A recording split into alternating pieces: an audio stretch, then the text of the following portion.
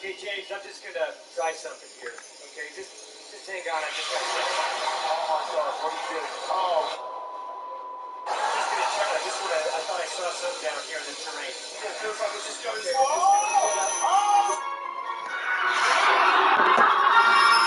Oh my God!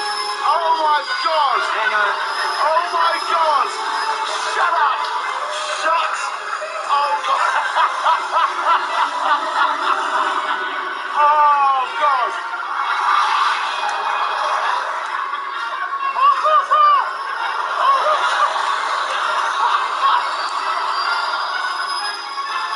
You absolute.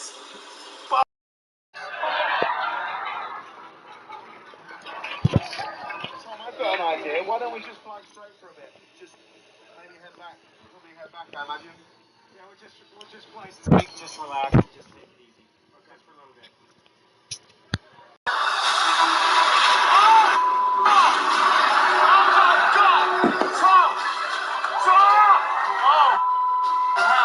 Yeah, you just gotta check the airplane. This isn't what I meant when I said a straight line. Tom, what do you think? Oh my God!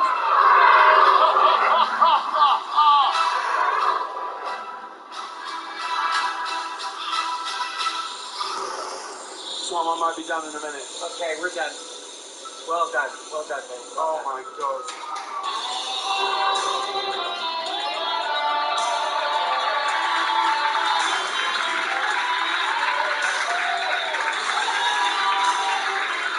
Oh, thank God for that. Thank you, God. Thank you, Jesus. Thank you, Goose.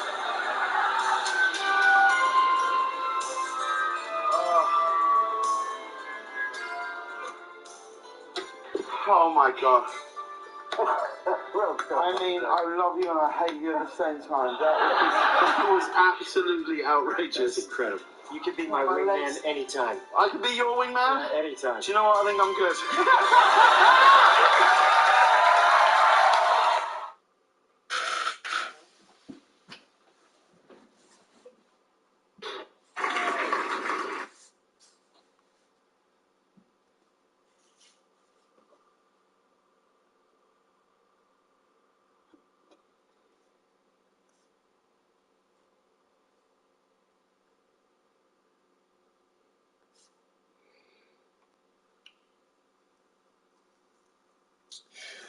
All right. Apparently I left my headset on. So we're going to have to do this a bit different today because the headset is dead and charging. I'll be right back.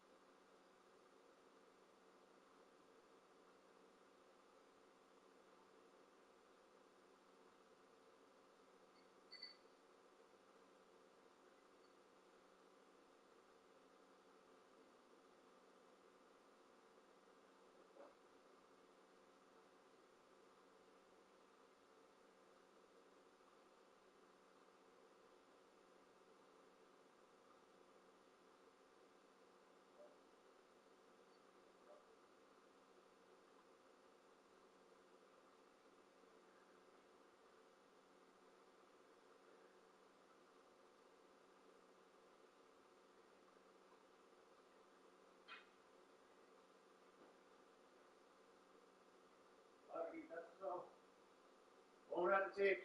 Bon appetit. Bon appetit. The cats are fed. The cats are fed.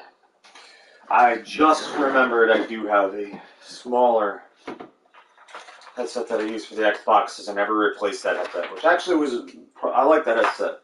That the Xbox Live, this wireless one. I didn't replace it, and quite frankly, I got other things I'm investing in, so. And everyone who knows me, I'm rich, but not rich in money. Get zero of that at the moment. Like zero. Well, unless you count I sell a couple things, but right now this is my only speaker I got. It's bad enough I don't have a computer anymore. I got rid of that a long time ago. This is my computer. All that editing I do online, computer, I do all of that on a cell phone, which is a pain in the ass, by the way. I'm not gonna lie, it is an absolute pain in the ass, because I gotta do layer by layer, and then I had to go in and fucking go from one thing to the next, because I gotta take it out, and then I gotta make sure it doesn't post, and then it sometimes will post anyway, and then it kind of ruins the whole damn point of it. It's like I'm just breaking it up in chunks. Like, if you look at the Facebook, for example, it happens a lot. Like, they'll send through, at stage 2 or something. It's weird, because it's and it's not even complete. Like, it could have all these other levels to it that I'm working on. I hope to God you can hear me. I should probably check. I'm gonna waste all my witchcraft magic words. I can get carried away, too, with words. I'll get online, too, and people see me when I go wild sometimes. And I am absolutely crushing on someone right now, too. I don't know, I'll just shut up, because I always believe if I talk too much, I'm just going to jinx myself, and then somehow the relationship, or, it's not, it's just we'll see what happens. Everything, I don't know. I can't see anything. The raven's eye of the future dies with love.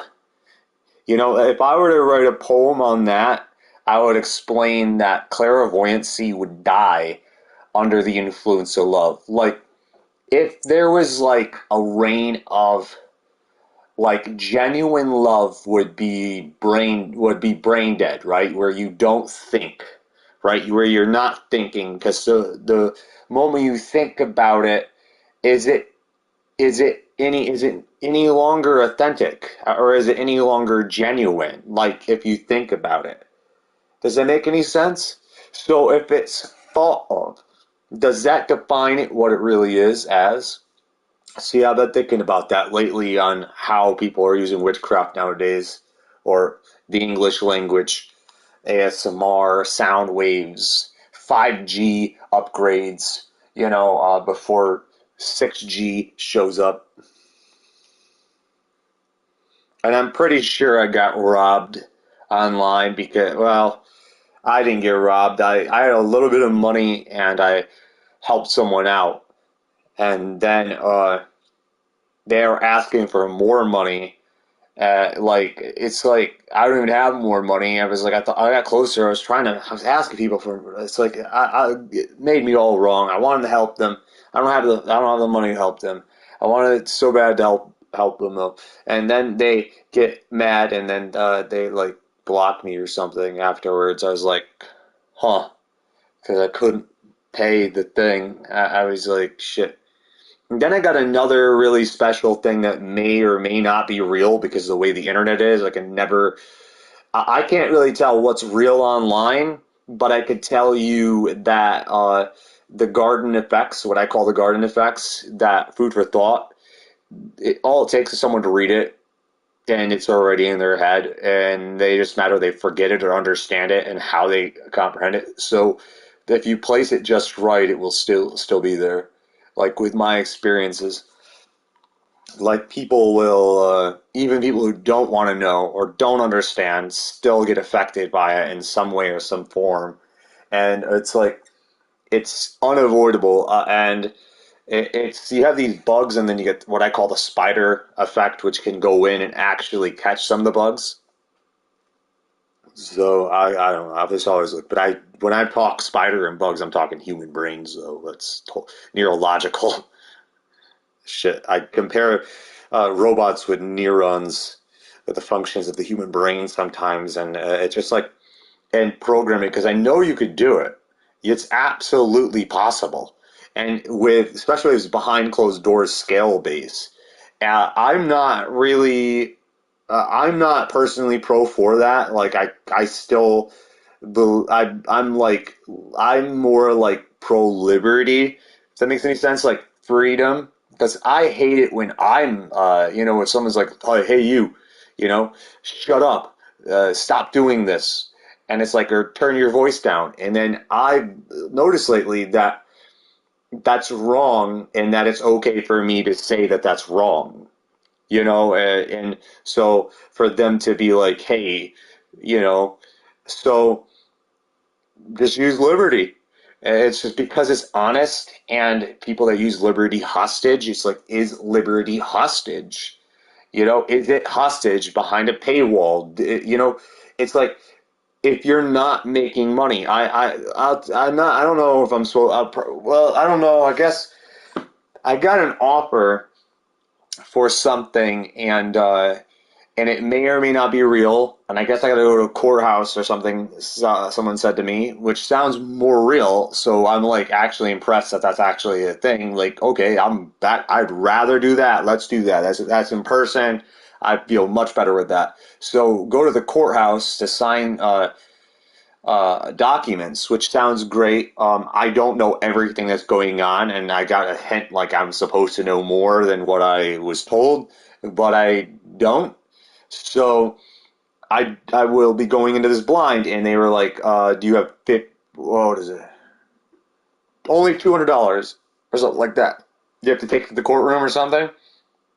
As low, it's like and I'm like, "Oh shit." I don't have $200. It's like I just literally helped someone. It's like so now I'm like stuck, and it's like, how do you explain this? When you have excitement showing up, like your mind can get hijacked on this. At least mine can, and I'm working on that. And it's like sitting there, like, oh man, I'm here, and it's like you see. Someone you're getting crushes on, and then next second you're like, oh, don't act like a dog now. Jesus, don't do that. Don't go down there. Like, she's hot as hell, right? But it's like the job itself is now becoming like, oh shit, I want to do this, but like, damn, that's my dream. Being held hostage. It's like I don't have the money for this, and it's like the same thing with. I love The Rock. Like that's an example right there. I wanted to really work with him, and I was like, if someone gave me this offer once. And I was that when I was talking online, and I was like, "I'll give you the money, and you'll have the money." And they ended up getting the money, though. Like the agency ended up getting the money afterwards.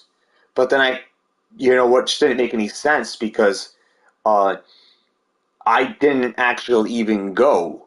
Because I didn't have the money to go, and they were like, "Oh, we need the trust thing here." So I'm like, I don't have the money for this right now. And then when I had the money for it, I finally paid for it.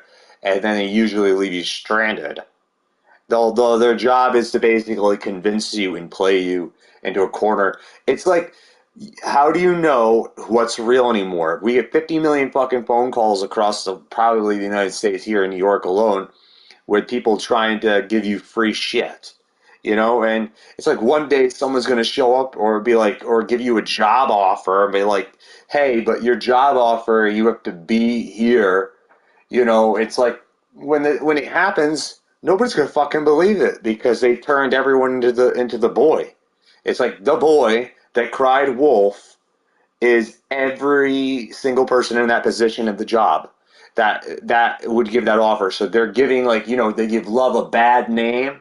They're giving that a bad name, and it's creating it so like we can't trust it, even if it is trustworthy. It's like how, you're starting to, while this was seemed very trustworthy. I went across a lot that seemed they were good. They were good actors, I'll tell you that. And I get deceived by girls, shit, every now and then. That's my prey because I'll fall down and want to help someone, especially when they come here. But I like help, and I'll fall even further down the rabbit hole if it's like something I'm attracted to. It's like on top of it, and it's just and it's like you got to realize, oh shit, oh shit, oh shit, oh shit, don't go down there.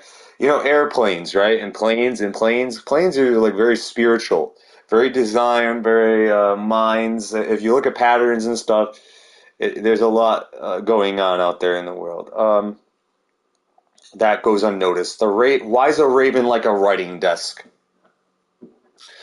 Third eye, right? Like comparison. You write history. You write the future, and the future is now. They craft the desk of something that you would sit there and like write something, and then the raven is coming here, being answers a call. Like, why is the raven here, sitting here, constantly coming here?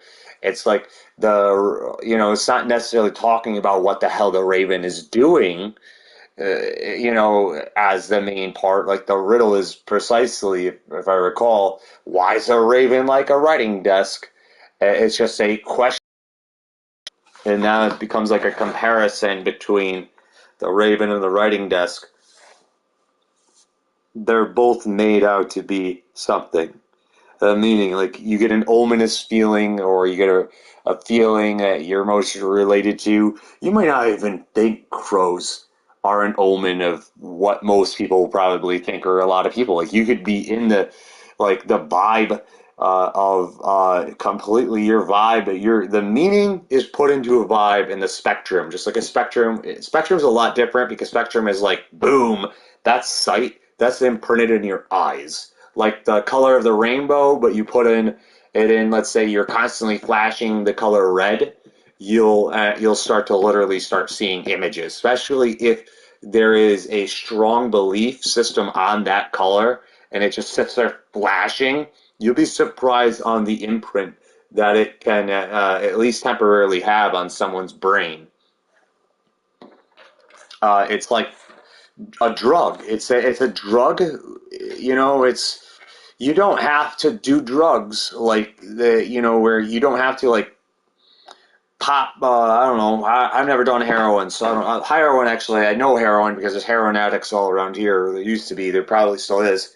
And the sad thing here, though, is that they'll abduct people around here at times, and they'll jam needles in people, and that's how they rape people too. It's fucked up, but just like, oh, that doesn't happen. I wish it didn't happen, but it does. So you have all this shit that's out there, and and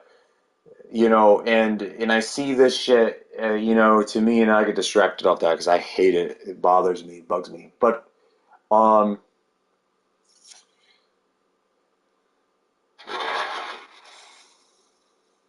alrighty then. I was talking about something, and now I'm getting all frustrated on some real shit that I know that goes down every now and then, and why I am against privacy, and how I know coding doesn't necessarily work because by standards of spectrum design, if you believe that like you look at the house and you believe that there's a meaning behind the house. See what I'm saying? It's like it may be accurate to the image, but let's say a serial killer made a nice house that looks like a grandmother's house or something. I don't know, and everybody thinks that that's a grandmother's house. Right? And the image is like, oh, and all this quality. It's like how observant are you in the detail? And the thing is that a lot of people don't know about it, so are very easy to do that too because they'll instantly already be in that category.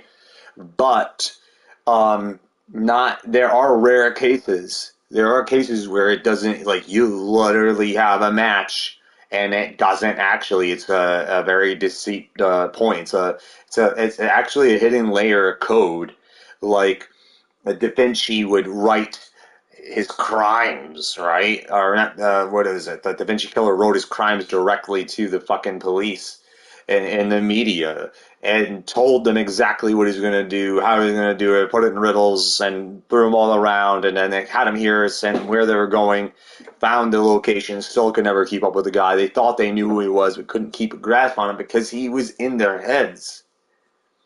They became too close to the project, a lot of them. And it's like, and it can like literally leave blind spots. And then it's like, well, if this person's here, so it's like an insider information's occurring, or they were a psychic. I have another theory that the killer was actually the killers. On the other hand, could have been semi able to see the future. But but you have all this shit, and that's out there. Oh, sponsor today. I forgot my camera's looking at the clock. I don't have. It's not a real sponsor. I don't know why I call it a sponsor. I'm gonna try this Bang. Delish Strawberry Kiss. It reminded me. Now it's reminding me of Paris Hilton because I was the whole thing there, and I'm thinking. I'm curious behind the scenes, at the same time because of programming out there, like who will win. It could be quite the opposite, actually, than you might think. Like there could be a mental thing, but more than likely, you have to have intelligence to pull something off like that, and beyond, and like repetitive intelligence to pull shit like that off, and you'll have an advantage if you do have physical endurance over shit too. And I think she would like it, to be honest. I actually think they would effortlessly would make a fantastic couple. Like they would just alone that they could be great by the looks of it. Anyway, because I thought they were like acting like it was just a belief.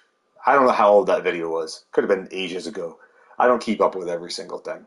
I see what I see, and lately the only show I stopped watching everything lately.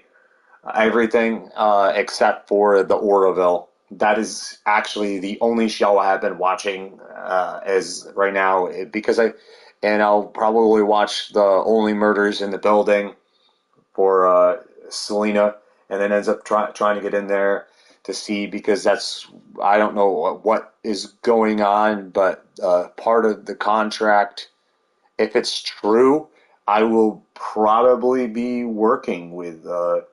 I might get a job and finally, because it's not like I haven't tried to pursue getting involved in the entertainment business or as acting or I thought of voice acting, television acting, probably television acting. Right now I'm feeling like that's gonna win TV acting, like on TV shows, like just doing service streaming and stuff, and voice acting. I'm actually extremely would be. I think that would be really fun to voice act. But I'm also interested in the arts and crafts behind the scenes stuff. So it's like I don't feel like I'll always be interested in being the actor. Like I feel like my interest would be there in being the actor, but I also feel like my interest would waver over to creating um in the what like I would be interested in doing um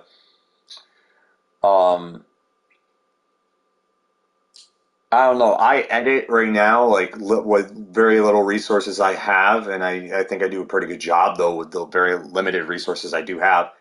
But like especially some of them are pretty impressive because I've been thinking for years about movies with Easter eggs and going crazy with hiding things in films, and then I'm like, well, you don't really get to do this probably as much as an actor, but it's like so I have director's vision is what it is what I think it's what it's called. It's like when you go into and see creativity or being able to see something outside your window and have it, and then you see the image, and now you have to reenact it, but you have to stay focused on it and dive into it. Like right now, I feel like I'd be perfect for something. Like there are days that I feel like I'd be dog shit, like, and I would feel guilty. But then it's like, so, um,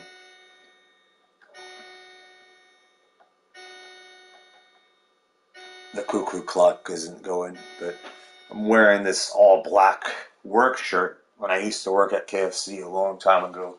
I said to myself, I'll never work at a fast food joint ever again, or in the back of a restaurant ever again. And I said that because uh, I had it nasty. Like my left ear at the time was so badly ringing, like all the equipment going, and I was starting to go deaf in it. I'm not deaf in my left ear, but I was starting to get, like, it was like weird. It was like having this.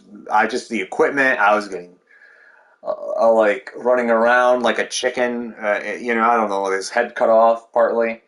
But I was really good as a cook.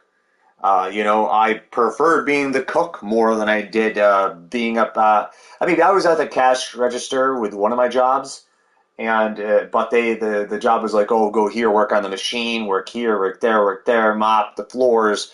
Uh, we're having me do like janitor work while trying to serve and like get the food ready all at once. Meanwhile, there are other people doing it too. You see what I'm saying? It's like I'm like overkill. It's like going through overkill because some people are like only sitting in one spot doing one particular thing, but when they put me in the front, they were like, "Oh, you're gonna do all this," and then I was like, one day, I did. I was like, nope, I'm not. I was like, nope, I'm done, and I did walk out. I quit, but uh, and it's a dead end job is what it is for me. And it's like I can't really lie, and I did quit. So I quit them all if I recall most of them, but it's the KFC one even. But the KFC one, I was a cook, and I was starting to get. I was a cook. It's very easy to cook chicken, right? I'll tell you, it's real chicken. But if you've seen in the back of some of these fast food joints, you would never eat again. You're not supposed to tell. There's a thing where don't take pictures, don't do any of this stuff, or you can get in trouble. But I can speak of it now, and and there are bad things in the back. This is why I do not eat fast food. I do not eat fast food. But I could honestly say, out of all the places I've worked, KFC has real chicken. Though I will be honest, that's as long as I pluck the shit, that's real shit. So I'm waiting for someone to approach, ask me to do something or intrude in my video, but tell me to shut up because they're disrespectful sometimes. That's actually pretty good.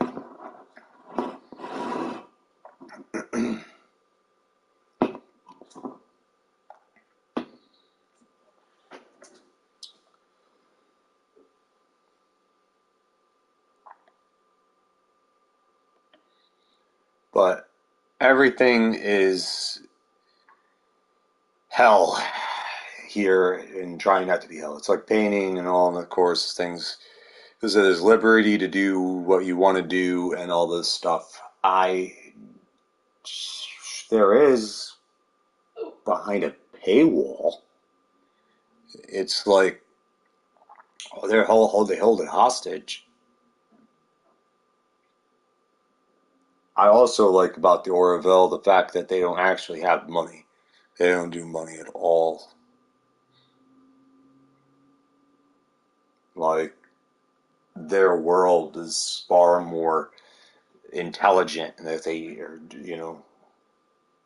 they're they're at this point that I wish we were at right now, that we have to go slowly into.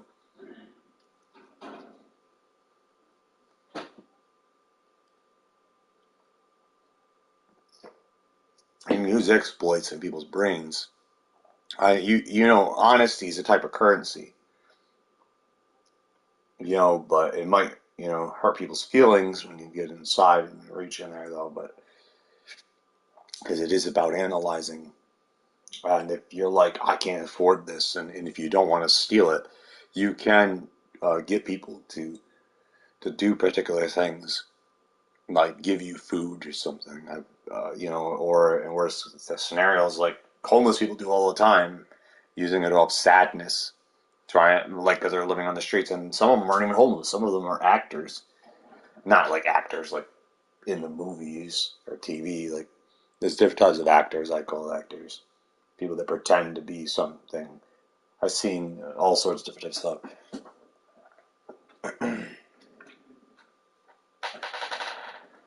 I still haven't shaved entirely. I did shave my neck though.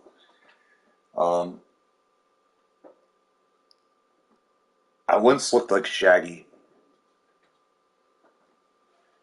from Scooby Doo a long time ago. Um,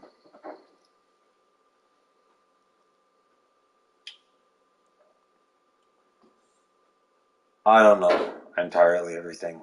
There's a lot of things going on. It's a mess. I wish I could see the chat feed on this, so I was gonna check on here if this is even working. That's funny. I could have just been talking this whole time. Not working.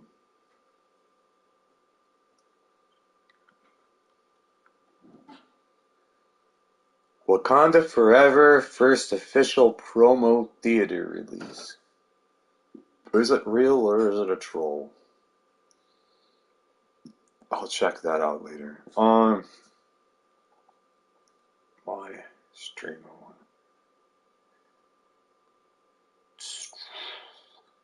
Jibby. That's one of the last. That's like the last. Watch that. I watched that. All right. Dancing with the Ravens. I watched that. All right. Dancing with the Ravens. Dancing with the Ravens. I watched that. All right. Dancing with the Ravens. Dancing with the Ravens. It's a weird effect, ain't it? Like going in with my voice and having it happen more than once. It's very like robotic.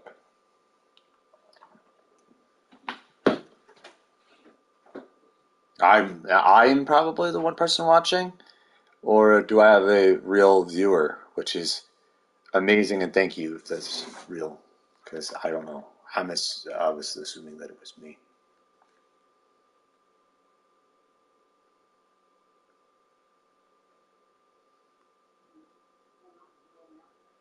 I got 203 videos according to this.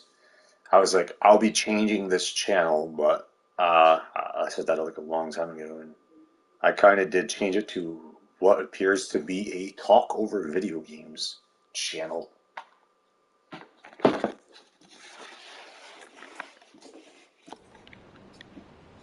can't hear anything. I have to use. I don't know if you'll be able to hear me. I am going to check this out real fast.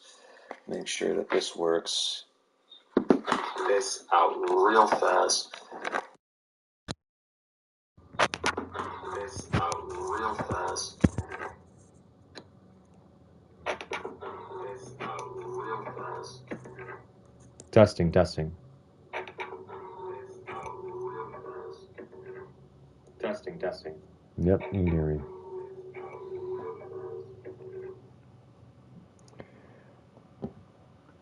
See what happens. So, thought about being an advocate for what is it? Mental health. But then I mean, I'm down with that. But then I don't know. I have a religion that also kind of conflicts with my belief on some of that.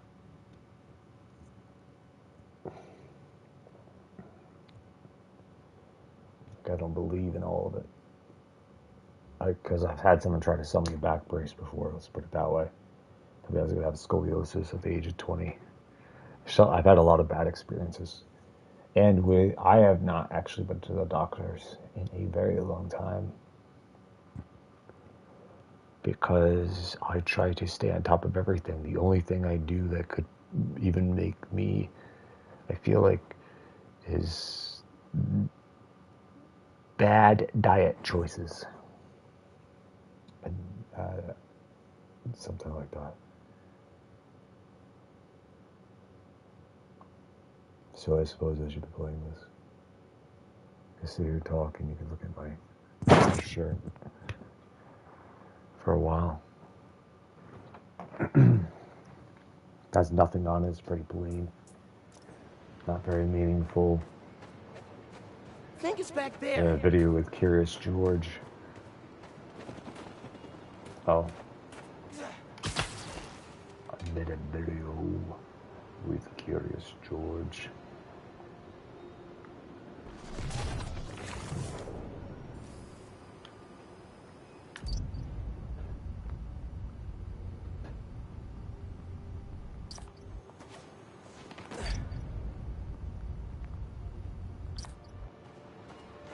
Need to wait for the train to come by.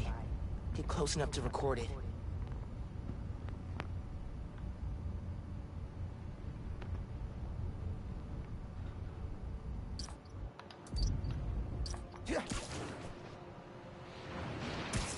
I'm not gonna find it over here.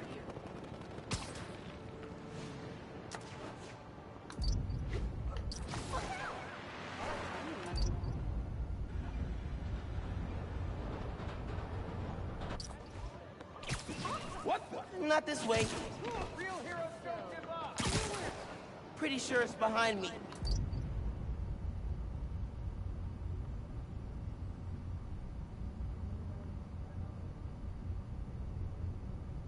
Need to wait for the train to come by. Get close enough to record it.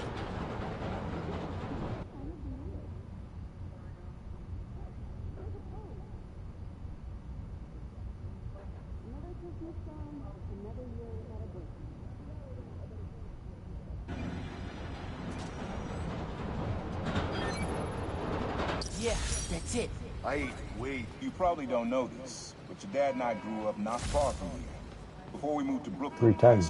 It's my birthday. Hearing the clatter of the wheels, the squealing when the trains turn or stop, always makes me think of me and your dad's late night talks.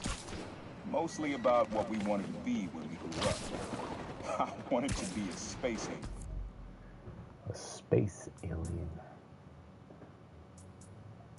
Interesting.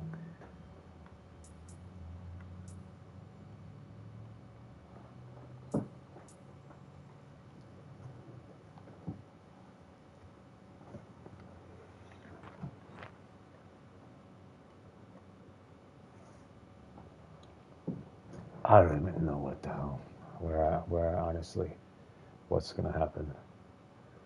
I just know that I have hopes and dreams. And I hope, if I can only get one of those things, then I hope I could just support my, wife or something in the future. Help. Promote or something. I don't know, I have no idea. I get this idea sometimes, like, in society, that I'm such an expensive soul or something, because I don't know whether to actually run with that or not sometimes.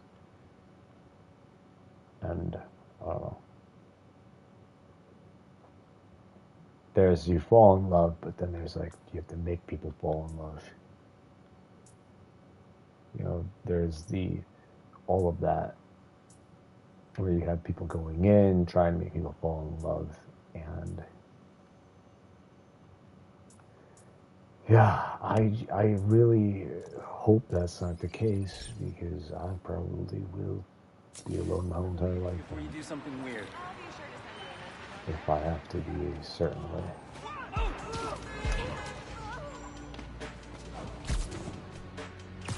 Need to try Finn. Again. This user does not accept calls from this number. Please hang up now. Seriously?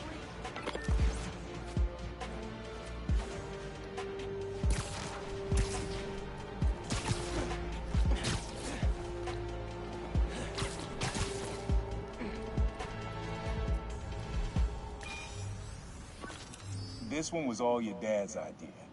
You need something that's always in this park. Quiet on their own, loud in a group. Loud in a group. We used to walk at Central.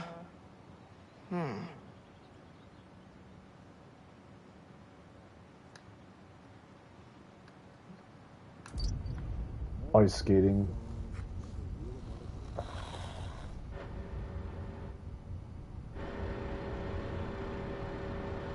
Nope. Hot dog stand. I mean, hot dog vendors would be loud in a group, but I don't think that's right. Yeah, I didn't think that was right either. I thought it was ice skating. Maybe. Oh, But it's probably too quiet to work well. birds. Nope.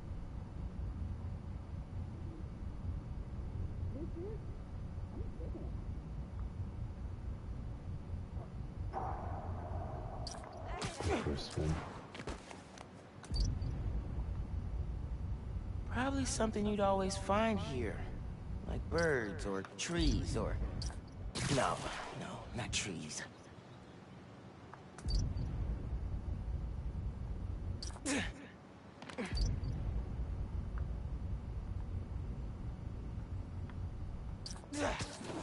Nah, getting too far away. Pretty sure it's behind me.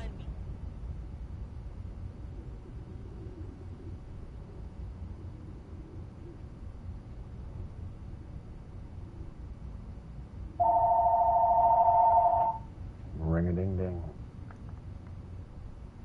I think I ruined it. Part of the holidays is working for holiday pay. There's a lot of birds around here. You know, I'm trying Maybe. to find the birds.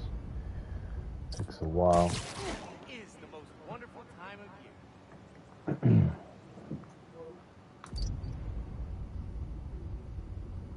Freaking cluster or whatever this.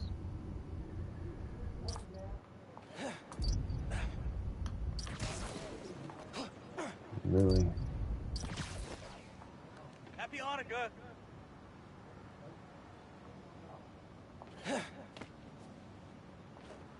Not gonna find it over here. Hmm. 8 nights, 4 kids, 1 present per night.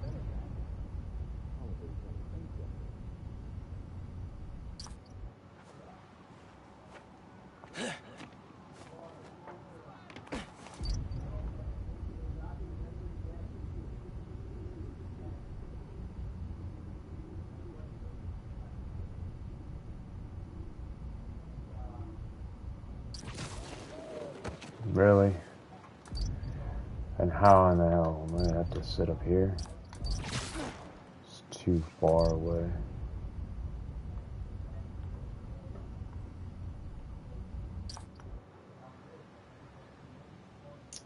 Is this a waiting game? Is that what this is?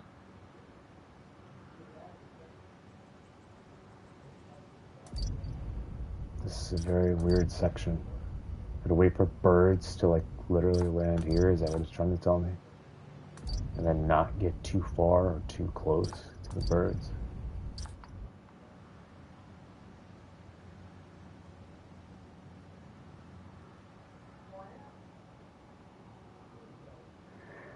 Alright, like something tells me I'm gonna go over there and I'll come right back, but then it's like, I think it's back there. they're not even there, dude. Wave to my grandma.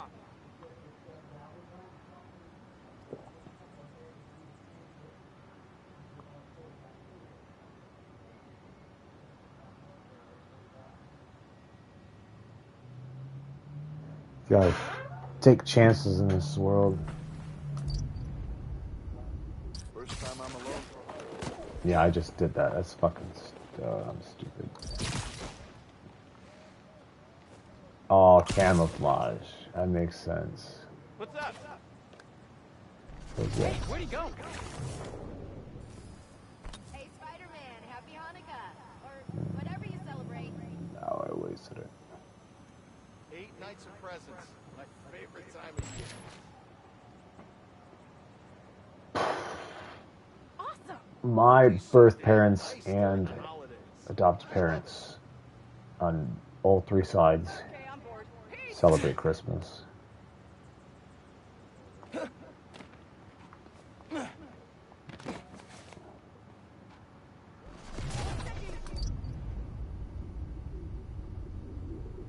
I'm like waiting. There's Really? a lot of birds around here. Maybe? I love how I do that to myself. It's like I How want did Dad record this? Is he a pigeon whisperer? This was way back, before high school. We were hanging in the park one day, and someone dropped a hot dog. You know how that goes. Place was swarming with pigeons. Your dad stopped cold. He said, Aaron, man, that's music. Listen. Next day, we were crawling all over Manhattan. I looking for agree. bits. So, like Like music, you are now. like every The little, like first the time they showed sound, me how to sample. Uncle Aaron had the ASMR, gear, I and love Dad it. had the ear for music. The sound effects. It's just like, and it's also music. Like you, and it's sound for movies and shows. It's like it's all sorts of different things. Hey, Danicast fans. I love My that debate stuff. with Triple J did numbers. Like, vaulted the podcast up the chart to number 3. 3!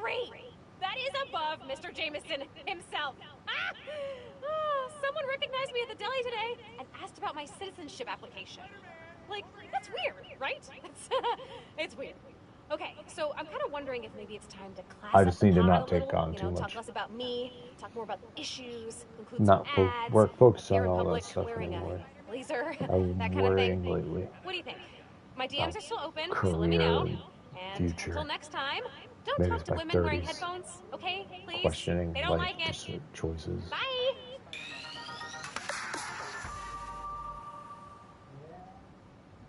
Or like Got where I one go present for wrong. Christmas, but boy, was it a doozy. Thanks, Santa. Depression doesn't really help too. On top of it, and for anything, and feel like you always have depression. Actually, it's atmosphere based for me. Like that's why I don't believe it's a disorder. Because for me, with my experiences, like I'll get super ass depressed. Like if I am surviving, right? Like if I'm not thriving, then I get, I can get depressed, yeah. Like, if you're fucking flying planes for a living, like fucking Tom Cruise, like, I would never be depressed in my life. I might pass out and crash the plane and kill myself. That's the reason why I would have to be extra trained, and even then, because I feel like there is a part of me that would jump into it, and but then I need something on the side, be like, don't do that. You don't jump. You need to learn this shit first. Okay, or you will mess up. But I like planes. But I'm more into right now finding something I like and not losing it. Like I get to LA. I lived in LA. Well, no, I lived in Santa Monica for not that long, but I was trapped in Santa Monica. I was like wanting to go to LA, and so I did go to LA. And I'm there in LA, and I can't afford to stay in LA. I can't afford to live in LA. It's like heaven. I wasn't depressed once when I was in LA.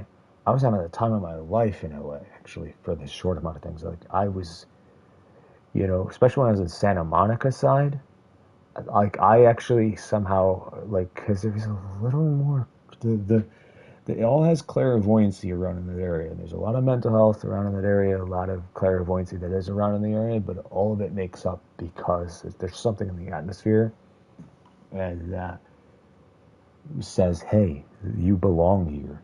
You know, this is, if that makes any sense. But, and I'm happy as hell there. But I can't figure out how to live there, if that makes any sense. I don't have any permanent friends over there that would let me pay rent forever to stay with them. So it's to be like, hey, I don't make that much money. If I do, not, it's like I don't want to, do certain things. It's like, and that doesn't help either. So go back to doing what I was going to do. Or if that's the case, then I'll probably be a cook just somewhere else and hate my life, hate my job at least, and just be working there just so I could live there. I found that profession, and I'm living in LA. I would rather be working in the movie industry or television market, even if it's just stage setup. I'd much rather be doing that than working as a cook like I was. No offense. I like change. I like setup. I like be around, creativity and not repetitiveness. Like I like change and so it's like being a part of a show would be fantastic. I feel like because they'd be repetitive scenes that you would do, but for days, but then it's like afterwards you're still kind of feel like you're doing something new, you're experiencing things with other people that you may be having similar. It's just like I like new things, I guess, modern, right? So I like new things. I like to, when it comes to creating things, I like to change things up on here when I do my videos or my photos. I don't always know how to describe it. I can do ASMR. I listen to ASMR. I support ASMR actually. So there's these things.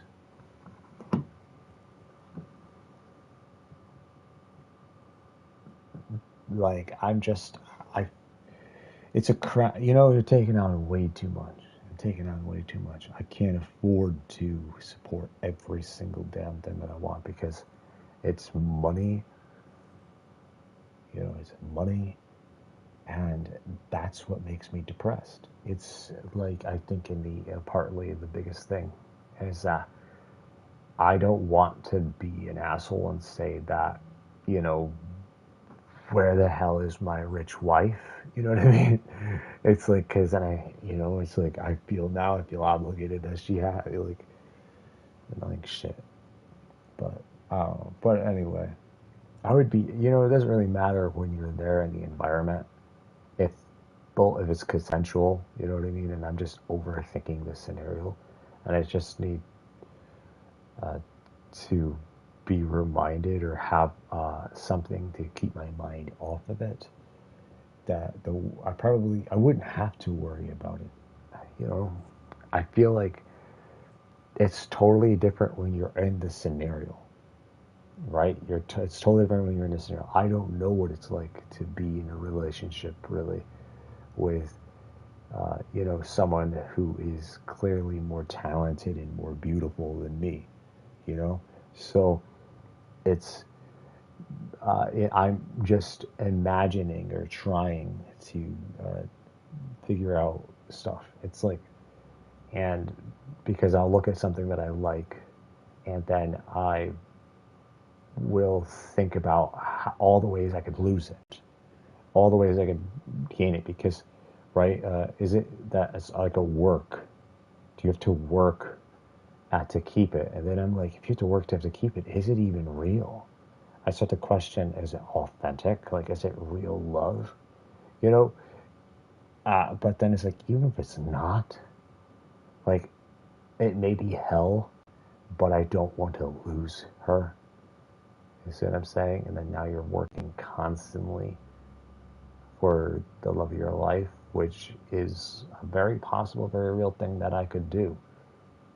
But, and she would change me. She would change me for the better. That's for sure. But on the other hand, it would, I guess, sir, I would, I'd still have I think it'd be fine. I think it'd be fine. I think my problem in the past was when I was living with people, I felt like I was a third wheel. And when I was living in Santa Monica, like I lived with this couple and their children, and I watched all this stuff, and I'm like, I'm the only one in the house. It's like gotta be like shit, like looking at this, like, oh wow, everyone's having couples and shit. It's like, and I'm the only person, or apart from the son that's in the house because he's like a kid, but it's like as an adult though, it's like I'm the only person in there. It's like I just don't understand. I just couldn't figure out any. I was having problems in my mind with asking myself, why am I living out in the middle of the desert? It's great here. In a way, it kind of is because it's a gated community, but it's out in the desert. I don't have a car, so this ain't gonna help me very much. I love the community pool. I went there a lot. I think they have a lot of cool things going. I don't really, I can live in any house. I feel like as long as I have at least one interchangeable room. I would prefer an interchangeable room. Like I don't know. I have this weird thing where I like to rearrange occasionally, but if it's like a certain room, but yeah, but I'm sure you compromise that and make that into a deal, but it's like, because do I give up gaming? And it's like, do I give up gaming? Am I just overthinking things? When I watch certain things, that I feel like could, that I could just like, did you ever, like, I wonder if this goes through their heads, like if they ever look back at some of the comedy that they make sometimes, if it was actually, if they ever thought like, wow, this could have sabotaged my relationship choices, like my relationship. I could have probably, but then it's like, I realize that, and I'm like, well, maybe that gives me a little more of an edge, or a chance, because I'm aware of this.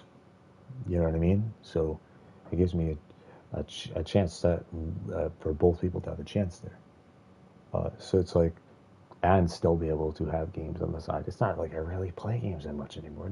I'm like talking to you guys, and I'm pausing this constantly. So, I mean, it's not that I don't play games. I do play games. But it's just not like the same anymore.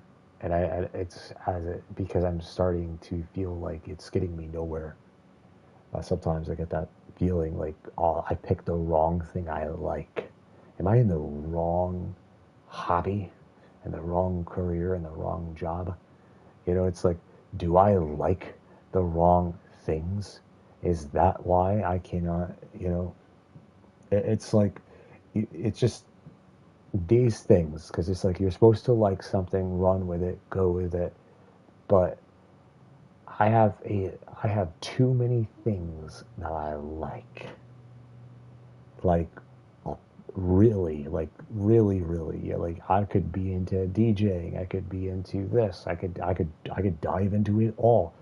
That's what I think part of the problem is. It's not that it's not real. It's that it's too much. It's Barnes and Noble going in. I want to read as many fucking books as possible, but then I'm like, well, then I'm distracted. Like, okay, I'm really interested in all this stuff, but I have to set this stuff aside and hope to God it's inside a video game or a movie or something, because I don't have time to read all these books. So books, I haven't read a book in forever, because I just can't. I kind of figured that you got to make sacrifices. It's like there's a lot of shit, and sometimes I'm like, I don't know, like, wonder why I read some of the books that I read, because some of them are depressing. One of them wasn't even a book; it was a short story. 1408, for example. I wanted to know what that was like on the thing. So, and then there's in that Dark Tales or whatever Stephen King thing. So there's also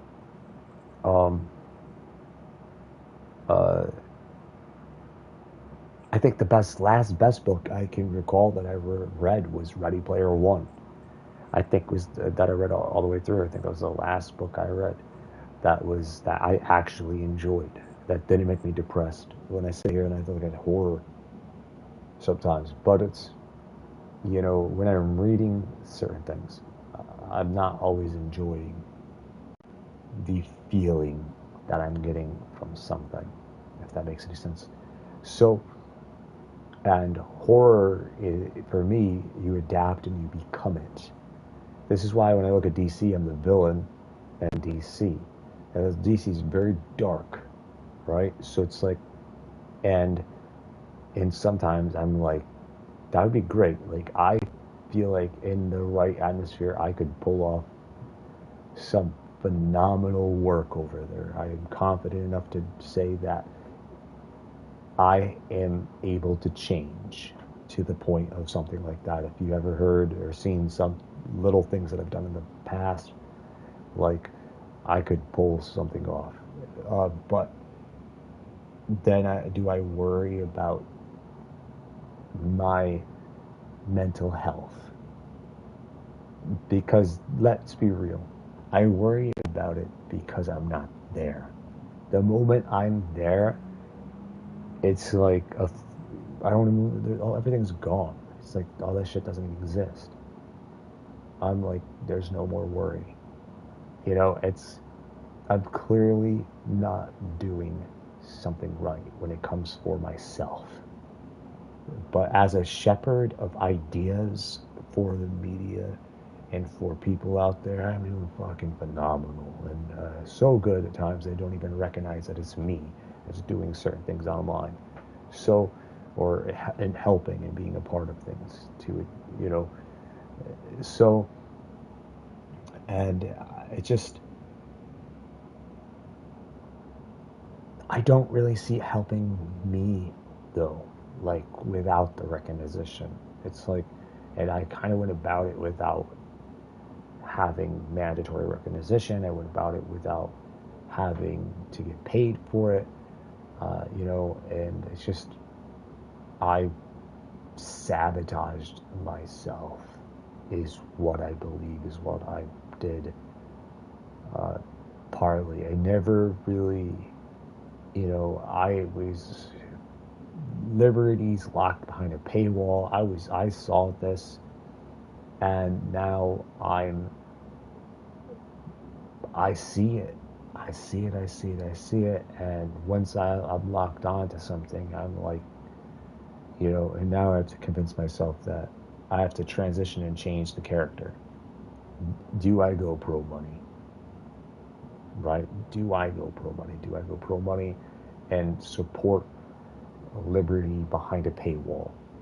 And then just convince myself that it's not real. I have to program and say that it's not real. We aren't enslaved by a dollar. The numbers are, it's, then you have to get rid of numerology. I don't want to know anything about it anymore. Most Taylor Swift stuff would have to disappear, for example. I would probably cut a lot of her art out entirely then, if that was the case.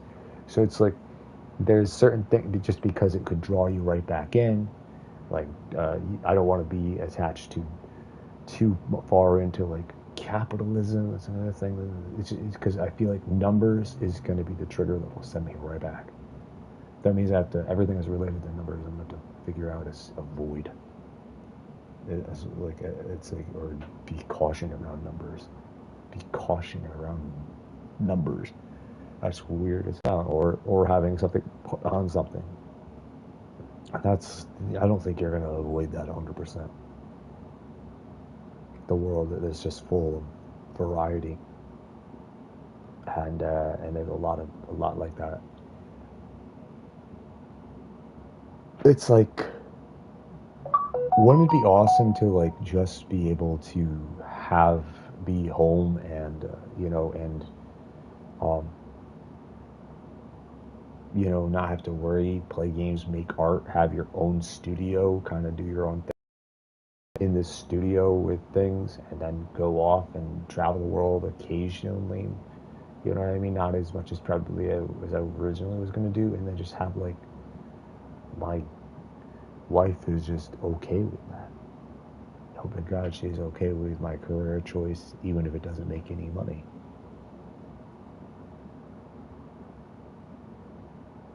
I'm too honest. I think I sometimes am just too honest, and that being too honest, it's like sabotaging me. Like, what if she doesn't love me? What if the feeling she feels, like you have to like, is this a job? Like, it's just, it's so like, why am I worrying about if she's, gonna lose feelings for me? If that makes any sense. Why do I worry about that shit when I am? And then I worry, like, am I going to be too obsessive? Because I will be, I will be obsessive at times. I will be fucking addicted to. I get obsessed and addicted, and to my girlfriend when I'm in, and I guess they just don't like it. A lot of them don't, but, and so it's like, where's the station? It's like, I'm the type of guy that worships the girl, and that turns out is too much. Can be. So depending on certain things, so it's like it's a where you go wrong. What you do wrong is like,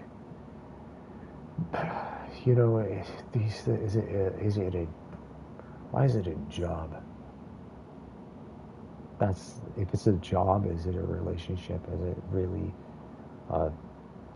It's like, do you know what I would do just to be like, with, Ann Winters or something, throw a name just to,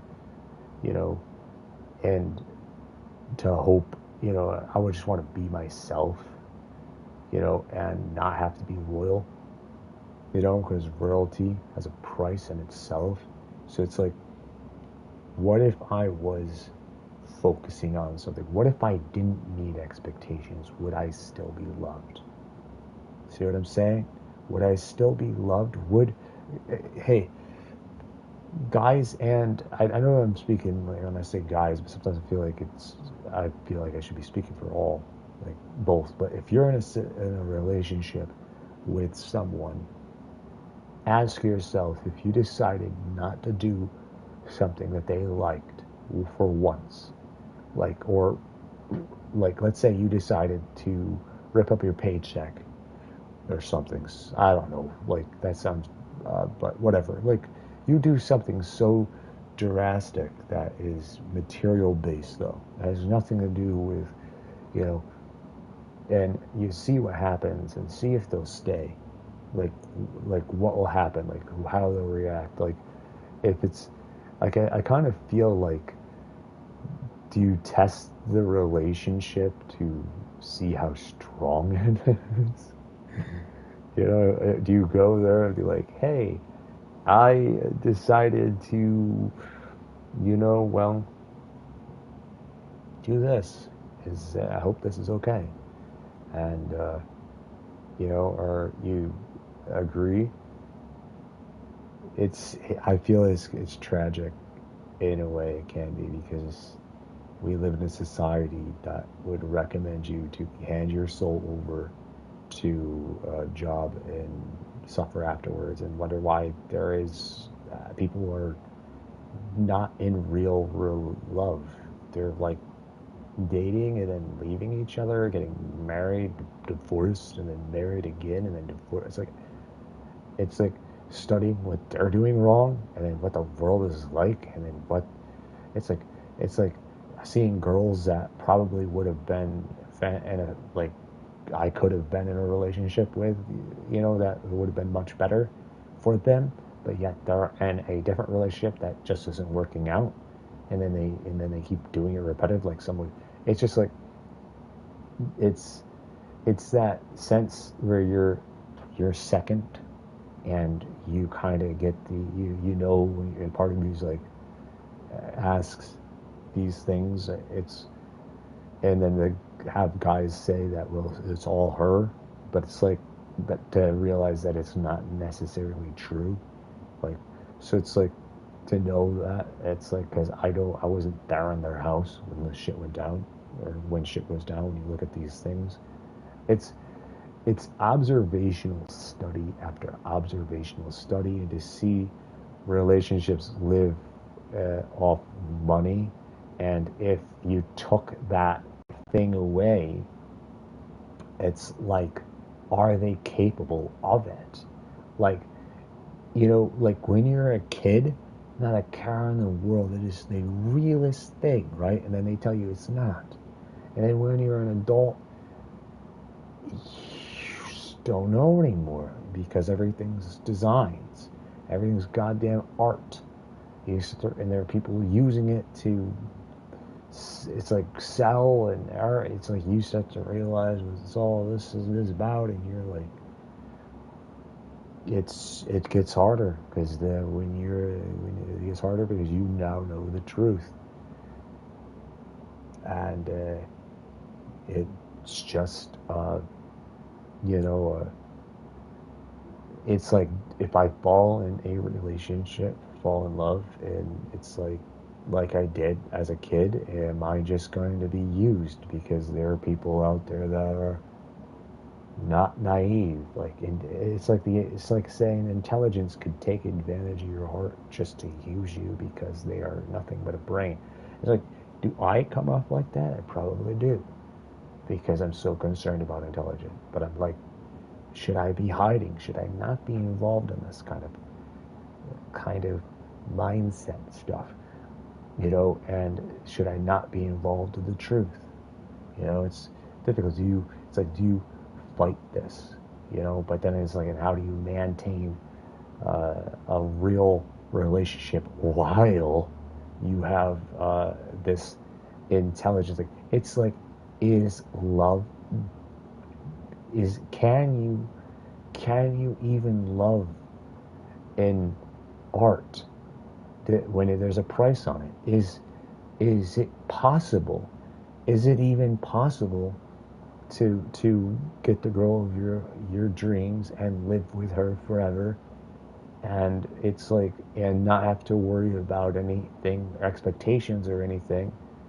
And and if you do pursue something, and if you don't, it's like either or. Like, is it okay, like, if you do and you don't, that they still are going to be there regardless? Like, what happened to this? I don't know how, like, if it's been like this forever for people, but it's like, I feel like there's a lot of relationships that would fall apart, that because they are built out there and not real, and that they kind of get exposed for what they are. And it's like, well, is it my problem if, like, someone sleeps with, you sleep with someone's, like, wife or something? It's like, should I do that? Because if you get interested in someone, and it's like, and then she's down, and then you're down, and then now you're moralizing and questioning yourself. Like, am I the bad guy for doing that in this scenario? Like, what if I'm actually saving her from that relationship? But I think it's so bad, the designs, because the designs can be like, oh no, well, it could happen to you. Would you want that to happen? But I'm like, wait a second, what the hell? Designing? Do I have to constantly design this? It's like, because I don't, then I deserve to lose. That's the case. So it makes me think and think and think and think to think and think. But I know that worrying about shit is only going to make things worse. And if I don't worry about things, I also won't get shit done in this world, because I will disappear into the darkness and hate it also at the same time.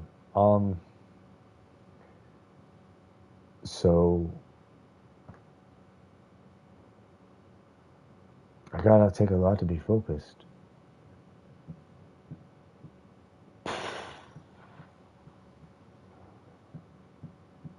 I'm hungry. I didn't cook anything. Uh, I want something healthy, but there's probably nothing healthy in the house, so I have to settle with something else. But um, but it's just like there's different things that go on in even my life, and I see things that I would rather do, that I'm not living like to like say you're supposed to like fake it until you make it, and I don't believe in that because I believe you could go down that same road, fake until you make it, and not ever make it, and then like that's like if you go that whole road, you're just like you're to be falling in love with, you know, it's just I, you can't trust anyone or something. It's weird. It's a weird fucking feeling because design after design, design after design, design after design, design after design, and being aware of design after design, design after design, and humans doing this to each other for years, it just now has changed me. Like I was not always like this. Now I am a know-it-all. Now I prefer to know it all and to go into intelligence and go into prefer and to read every single thing on the planet, to observe and calculate every little detail, even if I don't like it. I try to keep on top of something, and I do a phenomenal job. I'm so good that I get inside other people's heads. Leave pattern designs, they get convinced of something, they're trying to send something out. It's a shepherd movement of the garden inside people's brains. I've noticed that with people that are very hateful. It's not really, I hear a lot of things, but that they believe is true, but it isn't true though. Like quite a bit of it that they think, but it doesn't matter. Like I could actually still feed something that just like as dishonest if even if it's not, because when I sit here and think about it, because they're just going to do that anyway, or if I break the pattern, it's because they'll get hostile a lot of times because I will, stand up for liberty, stand up for myself. It pisses people off. I can. So by saying, hey, it's wrong for you to tell me what to do, like as a demand, like to dictate me and control me in this. It's like, because I can't stand that. I hate it. So it's like, when I lived with people, anybody that was tried to tell me what to do, when it was against my, it's like, except for Caitlin, right? Or or relationships that I was in, then everything changed. Like I was like okay with that, like when it was her, but like no one else I was okay with. Like, kind of she took charge, and then people still tore us apart though. So in the long run, but it's like we weren't even around each other to stay together, and it's like I like don't talk about that. I'm just horrible parents. Sometimes I don't know, but it's like, and I'm like, but then I'm like, it's a lie if I don't talk about it. So, but there's all this stuff in the past, and then everything is questioned. You all of this shit from then on. I'm always been really loyal. It's like when I say her, and it's just, but it doesn't really work out. I start to question loyalty and vows, and it's like I feel like I'm doing something wrong. But if I'm starting to gain information from people, then I must be incapable of loving ever again. Like maybe it's just like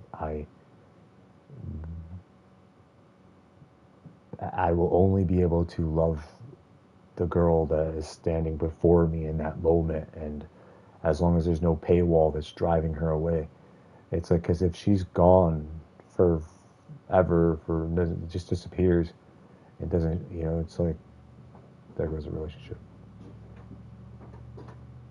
I will forever be, it's like, I will be alone, and she'd probably be with someone else. It's very real worries, especially if you're dating someone who's rich and famous. You would think that they could have anybody in the world, but being on top and having that power, they do have big chances. Like they do have. It's like, it would be a lie to say that they don't. So there are things in they probably go through with, but all of that is like flame after flame after flame that burns out. And because they're so, I think it's because as an artist, and also being an artist even without getting paid for it, to know that it's also difficult to be in a relationship in that, like a forever relationship, because you really have to fall head over heels for each other, and the business is about directing an art and going and becoming another character the next day, another character the next day, another character the next day, and being and directing and seeing certain things. And it's like, and then you get this awareness, and now you're right back in intelligence, and now there is a chance that it could go wrong. It's and then it becomes a job. But being honest is, I guess, a straightforward thing.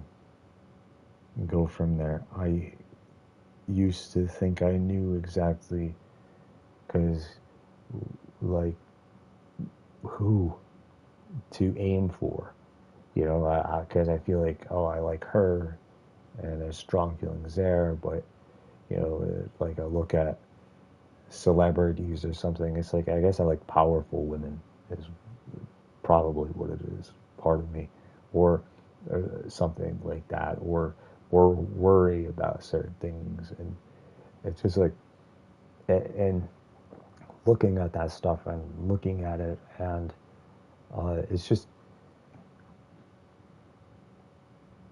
I just also worry because they can get whoever the hell they want. Yeah, but it feels like, but it's, I thought I should be overthinking shit, but it's like, if I'm honest about it, at least, that they could, as long as they're there, it doesn't matter. Everything changes. Everything changes when you're there anyway. I mean, so it's like, it's not the same when you're in the same room together, just being fuzzy and in love and not thinking, and just, don't take your work home. You want to relax instead.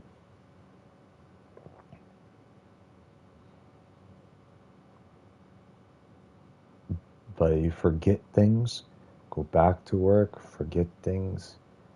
Like your job is to memorize things, so it's always in your head. And I do that too with things.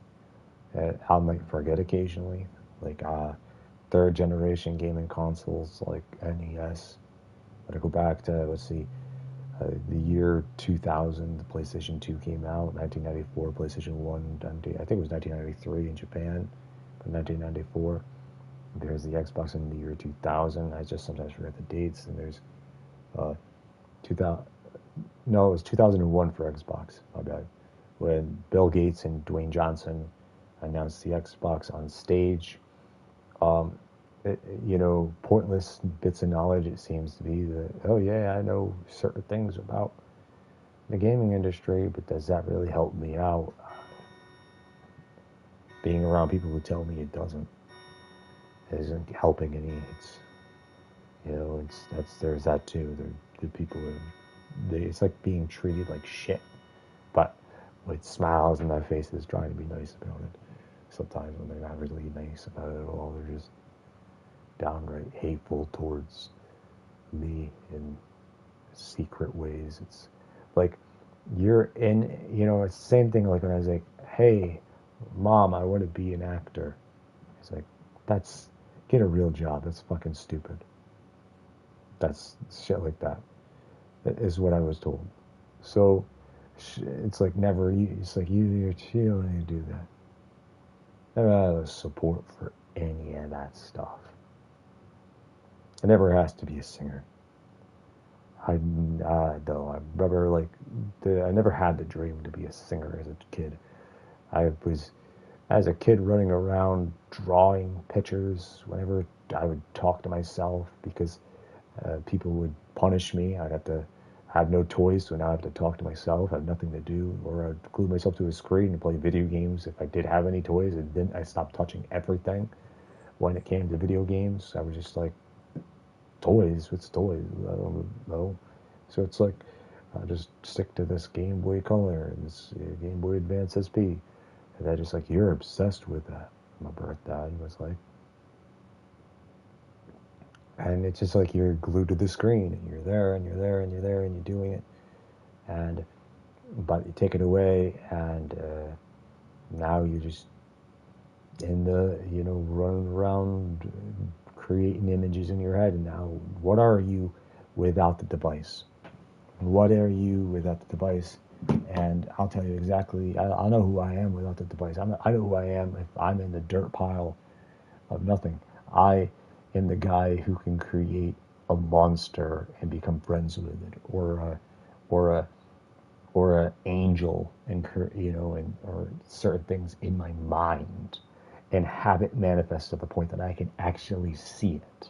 Is what happens, and there can be this very fucking weird shit called what people call weird, which doesn't really going to help me any with finding people unless I'm in Hollywood.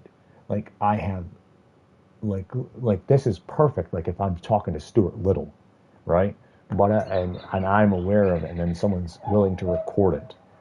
You know what I mean? But there's no Stuart Little in the real world. Real world people are sitting there looking at me like, what the fuck is wrong with you? So it's, and it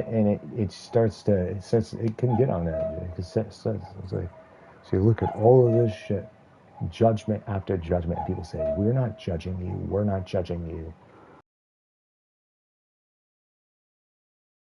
You know, they're still like, it's a messed up world. It's like people look at something and this era is like people really judge you regardless. You're going to do what you want to do. But the thing is that even with it, I am not really doing what the fuck I want to do, because if I was doing what I was fucking going to do, I would be there right now doing it. I am definitely not doing what I want to do. Like, I may be doing what I want to do in the moment, in this moment, because it's restricted beneath a wall. But tear that wall down, I would much rather be like, yes, much rather be somewhere else, much rather be, I can see myself on the beach, walking, going routine, doing things on paths, hiking. You know, when I was in California, in LA, actually, I didn't even play games at all. Come to think about it, I didn't play video games once in LA. So it's like, I was a completely different person. I was more myself, actually, believe it or not. So, and it's like, why do you get the video game consoles out when you're in New York or in upstate New York? You know, I started asking myself like these questions, and they said, well, I got to go somewhere, because this shit here is depressing, and it's not making me happy. I have to pretend to be happy here. So, and be like, well, you're an asshole. you're an absolute asshole for even feeling that or being honest and saying that. It's fucked up. That it's. I mean, what are we supposed to do? We're supposed to say, "Hey, I enjoy upstate New York, being stranded out in the middle of nowhere," because I sure in hell don't. So, and having the lack of support for things, and being like, "Hey, I can't tell you that I don't have my license because then you will definitely hate me." Oh yeah, I got that a lot with especially with girls. Or you're a piece of shit because you don't have a car or a license. And I had a truck a long time ago, but it's like, and I have my permit because I have a permit because I could do the permit by myself. Can't get your license without help. And I finally got offered help now, and then I had other things come up that distract me that I was going to go somewhere else because it's like I have to go do it anyway if I'm going to move to. I have to redo the damn test anyway because I have to state shit according to what I heard. So then I question, like, do I even have time? Do I make this a thing that I'm not even going to fucking, like, and I'm not even going to be here for ever? Because if I were to live in New York freely of choice, it would be like I would freely choose to live in New York City. That's it. Like, I don't think I would live anywhere else in New York if I had any other choice. If I was, because right now this is a not much a choice. This is like survival is what this is. I don't like it. I don't like it. I'm not Reba, where Reba's show where I like to survive or find something. I don't actually like it at all. So being in that shit where you're struggling.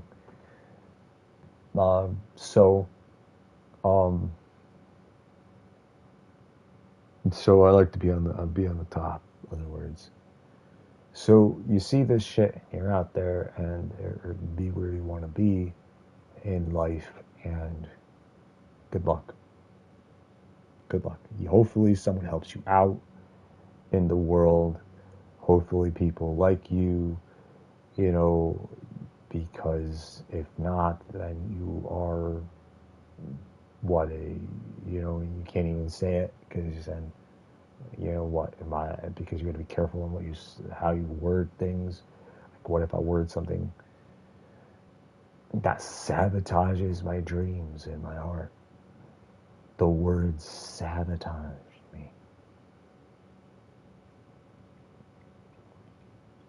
The audience that I need, but the audience that isn't watching, and why I'm not collecting the audience that I need.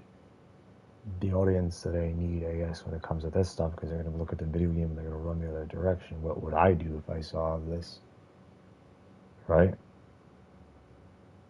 I've seen a lot of different strange things. It doesn't mean I wouldn't click on it.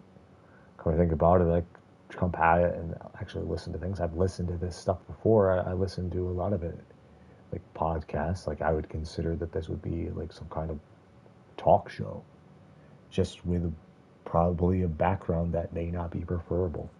Is it the background that's not enjoyable? Is it my choice of how I operate the background at times? So it's like, do I have to do things a certain way there? Because I feel like it would be just much more easier to blow this little tiny screen right here, up and just talk into that for hours straight without even anything else on there but me. It would be easier just doing that, except for when I'm in the process of changing slowly.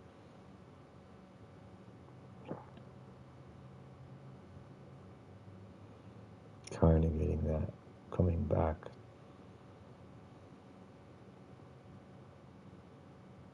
See right in my eyes, dilation.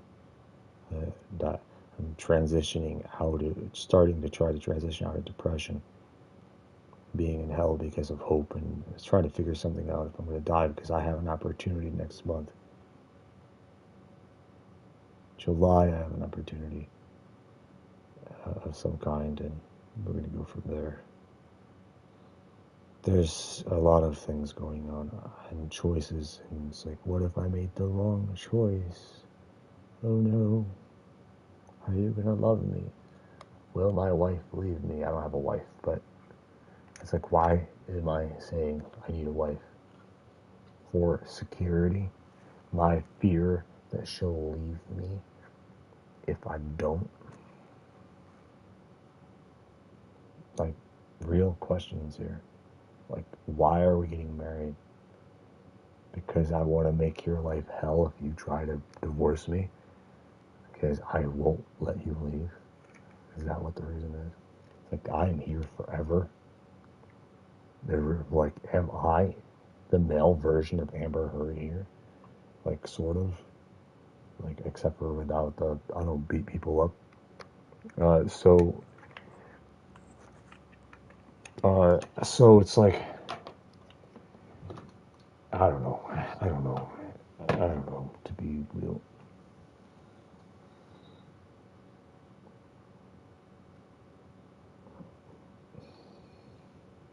I think she, with my understanding, when I look at that whole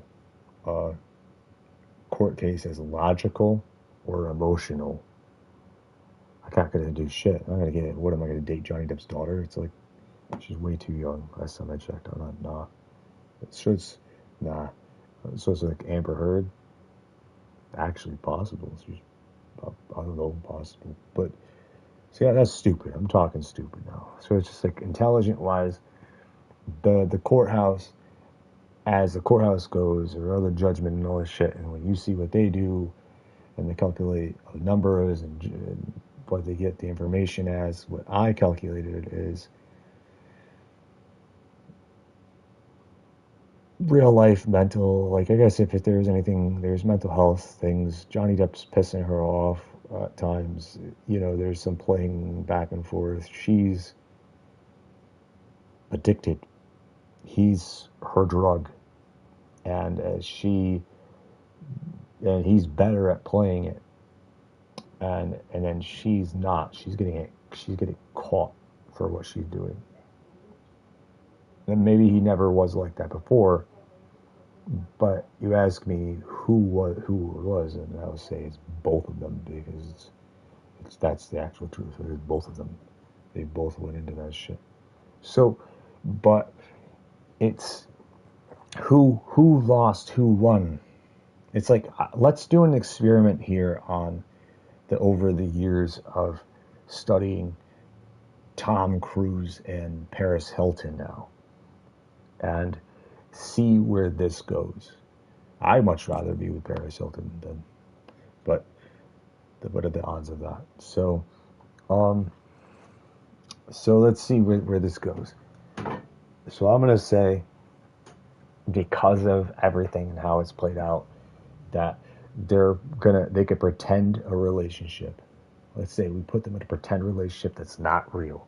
And if you encourage this on and on constantly, I bet you more than anything that you could actually make it happen.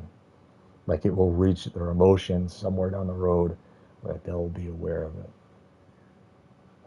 And they'll be interested. One will fall before the other, though. Like, in that, because it's designed. They are falling in love because they're fans. They're in the art and the industry where they have to calculate things. One wrong move on their behalf, there goes their fan base. Well, partly. Some people don't have to do much. They don't have to do anything anymore. They're fucking legends, both of them alone. They could probably kill someone and people would be, at that point, they're like both legends, to the point where they got all this other stuff that you may or may not be aware of going on, like doing your own stunts, like owning a shitload of, what is it, mansions? I don't know, like, what is it, hotels? Is she part of those things? I don't know. And so I don't even know if I really want to know. Like, what am I going to do with a bunch of hotels?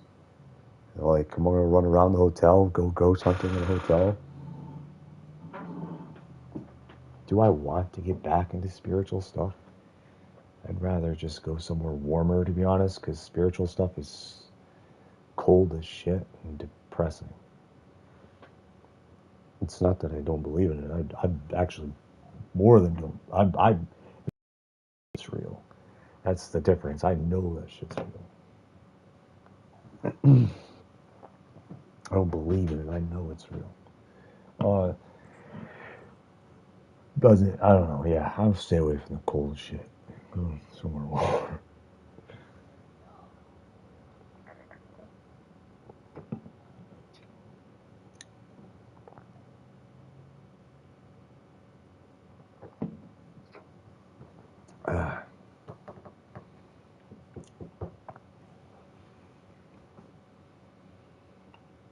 This is the, I think this is all the cartoon version of this. I have hair dye in the background. My hair. Talk about dyeing it. Position of the camera. I'm looking at the TV. I'm also looking at myself.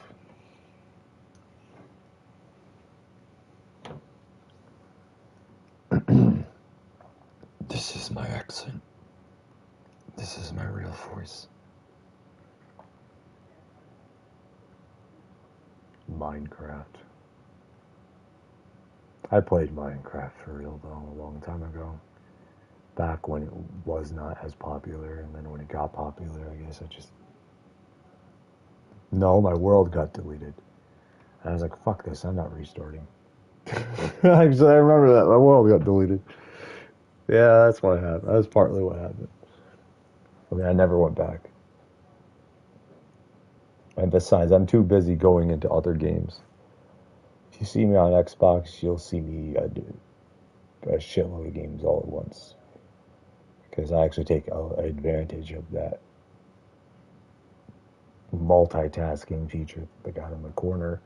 And it doesn't really help much for multiplayer, but then I don't really play multiplayer games that much. I have, and I'll be like, what one do you do? I don't do anything, just one thing. I don't really know where to begin to explain that right now, to be honest. I would say if I play Spider-Man, I may play Spider-Man like I am now, where it's taking me a month to play it, to even finish the damn thing, which is for a 4-hour game. But Guardians of the Galaxy is a game that I really enjoyed that I didn't get a chance to finish because I just have other things on my mind. But there's too much, and I've come to the realization that I don't have time for everything that I like, and I am feeling like it's important to be some kind of activist, I guess. I think I have to be an activist. It may be depressing, but I have to be an activist.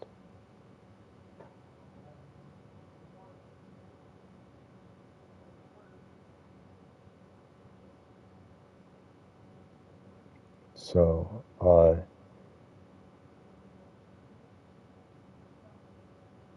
but you look at there's a lot of different things in the world. Like, I will see things and the way people do certain things. They put their minds on things, what they like, what they don't like, and then some people go to hell, period. It's not really like money, for example. If you're working for money, then you're more likely in hell. Yeah, you're never going to enjoy life. You're going to be miserable your whole damn life. It's just going pro forward for just that. Stuff like that is not good enough because it's hell. But it's like there's people like, well, you want to do voice act in this video game? They're like, yeah, I'll do that shit for free, but I do need to live. Serious too. I'm not even lying. Like, I'm that to the point of. Anyway, I'll just do it for free because I like it. I would like to do that. fun. I do that for free, America. But I do need to survive, and I can't survive here forever because I wouldn't want to survive here forever. So,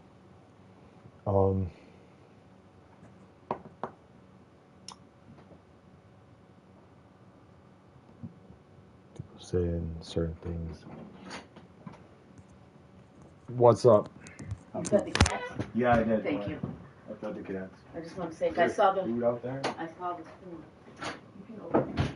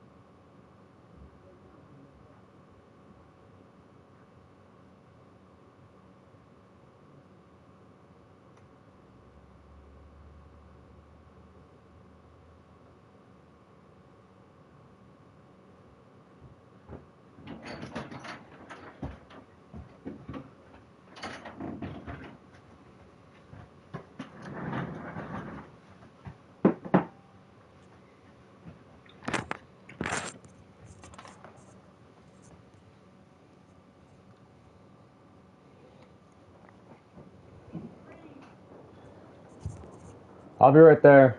Oh, it's raining. I thought the microwave went off. The microwave, I'm eating microwave food, which is... When I had my own place, I didn't use a microwave. See, I adapt to situations. I'm actually against microwaves, to be honest, but I'm still using one. Hypocrite. Radiation in my bone. Some kind. But, I don't know.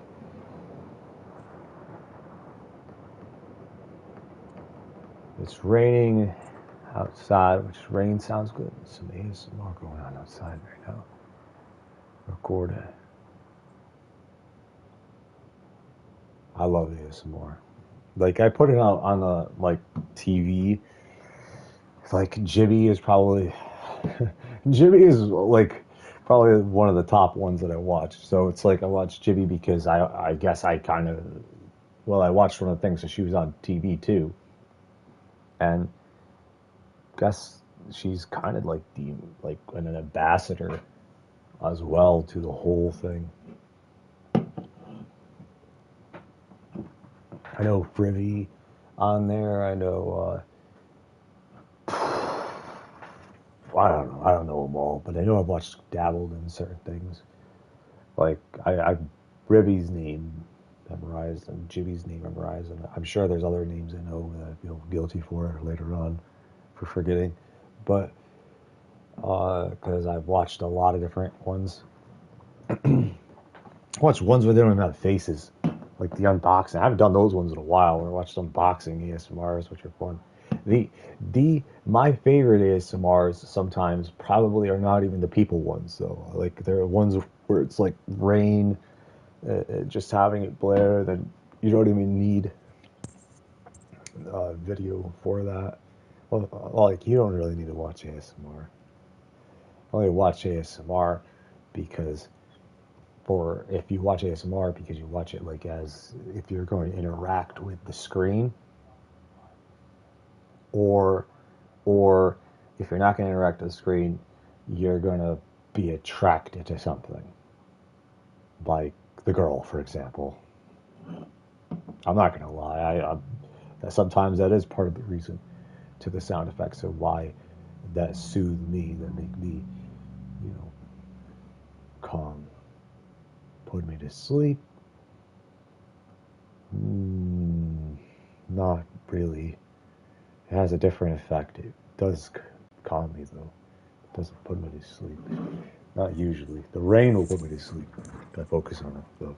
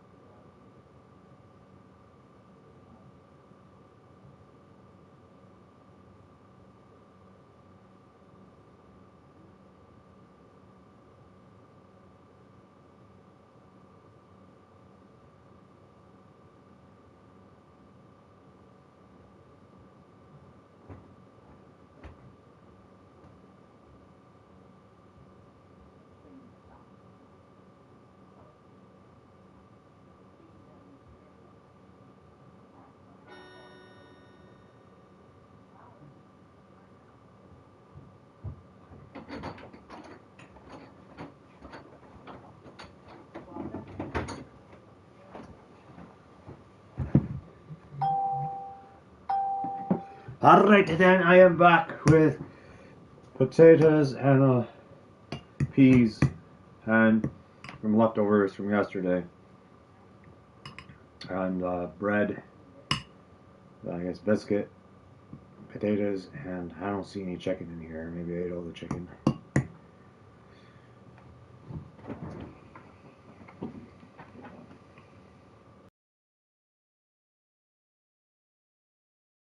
Last chance for what?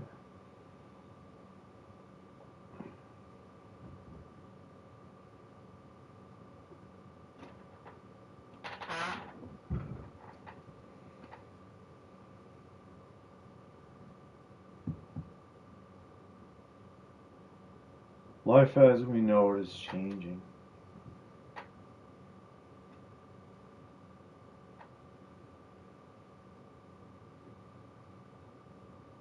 Alright, so raspberry, whiskey, ingredients.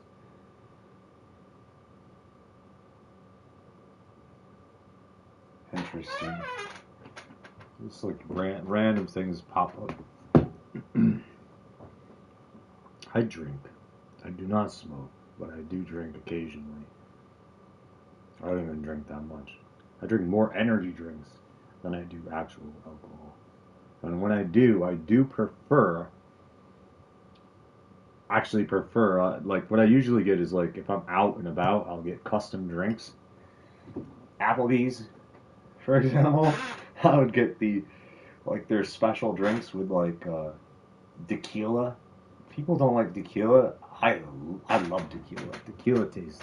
I like the taste of tequila, but it's like there's also it's rough for people. But I'm really good with alcohol with consuming it. I don't even have my headset on. I'm that dumb. But the alcohol, like.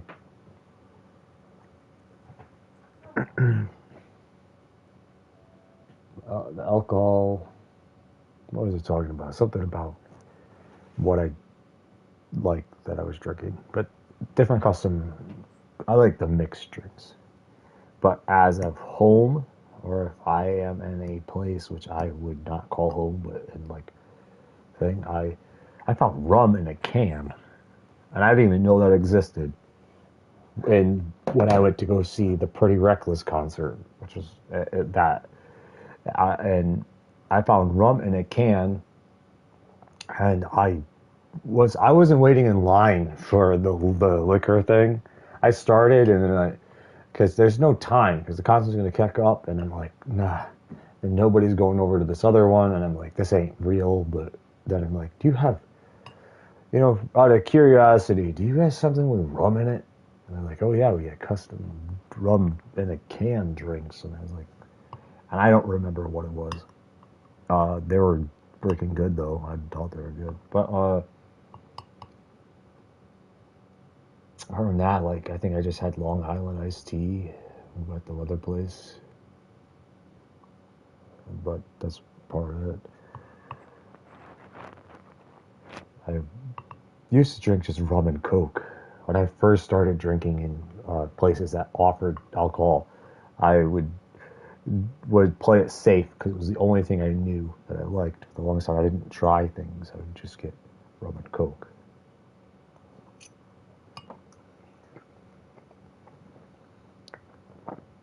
I do not smoke. I said that, but I don't know if it went through. It's not that I haven't. I've tried smoking weed, for example. I smoked weed with. I don't even do cigarettes because cigarettes does nothing for me. But weed, when I was doing weed, which I did try, like I'm not gonna lie, like that's because you have friends, and when your friends come around, and they're a bunch of stoners, really cool stoners, though. And at the time, I just appreciated them alone for just inviting me into their lives, because when no one else was, or I was walking around in a hoodie in the summertime or custom hoodies, and people tell me I got Halloween a lot. What do you think is Halloween, or what's wrong with you? Or people thinking I'm in the yard the other day. Well, they still do it sometimes. The hoodie thing. Because I will wear hoodies in the summer around here in New York. I actually think New York is cold though, and people call me crazy around here for saying that. Like, but even in the summertime, I think it gets cold. But I really am Southern, a Southern soul, West for sure, a West Southern soul because Wild West. You know, I want freedom, liberty, even though the Statue of Liberty is over here hostage in New York, and New York's cool. New York doesn't give a shit. New York is like a love-hate relationship at best, but then it's like at the same time it's a stage. You go to New York, it changes a lot. I stopped going to stores because I didn't buy anything from them. So it's like when I go to New York, I don't really go for the stores. I was really interested in the art stuff, but then I never managed to go to them after I think about it. I think I went to one, but because I actually like museums, but then it's like I didn't do it. And going in to Central Park, yeah, I could do that anywhere else. So Central, like I don't know, I just could have done that at a different park, but. So it's like, yeah, I guess I spend more time in Times Square itself or off on 8th Ave a lot. A lot of time I go walking back on 8th Ave. I've done a lot of walking, and because I took the Greyhound every time I take the Greyhound, actually, I don't think I took another way there into the city before. I think every time I take the Greyhound, but.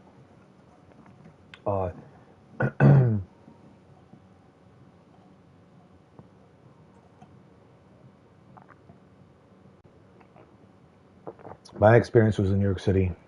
I've been in New York City a lot, though. I don't live that far. I'm there's hours, but a couple hours or whatever. But so I have been there a lot. I'm usually there at night, and I don't like to pay for hotels in New York. I can never. I think I had a hostel, and I never did the hostel again because I was kind of like creeped out in the hostel, like in New York. But it's like I don't know. I share a room with a bunch of people, and it really is uncomfortable. Well, you know, when I was in LA and did an interview, like my first interview, I actually wasn't asking. I walked up and said, like, do you happen to know the bus schedule? Because I was like, you know, what's anything that's coming around here? Because I kind of don't even know where, you know, how I got to get to this location. And so I was going to take the buses, and then they're like, we don't take buses. Like, I mean, I do, but not because I want to, but because I don't have much of a choice. It's like, you know, what she said was like, I don't know, but anyway, but it's cool. She seemed all right, I guess. But and then she's like, do you want to do an interview? And I said, sure. It was about LA traffic, and I don't know whatever happened. I could have made it. Could have got thrown in the garbage. I don't know, but sat there, just talked about what my opinion was on it. I said my opinion on it is I think it's garbage. I was like, I think it's garbage. I'm not from here, I'm from New York, but New York is also garbage. So I think the traffic is bad regardless. So around if you're in New York City or LA, I don't like it. Someone else might. I don't know.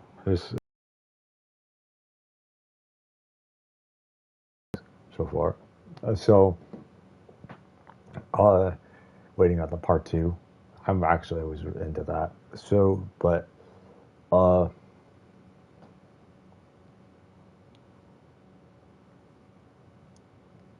don't know. It's just, why am I thinking about movies and TV now? Like, and I'm drifting over to my last purchase, a fucking Friday the 13th collection, and I'm like, and after I buy it, it's like $13 for all, for what, for was it, I get 13 Friday the 13th movies or something like that? I can't recall, but I watched the first one and started to watch the second one, and I was like, when I was watching the first one, I couldn't help to think that this was just a slasher film. And and in my mind, I'm like, all right, who's venting? What is this vent? It's like, what is this channeling? Because this is all it is. It's just this guy that may or may not be immortal, that running around killing people. And and I'm not gonna lie, that bores the hell out of me eventually. I'm like, nah, this is repetitive. I'm okay. And depressing. I don't want to watch someone run around killing people. I start to question why I purchased it. Because I'll probably never watch those movies. I don't know. But, like, that's partly why I didn't like Halloween.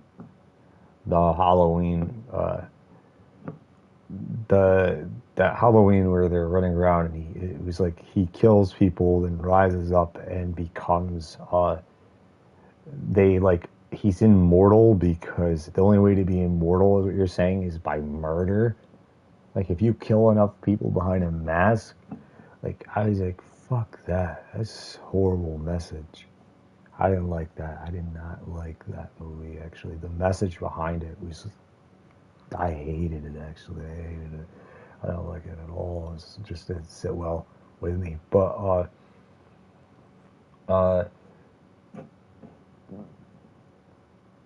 there's freaking masterpieces out there occasionally. There are stuff out there. I don't know what the last movie I went to see. I didn't go see Tom Cruise's film, airplane film. I didn't go see Jurassic World. And I was like, said I was going to go see that, and come to think of it, I never did see that, because I did have that on my list to go see, but now I don't have the money to do that, and I probably won't even be in the area anywhere to do that, because when I'm out traveling, I probably won't even go to the movies. I'll probably go do something else. But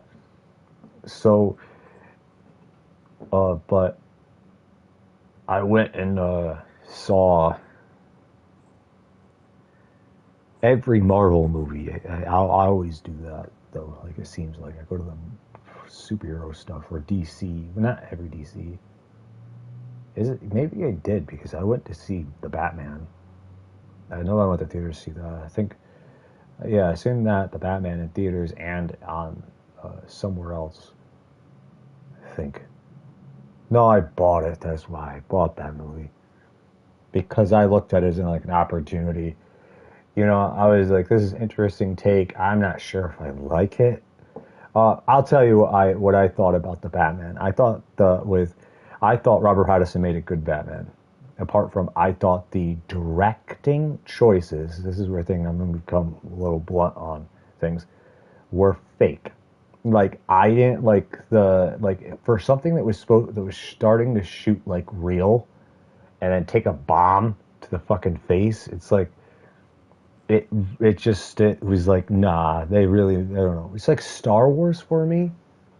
And I'm going to get a lot of hate right now when it comes to Star Wars, because this guy is idolized. And I'm going to go after the directors on this one, too, because I think the choices on the creation of the background are very real flaws. I see a lot more problems with those movies than you might think. Like, scenes where it's like the dialogue, you're watching the dialogue happen in a situation, and then it's like diverts over to something else. It's like, to the point it just doesn't make any sense. Like, you know, you have scenes like like in Star Wars, like, people don't give a shit about people that they give a shit about. It's like, I feel like the characters that were designed in those movies were designed like to only care about them if they're looking them dead in the face. And then that's like and then they go another direction, and then meanwhile, like how someone who walk by another character or go another direction. And let me tell you something about Star Wars, though. It has an amazing lore. Like I actually love. I really enjoy the background story to Star Wars and like it's dark. I don't like some of it, but it's like, but then I get it. Like it's like the dedication behind it is like for the Jedi is sacrifice, but then it's like the Jedi were kind of evil originally, because the Sith were even evil, like originally. Well, the Sith is a species on another planet, because I actually did my research on all this, and probably one of the most interesting characters ever created in the whole damn thing that I've ever known was Ajanta Paul. Sitting there with Ajanta Paul, because Ajanta, even before the Legend of Revan takes place, Ajanta Paul is actually the first Darth, first person to ever. He was the leader of the Dark Jedi. He was a member of the original Jedi. He broke free. He became the Dark. He was the Dark Jedi in the Jedi, and then became the Exiles. And then there was this thing they called the 1,000 Years War, which doesn't make any sense because of the light years system. Doesn't make any sense. So I would scratch that entirely because it makes no sense. But like logically, it makes no sense. But the Star Wars. It's like if there's 1,000 Years of War, we must be in a certain, like, where the hell are you at? Like, in the galaxy. Like, you're all over the place, and there's 1,000 Years of War, you'll be basing that 1,000 Years of War on a particular location, and it's like on a particular, like, world.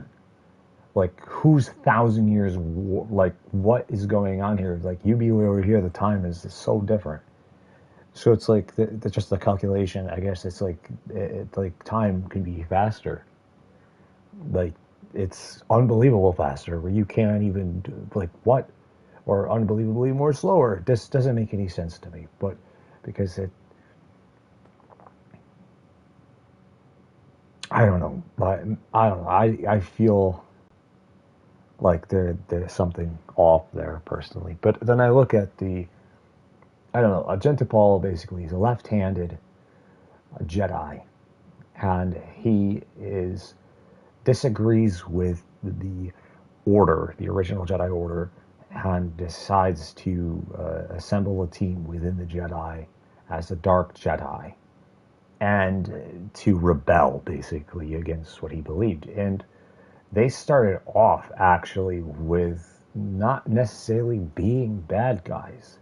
Like they were just trying to liberate themselves, is what it was in the beginning. Because if you ever read The Legend of Revan, Ajanta Paul feels guilty. Like when his specter, or his ghost, his specter or whatever I forgot what they call that. When Revan goes, when he's a Jedi Knight in training, he meets Ajanta Paul and he explains that he never wanted it to go this way.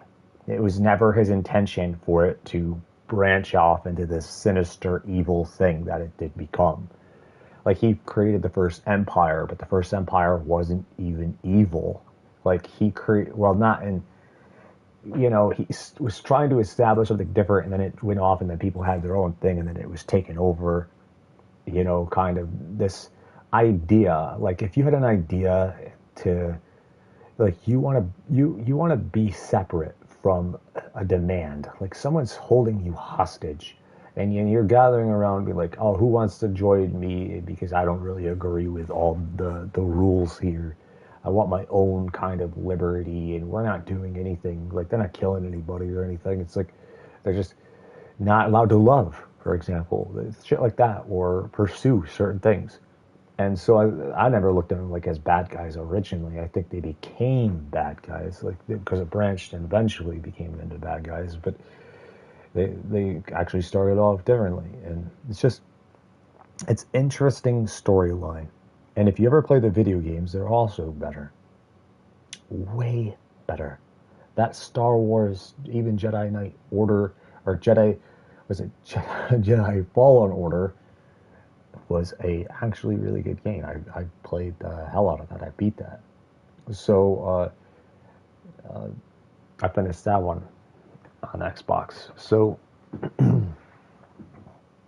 it's not like when I sit here, and I think there's things I like about the Star Wars movies, and then there's things I don't like about the Star Wars movies. You know, and I feel kind of guilty, but at the same time, I got to be real. Like, I think some of the directing choices that for someone who's supposedly a legendary director making some big, we're not talking small mistakes here. Like, there is some big mistakes in those films that that is so weirded out, and so like it's like, for me personally, so I don't know. But then there's I think the pace of things, like the best Star Wars movie actually is Rogue One. I actually am with a lot of people on that one, like Rogue One going into A New Hope, because I would say that A New Hope was probably the best Star Wars movie. I even think A New Hope is better than The Empire Strikes Back, personally, even though it's slower and it doesn't have much going on. It could be considered more boring, but at least it makes more sense. Like, if that makes any sense, like, that kind of like took more time and a little bit in the background of things. But so it's just, but they changed a lot, and from the stories into Star Wars. The Empire Strikes Back is actually where they just started changing a lot of it, if I recall. So is where it began, but it also became like the most famous one for a while. I could live with that, because they don't really have anything too big mistakes in that film.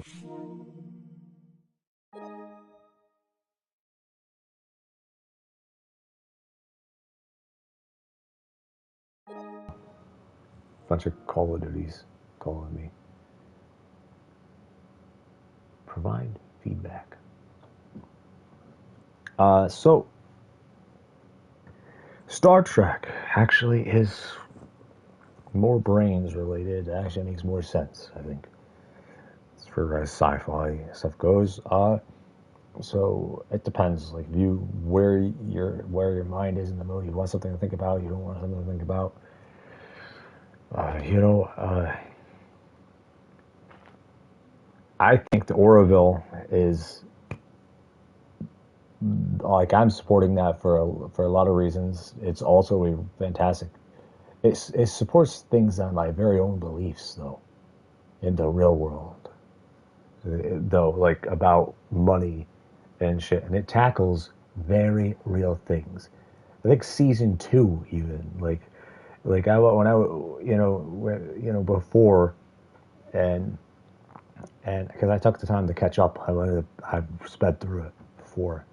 You could thank Little Ann for that, because I wanted to be there for all the episodes as fast. So, and I watched all of those, and I just was like, wow, they're tackling certain things, and then there's this world that's like, what the hell is wrong with you people? Like, exactly, exactly the same way. It's like, I'm thinking, like, dude, this is fucked up. And it's like, it tackles real things. And I think that is, it's like Mass Effect.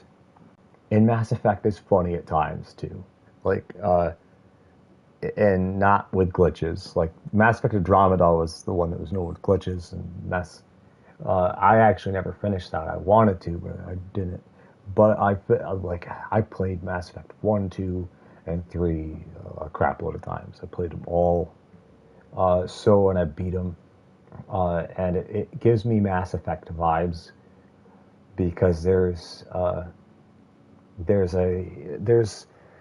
basically unknown mysteries even in Mass Effect, and then there's this bigger threat that's looming in the background, And it's like you have things like that, and you have the species in it, and it's like the moment you start going into this world, you start to see how united humans are more in the future.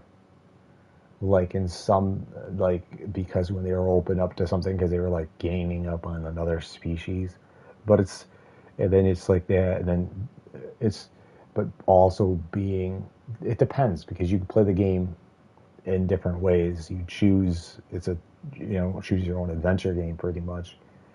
So, and this could be a long game. It could be, you could playing that thing for a long time. And I actually somehow managed to beat them and just fall into the worlds of Mass Effect. So, and seeing this applied, I see similarities because it's very like real science type stuff. But the thing I like about the show, more than I do about Mass Effect, is that it is more human.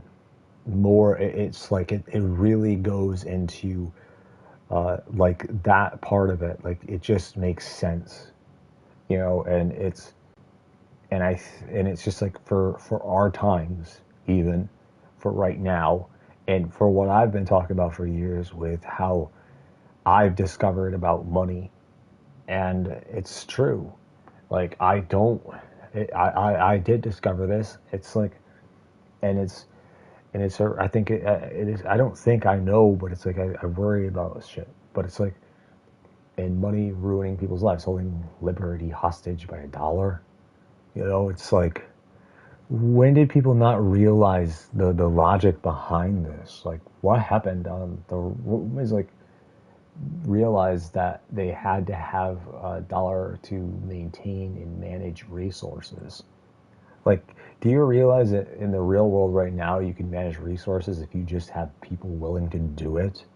Like, if they're like out of the kindness of their hearts, like, what is wrong with people when it comes to, like, that is so me too. That's why I really am into the Orville. So it's like, because when it comes to my political views, my views on life, about how I hate money as an example, and it's like, in seeing the things like that, it's like, dude, that shit would be amazing.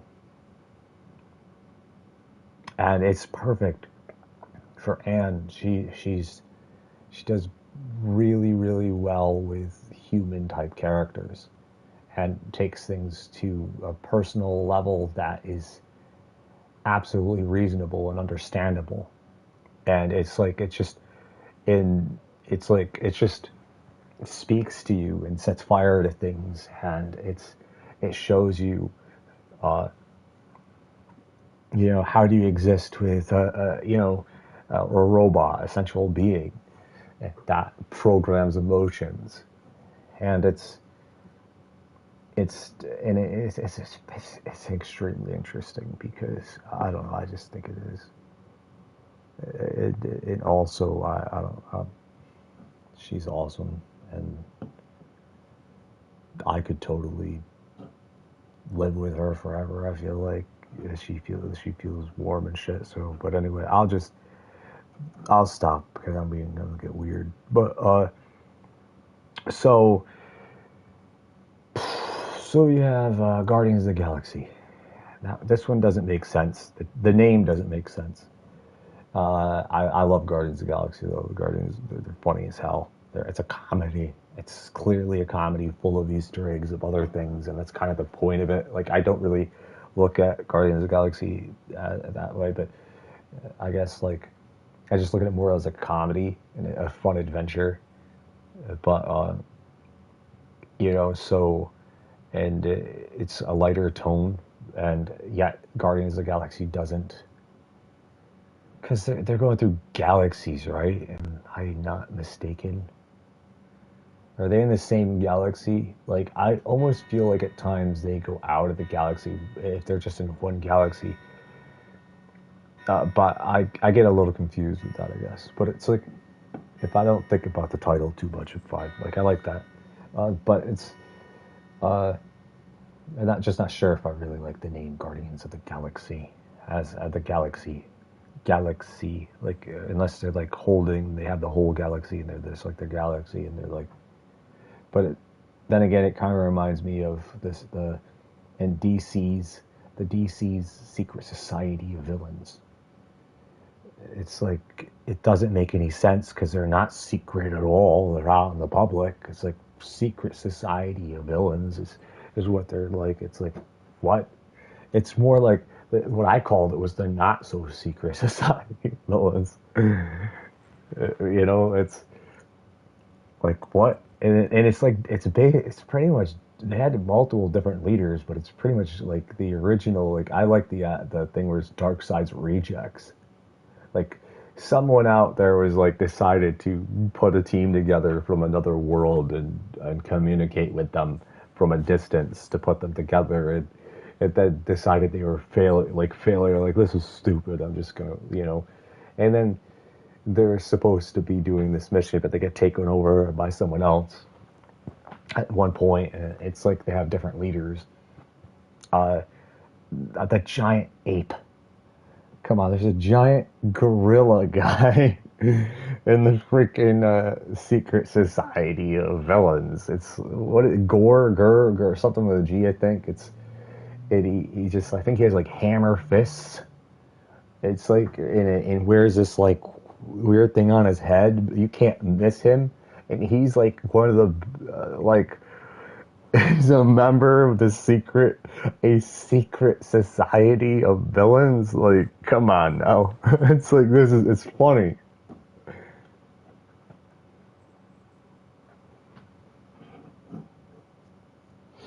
The Marvel, for funny things or interesting things that are not funny, that I think they could do is, because I don't know if they're going to do Illuminati now that they exposed it. I feel like it would be kind of silly to do an Illuminati movie now, because for a while at least, like hold it, because the reason why I think this is because if they do teams, if we do a decade where the teams are in people's movies and we do a couple team movies.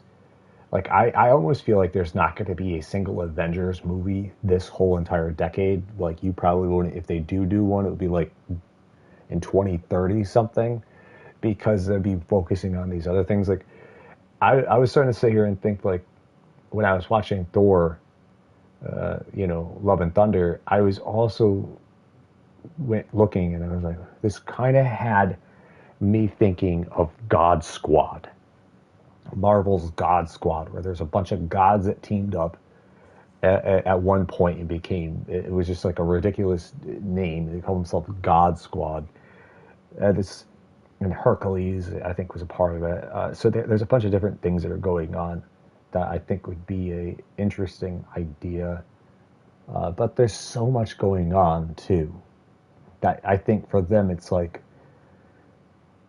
where is it? They're going all in different directions. They're going to try to go and hush things up, and then who returns, who doesn't. I think somewhere down the road, they're going to hit something where they're like, we need to wait for this before we put this in. Maybe we need to spend time with this other stuff, like the Thunderbolts, as an example. Like, maybe we don't need the Dark Avengers is what they call them. Maybe they can be our Dark Avengers for now. You see what I'm saying? So it's just do Thunderbolts and as a focus point. And then there's the other idea that is that you could do the same thing with gods. Team up with a bunch of stuff with God Squad. But I don't know all of the teams, but I know for mutants, there's Fallen Angels, there's X-Force, there's a whole bunch of, the X-Men are not the only thing. The X-Men and the Brotherhood are definitely not the only thing. There's a lot of teams of mutants. So it's like, I could see them not even, like, why would you do an X-Men movie when you could just put the X-Men in the background, like the Academy in the background of a movie. It's just, why do you need to spend the whole time on the Academy at this point? Like, I think that would be a great TV show at this, like, and now actually, like, would be a good TV thing on Disney Plus if they wanted to do that for that, and then just do X-Men, like do the mutants and different separate mutant movies, and then them united. But it's like, why are you, like, are we going to put all the mutants together? It's like, because the mutants do separate at times. It's like they even put Wolverine in with the Midnight Suns, which is a little weird because he's not really a god of any kind, and the Midnight Suns are really focused on the devil or gods or connected. Like Ghost Rider makes sense, vampires make sense to me, like supernatural characters make sense to me in the Midnight Suns, but Wolverine was kind of one of them that was like, it's cool, you know, that's cool, he's in it, but it's like, but like he's kind of like off, like why though? Like, he doesn't really make, when he's like a mutant, he doesn't have any connection to supernatural, not that I know of. So but there's all sorts of different directions, and I don't like the, like, I prefer Midnight Suns with a U, not with an O. Like, they go S-U-N, because I've seen them spell it with S-O-N before. Like, it doesn't make any sense, because there's, I don't know, I just think it's S-U-N is how it should be, because it's connected to the sun. Like basically, well, Twilight Zone, like, kind of all characters that are trapped to some torment, to some god. And when I watched Morbius, people didn't like it. I liked things about it. Like, I was someone who, I did like the movie. I saw, when I saw the movie, I could not, part of me was like, this is a cooler ability. Like, I like the kind of the bit of direction of listening to sound and moving with sound, and taking advantage of the atmosphere and focusing on the abilities, and as a science part as well. And, you know, it's like, people are like, I don't believe the acting. You know, I could believe the acting because I've seen people act like that before in real life. So, where, you know, so it's like, and they're not even have superpowers. So I thought it was fine. Like, when I was sitting there watching it, I just thought it was this kind of like, he's, you know, what is he? He's a kind of, you know, from a kid, he is a cocky kid even. Like, Morbius is not an all good guy. He has this dark side to him before he was even a vampire, you know, or the living vampire. And you saw this in bits. They did put it in the movie. It's just like barely, but it's in the movie. Like, you get these little, like, usually dialogue points in the movie, and they talk about it. But it's where he battles his own demons before this. And Morbius is where he is pro saving people's lives, you know, and that's kind of like what they look at it. But when he goes into it, he's struggling because he wants to be, you know, there's part of him wants to be evil. Like, it's like before even, and he's dialing himself back, and if he believes this, you see the love in the character, like, because that he likes it, but he's trying not to like it, and he freezes in a moment. Like, you watch him jump up and without a, like, just trained focus, and then when he loses his focus, you can see when he's into his head, and then he starts listening to things. It's like, and it's like entering the atmosphere. It's like, if you have the right volume set up, I thought it was really well. And then it's like, see, I thought Morbius was just taken for granted, and that if I were to say with Morbius 2, that I wish Sony would make. I hope Microsoft, or not Microsoft, I mean Disney, would let them make what is it, a Vampire by Night, because I just could not get over the idea of of having, because Vampire by Night is a very, very, very, really cool idea, because red, black style girl, and and it's like this. It's this vibe that kind of has this set of, it's because you have Blade in Vampire by Night, you have werewolf, you have Morbius at times. It's like these different types of things that come in because but she only comes out at night though, because she's tied, obviously because it's tied to night. But it's still an interesting story. Like, it's so cool to see these possibilities. And then Blade he's not just a vampire as well. He's a daywalker. Morbius is a living vampire. Like, there are cuts in the scene that I see opportunities for to Morbius, and I see opportunities of Vampire by Night. Actually, I almost have sensed that he met her and just didn't tell anyone about it. Like, there's types of scene parts in it where it feels like he encountered someone in the cave, with the bats, and just wasn't saying anything about it. And because Vampire by Night could also, I believe, had like some kind of oracle ability. So it's like, so the night, I think, he let her able to see things and shit. So it's just like, it's this very interesting idea that they could do if you wanted to make a big vampire or supernatural focus, because you can have Blade in it, Morbius, Vampire by Night, and they come out at night anyway. For the most part, that's what Midnight Suns are. So I would probably have Werewolf by Night and Vampire by Night in the Midnight Suns movie in this version, and if that's the case, because instead of making a crap load of individual films, then just do shows for them then. But I still would like to see Vampire by Night as a full-fledged movie, but at least one movie that interlinks itself somehow to the Morbius film would be interesting. But so in that, so you're like, okay, so Marvel has characters.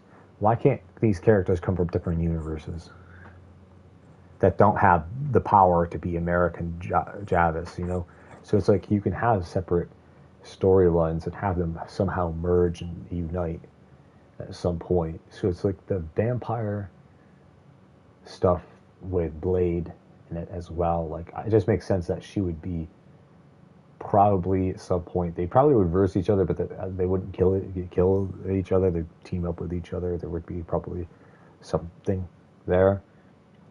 So it's, so Blade, that apparently the Black Knight, right? Because that's what the Blade, the Ebony Blade, basically feeds off the life forces of souls, which we've had that before in tons of things, but it's been in the comics for a while too, I think. But it's like, and it turns an evil.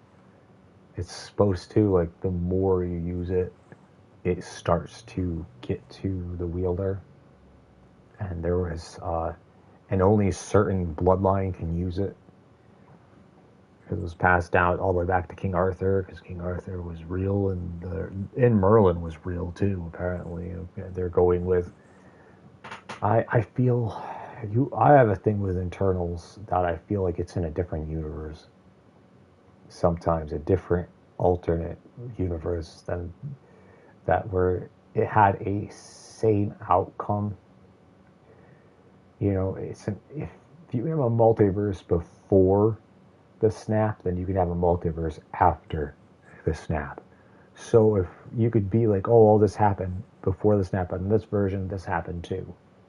And if someone's looking into the future and seeing only one possible scenario of this, but yet it did still happen differently, in other formats, then what? Like, where is there time for Thor to have been among the Eternals? Like there's so much unexplained with the Internals, but it's I think the Internals was unfinished, is what the comic, if I recall, the stories were never finished. Even the stories were never finished. I don't think they were. So, but the Internals was, you know, and to dive into that, I think is why they did that is because I always feel like they're gonna make a choice on what villain they want. It's connected to this because there's a couple different ideas that you could do, and they leave it open, and because I think they're gonna close it. I've been sitting here thinking because they might not do threes for every single film. And if they did, they would like make a big Internals movie where Internals is split into two part one and part two. Like Internals 2, like Avengers 3 was split into two films, like Avengers 3 and 4. So Internals 2 would probably be a big ass event split into two films because you have to see what happened it has to be a prequel, other words, kind of, and it also has to be a sequel and carry things all at once. So there's a lot going to happen, and if they're going in that direction, then Kang the Conqueror, you know, may be still around. Who knows? Because it sounds like they're not going to finish him off in Ant-Man and the Wasp, by the sounds of it. They're going to see Doctor Doom. I think the Fantastic Four. I think some of the members of the Guardians of the Galaxy will be involved in the Internals films. I think that's what they're gonna do about that, because there's so much background. Because right now they even though they've killed Thanos, they have just made Thanos even more interesting to people. I think like you're curious, like their version of Thanos. Like I feel like Thanos will be back. Like I feel like Thanos will be back as I could see him as a kid. I could see Thanos with his brother and figuring something out, and then breaking away and creating you know, obviously is why he didn't destroy his home world, why he spared his home world originally, like certain parts, why he could have just, you know, he didn't desecrate it until he went to go get the Power Stone. And that story is connected to Nova. I'm assuming they're going to have that story connected to Nova, because Nova is just the last Nova Corps. He's basically just the last Nova Corps, like pretty much, and becomes known as the last Nova Corps and becomes popular. He like survives, so he could be a part of another team, but they could also make him very powerful in another thing. There's a bunch of different things that they could do, but they still have things they gotta fill. I gave up on Batman versus Superman because I don't know. I wrote so many script versions to correct what that was. That was a middle chapter, I thought, was what Batman versus Superman was. You know, and I felt when I watched that movie, I felt like making a movie about the past, about some of these things that they're talking about. When I first, like, even after I watched it, I keep watching that movie and I keep thinking about story prequels. It's like I keep thinking about prequels, like more than even sequels. I'm like, filler is what I'm thinking of when it comes to this. And like, I think it would be a pretty badass movie just to see Robin die, even if it pisses people off. You know, to see a movie where there is a Batman and Robin, and that there's conflict going on that explains how he has the fear gas, as an example. So I see it's better to explain as much as possible into one movie, I guess, if you're only going to connect to that. You know, because they're gonna do the multiverse probably, more with characters. So it's like probably just one movie instead of all the movies I said, or two movies or something, because that are fillers around that. I have a lot more than two, but it probably only I feel like I could maybe manage to get if I was in the position of power with my scripts, I could convince them to do one movie easily, probably around that time, that's connected to it. But the second one, I would be able to succeed, but it would be harder because they probably would be like wanting to do something else because they thought the other one would be like so good, but they probably don't want to. So it'd be like, I don't know. It's just like in my head. So it's a Batman versus Robin movie with Scarecrow in it and Harley Quinn and the Joker in it. Other words, well, actually, the Batman versus Robin movie would have the Batman versus Robin movie would have there's so many characters that I want Deadshot to be involved, but it's like Deadshot doesn't get caught until later, so it's like Deadshot, the version, if we put Will Smith in the movie, he would only be in small parts of the film, though. Like, because the point is that he is in the background, and he has had trouble with Deadshot, and you just can't find Deadshot. So it's like Deadshot sounds like another movie than this. So this movie, on the other hand, is centered around, well, the Joker, Harley Quinn, and even Scarecrow is involved, and it explains. I have it where it would explain a lot. Like, I probably, if I can manage the Penguin, I don't know if I would want to save the Penguin for the Deadshot film and not do the Penguin in Scarecrow. It's the Scarecrow and Joker and Harley Quinn film, if that's the case, if it's connected to that. So, with the Jared Leto Joker and the Margaret Robbie Harley Quinn returning, because this one connects to... this one's a prequel, so this is basically shortly after the Harley Quinn becomes Harley Quinn. If that makes any sense, so it's not too long after. So there's events that are going on in that time because I'm going to have Huntress in that movie as well. I want Huntress to return, but as a background, because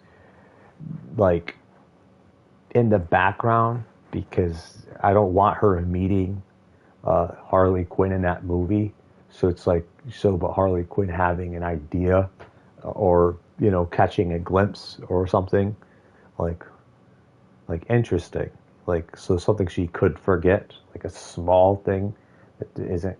So it's possibly, but it's because Huntress is the Batman's daughter, because he's old and it makes sense. And I would have that in this movie with the Batman versus Robin movie, and have her break away from it. So, I feel like there would be Batman.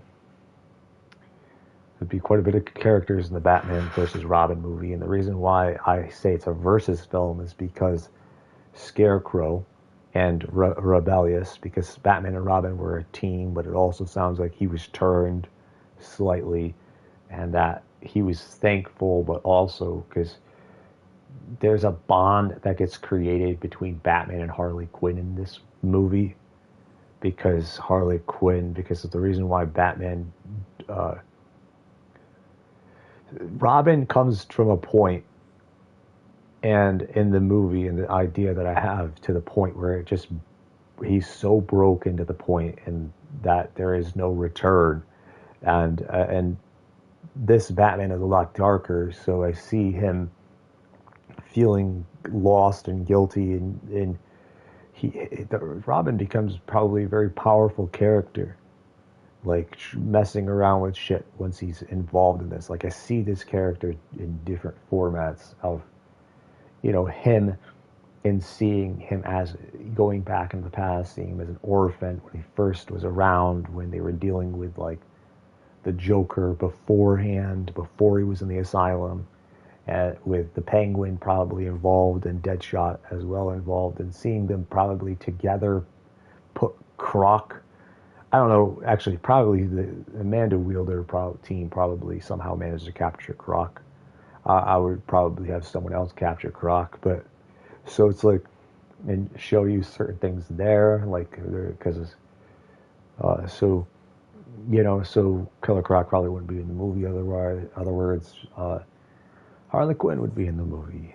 The Joker from the Suicide Squad would be in the movie. Amanda Wielder probably will have a small cameo. Yes, she probably will hint towards something. I probably would put her in the movie for a small scene, and because it would make, if it makes sense, and I feel like it would make sense somewhere down the road. So, Huntress would be in the movie as well. I would have Huntress in the film. I would have Robin in that film. I would have obviously Robin's a big character in this film because Robin is going through shit in this film, and this is a story about them having flashbacks of their team is like breaking up. It's kind of like a band breaking up. So this movie's probably not even called The Batman. It would be like if it's actually it's kind of like already broken up, but not entirely. So it's like there's a prequel there to the. Like I said, I still feel like there would be a prequel to Batman versus Robin. Like one movie isn't going to cut it, but it's so yeah. So the one movie's not going to cut it, but for the whole thing, but it would. But you just get more filler. If we're going backwards, we're just going backwards from Batman versus Superman through Batman characters. So other words, so that are connected to both the first Suicide Squad movie and the Batman versus, because you'd have another movie that would connect to Suicide Squad 2.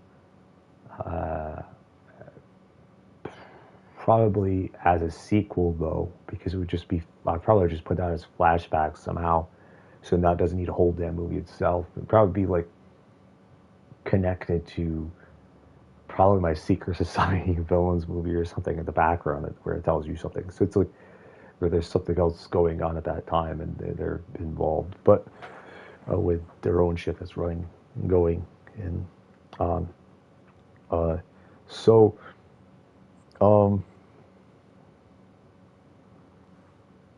Yeah, there's that idea. Go back to the Batman versus Robin. Probably would focus on that one first because it just makes sense and just build from there.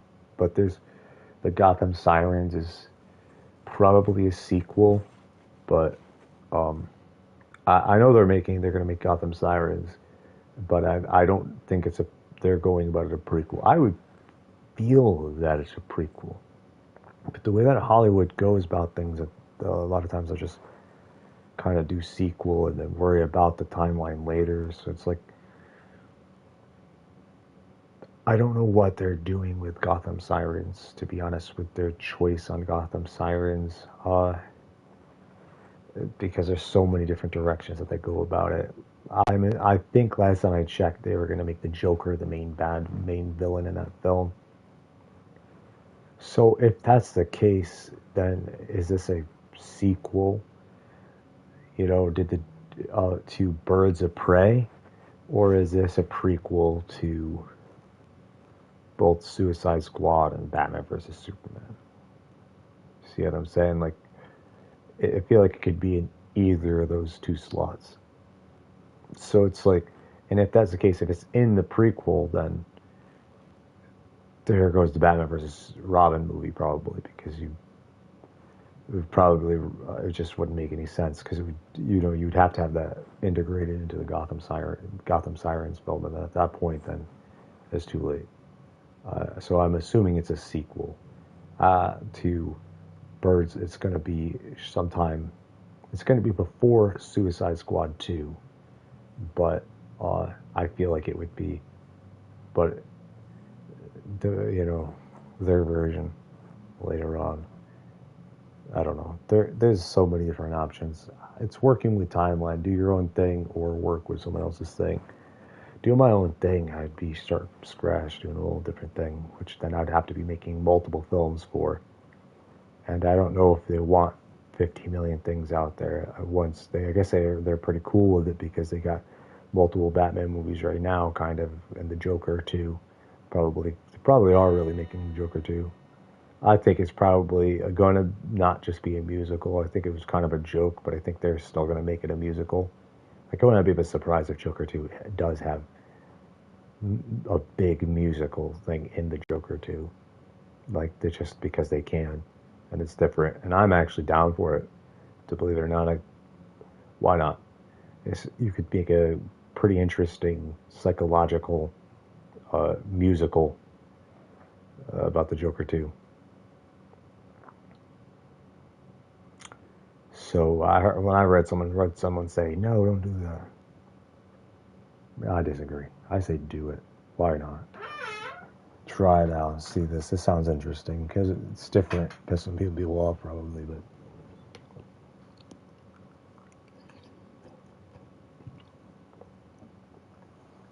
it probably won't make as much money anyway, regardless.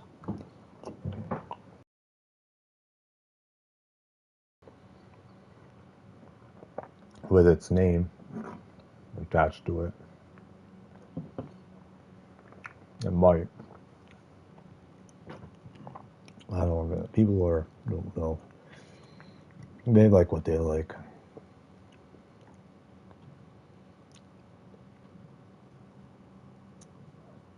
I think the movie was kind of depressing, actually, but it needs a more lighter tone. Or if it's going to be depressing, it needs to be more action-based. But I think it was, overall, it's an image in itself. It's a piece of art. And I don't think it was filmed bad. There's nothing wrong with the filming.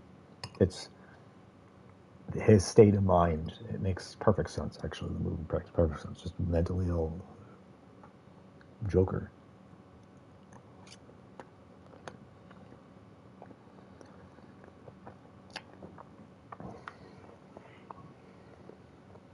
With him, he may or may not be Bruce Wayne's brother, which also makes things interesting for the sequel. And Bruce Wayne is still a kid.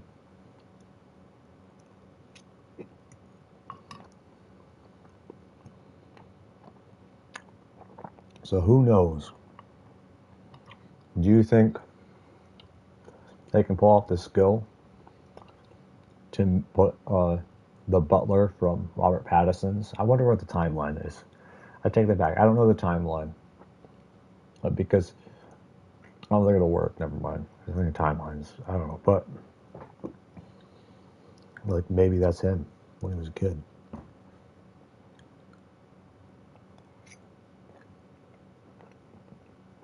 Like, what about the Joker behind bars? He could have just been a far worse Joker, and that managed to live. As Jokers at this point.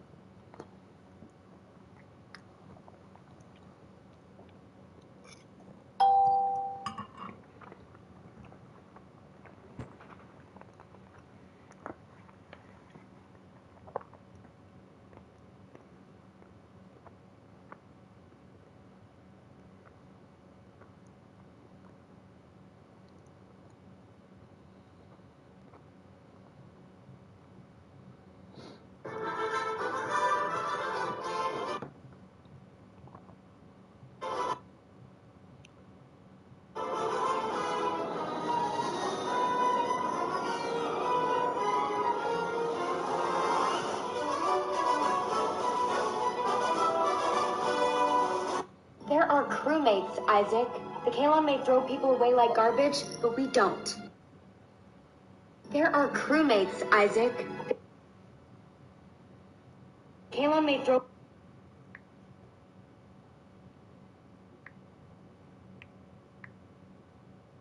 people away like garbage.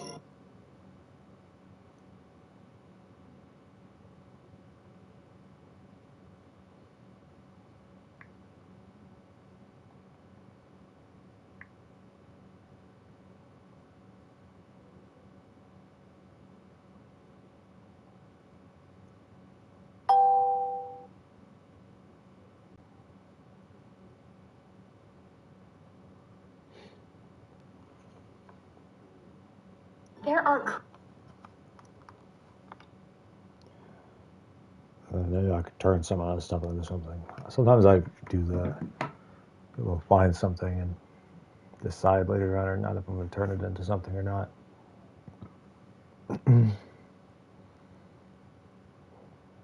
The floodgates are open for a lot of things nowadays. It's overwhelming. No one knows what anymore.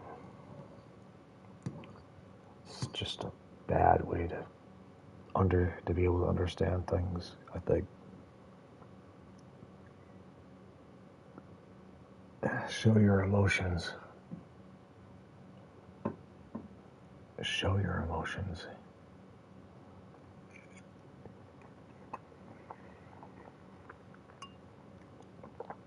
So, put a mask on and run buck-ass naked outside.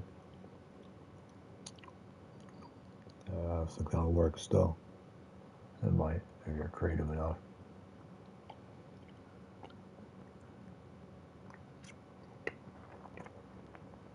Goddamn ski mask. Rescue use buck-ass naked. Maybe you're wearing long black socks.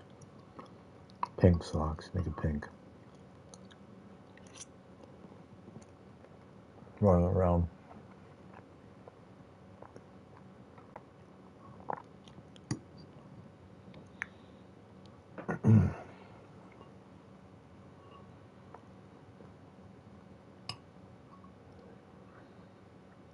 This world is tragic. Well, remember, it's like every little thing. It made me remember something on the scanner. Someone running around that to do that, and they have the someone that yelled. It was like, "You're in my yard." On your yard, but it's like discrimination of looks. I just don't know where you will permanently go from here. You know, with my knowledge, it takes you need your people, and right now I'm alone, and I can't do much without help, and I'm split up, and I'm put into multiple things. So where do I begin? Barnes and Noble. Barnes and Noble. I was getting lost in Barnes and Noble. There's too many things in Barnes and Noble that I like.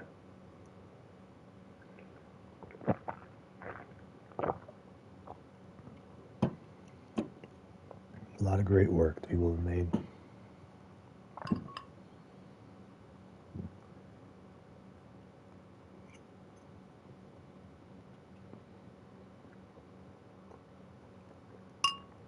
Be realistic.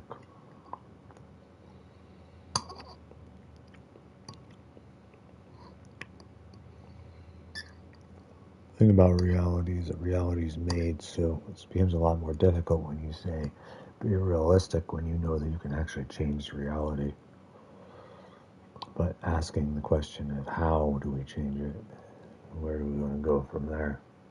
Because it's not the fact that it's like society needs help severely. Do I brainwash everyone? Do we do art? Is it paints and crafts? Or we just want to forget everything, dive into a canvas and frame it?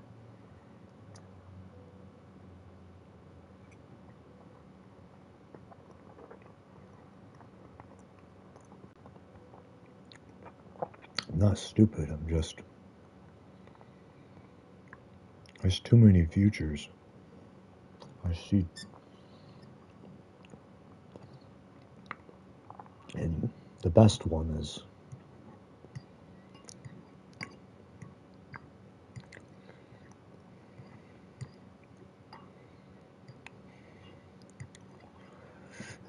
is without an economy like the way that it is, at least, without strings attached. No strings attached, with free will, with love, caring. We don't have to worry about people hurting people anymore. We don't have to worry about any of that stuff. No more gun violence, see, I get distracted by that shit because I don't like it. I don't like it. I don't like it. A lot of look over, there's actresses out there that go activists. I guess I'm not an activist because I like it.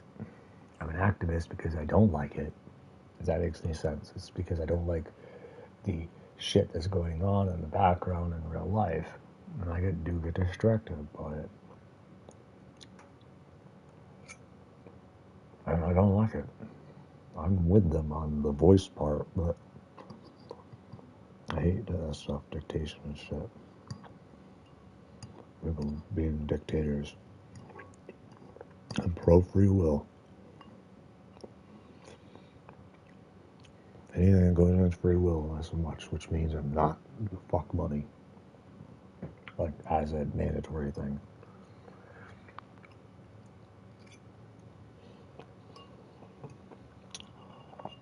Starring a movie with, starring movies for what? For my selfish reasons? When there's a world out there suffering.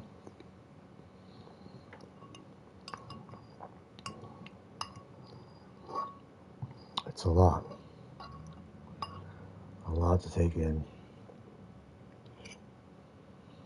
Honestly,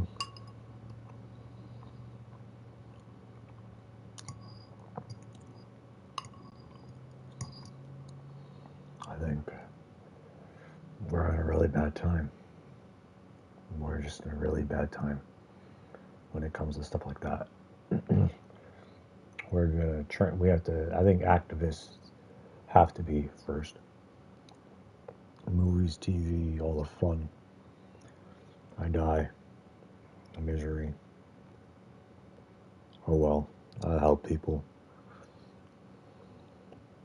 Well, some people.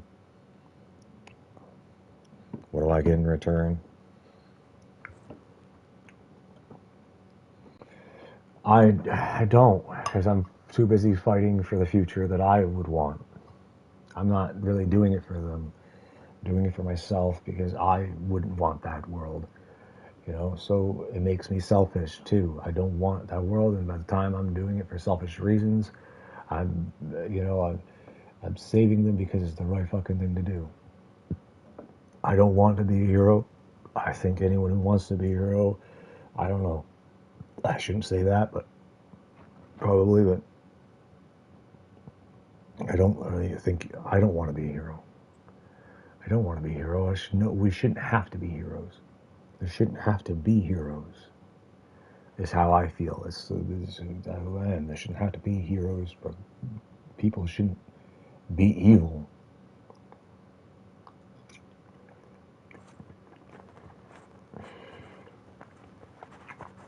I'm thinking changing the world, criminalizing shit, where we can have liberty and also stop all this.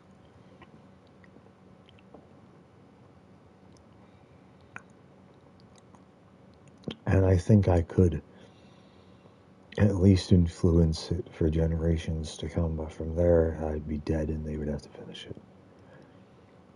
Probably, so unless I force my way through everything, and then I'd be 10 times more miserable than I already am, pretending I'm not. It would be nice just to be ignorant and just go star in Oroville and Messages, which is not ignorant, actually. That movie is a great activist type film. That's actually not, that's the thing. Like, if I involved in movies like that, you take those type of movies and you put those type of movies or those type of shows and you apply them to the real world. That's the thing. And you push for the message and activist. You advertise your movie also as, hey, this is how we should be living right now. And this is what society is doing wrong. This is what the government is doing wrong. And what everybody's doing wrong. And that's gonna, I don't know. I can't figure out how to come off sometimes, like, without pissing people off by telling them that, hey, you did this wrong. You did, though, man. did do it wrong, though. Because if he did it right, people wouldn't have been fucking killed. Truly right. It's like, well, you saved some lives. That is, thank you. That's awesome. But it's still, you still got a carousel effect going on here. You've not ended this. There will be another person that will do something similar, or even worse. Shit. If they have a sadistic, creative mind, because right now it looks like you're catching the stupid ones. Holy, it could get fucking worse. Okay, yeah. I don't even want to see. Yeah, it could. There's tons of windows of opportunities for someone with a sadistic mindset that is not just focused on one particular thing. Like they want to get creative with it. Do you diet, or is this natural? I mean, there are people who are fans of serial killers. Someone reported a mugging at a donation stand. That would be pro-helping them. Even if they're not killing. Are they killing? Like,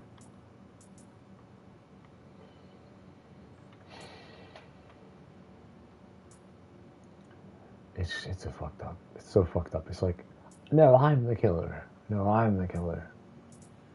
Like, no, you're not. Very real shit, though. Like, this is no joke. People do this shit. Like, there's no murders going on that no one knows about.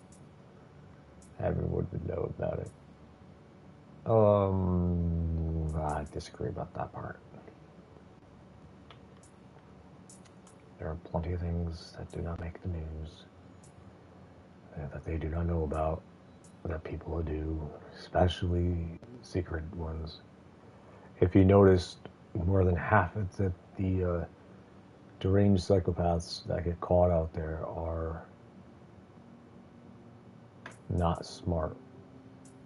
They're what I would consider the severely mentally ill ones, which then they are easier to catch. But the ones that are intelligent out there, I'm even more afraid of, because they are probably using, and they're staying as far away from the spotlight as possible. They don't attack schools, because they know they will attack from the shadows instead. You at least expect, like, your kid rides to the park or you ride to the park. It's a nightmare. They disappear. All that makes the news, if it makes the news, is the disappearance.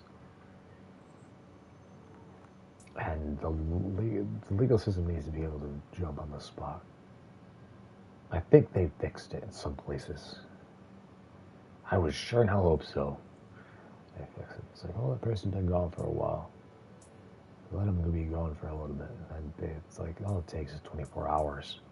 If it takes, you could be to Florida by the time.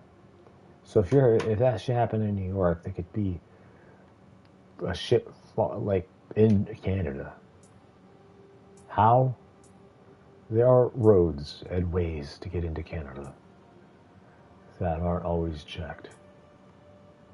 I know, I don't know for a fact that, but I would assume there is. The line in border control is set, if it's set on line in construction, then there's clearly off construction roads that they would have to station military bases on. And then if that's the case, I hope so. Then I don't know. I don't know how I feel about that. But going through that, and then they cover things up. Ellen through border control, he probably is searched constantly, which is probably reasonable because anybody could be a serial killer. In their eyes, a nice old lady could have a victim in the back of her trunk. Yeah. I mean, right? It seems unlikely, but yeah, I don't know.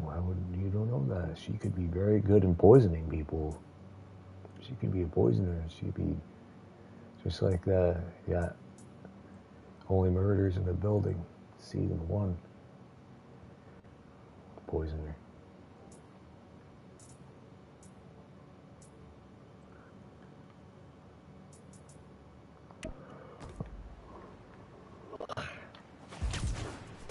And it's like, you don't have money. I got money. I don't really have money, no. The only money I have is if I sell my consoles. That would really make any money.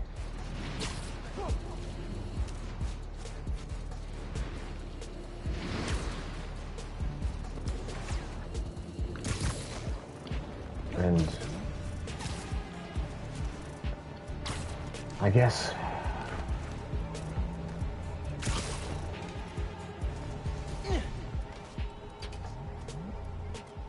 I would do it if I had someone beside me motivating me to do it that I actually cared about, like truly loved, like, you know what I mean, like motivated to do it, like, and yeah, because like I said, when I was in LA, I didn't do any of this stuff.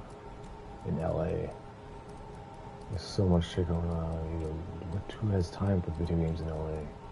Unless you're working. This is a good one. Me and your dad used to hang around here. Listen while the whole station came alive. That's what you need. Something at the station. Too fun. There's so much going on. It's an experience. You don't want to miss.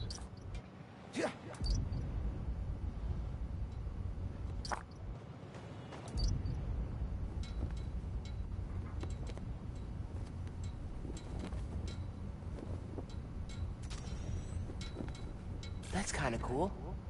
But it's not really the station coming alive. Oh. I'm not listening. I'm bad.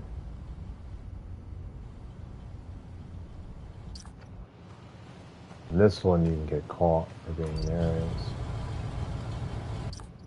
That's what I'm assuming. Fire station. I think hanging around here is how your dad got the idea to be a cop. I said, man, you're not uptight enough for that job. He wanted to make things better from the inside. I wish things were different. I wish I was born. Sure to die trying. I wish I was like, better, Dad. So I don't know, Billy Eilish, like with and Phineas, having a sibling that sticks by your side forever. That's pretty dope. And parents that actually support your career. Most parents just give up on people's careers. Like, they don't really, like, they just throw you out in the world afterwards and might help you with, like, school. It's like it. They won't help you with your job. Like, I think that's interesting. Like, I actually dig that. Or, bro, I watch a lot of, Milla. I always slay their last name. I feel so bad, but Joe Vench or something like that. And her daughter was in Black Widow, and very interesting because they look almost identical, like as kids. It's like that actress from Stranger Things. Looks like a lot like younger version of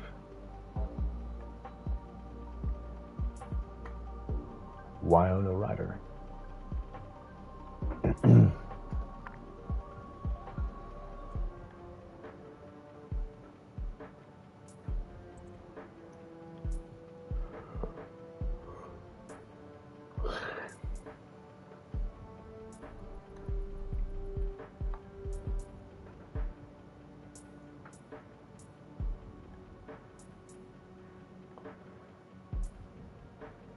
I don't know what I have to do apart from aim for certain things, be online, speak up online, go to there's nothing really bad happens around Norwich, like around this area, like to the scale that you see on TV usually. Apart, what happens around here is behind closed doors. And the only stuff that isn't is drugs, mostly. Like, what is one of the biggest things here is drugs and rape. In this area, like,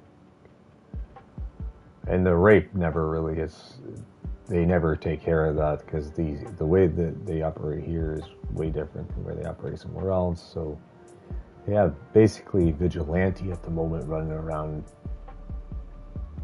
helping them out, actually, for real. They have some guy that runs around and goes in and tries to take people out that has like meth labs or is doing certain things, drugs related. Because there's this guy that gets so pissed that he goes after people, and the cops here, well, they catch him, they let him go, and they let him go, and they will at times actually arrest the other ones.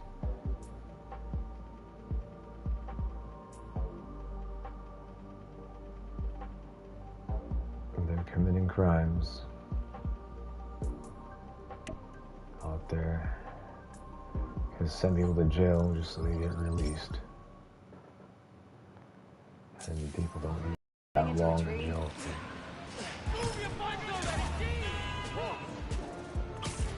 I don't know, it's a mess. It's one thing to do drugs, but it's another to force them onto someone else like they do. There's no, hey, do you want to do drugs? A lot of times. It's more like, you will do drugs. You will like it. They sound like a comedy joke, but I'm actually serious. It actually happens. Times Square. Easy to find someone in the crowd here. Or lose them. Sound you need's like an electric current. A current? Could cheat it with venom. Nah.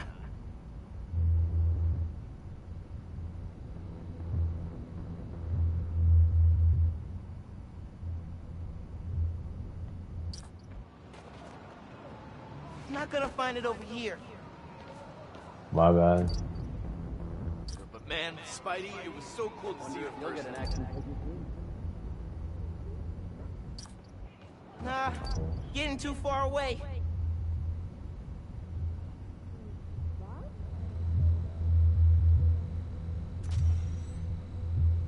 That's enough of that. Later. Oh, that's cool. Love how alive that feels. There's Spider-Man coming. After I started calling myself the problem, met my first client right under this sign. Neon flag's hard to miss. It's the saying, like, do you want to know? She wanted me Do you to want to steal be the happy? painting. I looked across the square Do and saw you your want to dad know? looking Do you want back to be at happy? me. Never said anything. Just turned and left. He didn't know everything. Just that I was a thief. That was enough. I think he saw where we were headed It doesn't matter long before I did. what If I you want. tried to act right sooner, he would have forgiven As you. much as this, I know he I would. need to know. It's not a want, it's a need. Because I do have the mind to be able to analyze it. I don't have to, I'm not going to run and take people out. I could be an informer and get shot in the fucking face.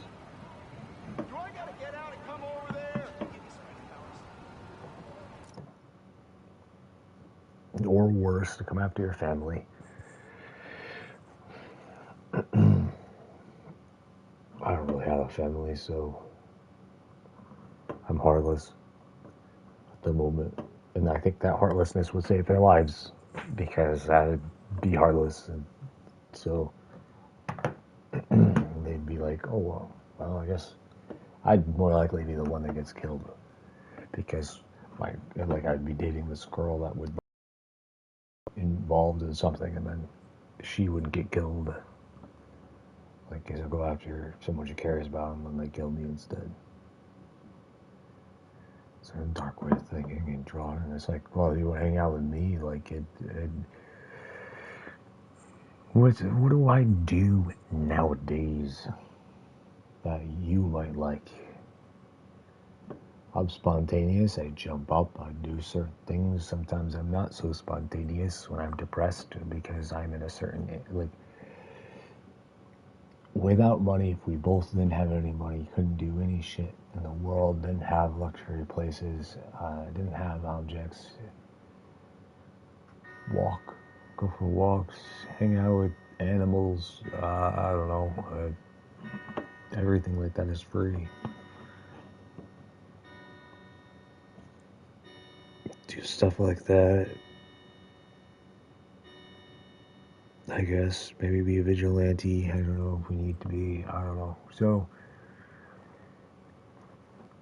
that's why I go outside. There's a lot going on. You go outside, and I go outside. There's a lot going on here. I go outside. I go for walks. That's my objective, though. If I'm going out there right now, it's either for a job, or a girl, or to go explore the world, or, well, I'm not going to be able to do any of those three things probably until next month. The only thing I probably would go aside for right now, as for the rest of this month, would just be to power walk, like as I have already a couple times, which I do power walk, or just go out there and power walk. And listen to music on my phone and power walk.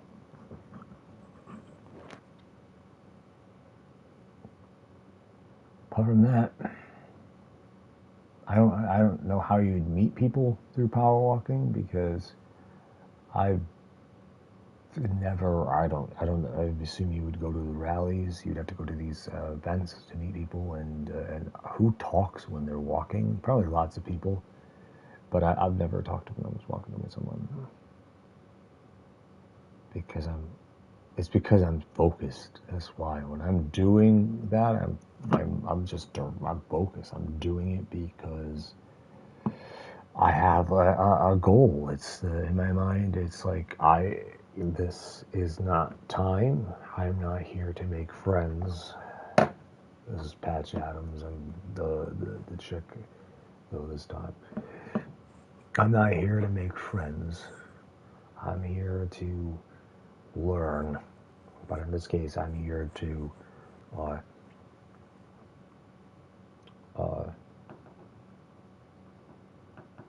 get in shape. That's pretty much it. Just get in shape for whatever needs to come, so I don't get too far behind when I have to build back up. Because I can. I think I can. 10 more years, maybe not, if I'm not kind to my body. What do you think about a 30-year-old in this section and this stuff?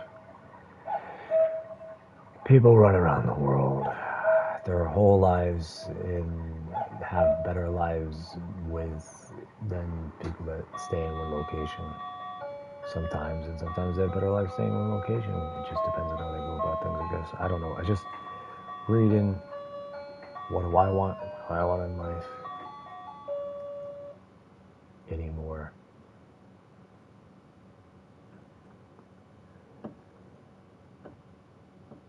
Personally, true love would be nice, but I've still am like against it at the same time nowadays, because I don't really know what I want anymore, to be real. I just am at the point where it's just better to go where my needs are. And my needs are to get my voice out there, be heard, whether people like me or dislike me, and take the bit of knowledge, maybe figure out how I could educate people on things. I need to be an activist. I need to go into art and media, because I got to prove certain things. I got to use certain foundations. I got to take things and go, I'm going to be working. I'm not going to have no time for a damn relationship. But that's the rate. I just don't, I don't know, things at that point. I don't know anymore. I really, really don't know anymore. It's to the point, and I'm not looking, other people are looking for that whole lust thing.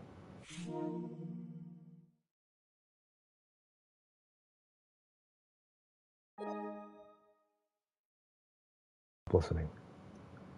It's just not me. I don't know, I just don't want to be that person, and I don't have to be that person. So you might like it. I know I would like it. I would also like to go running around nude and fucking, I'd like to do a lot of things like that I shouldn't probably do. I'd like to go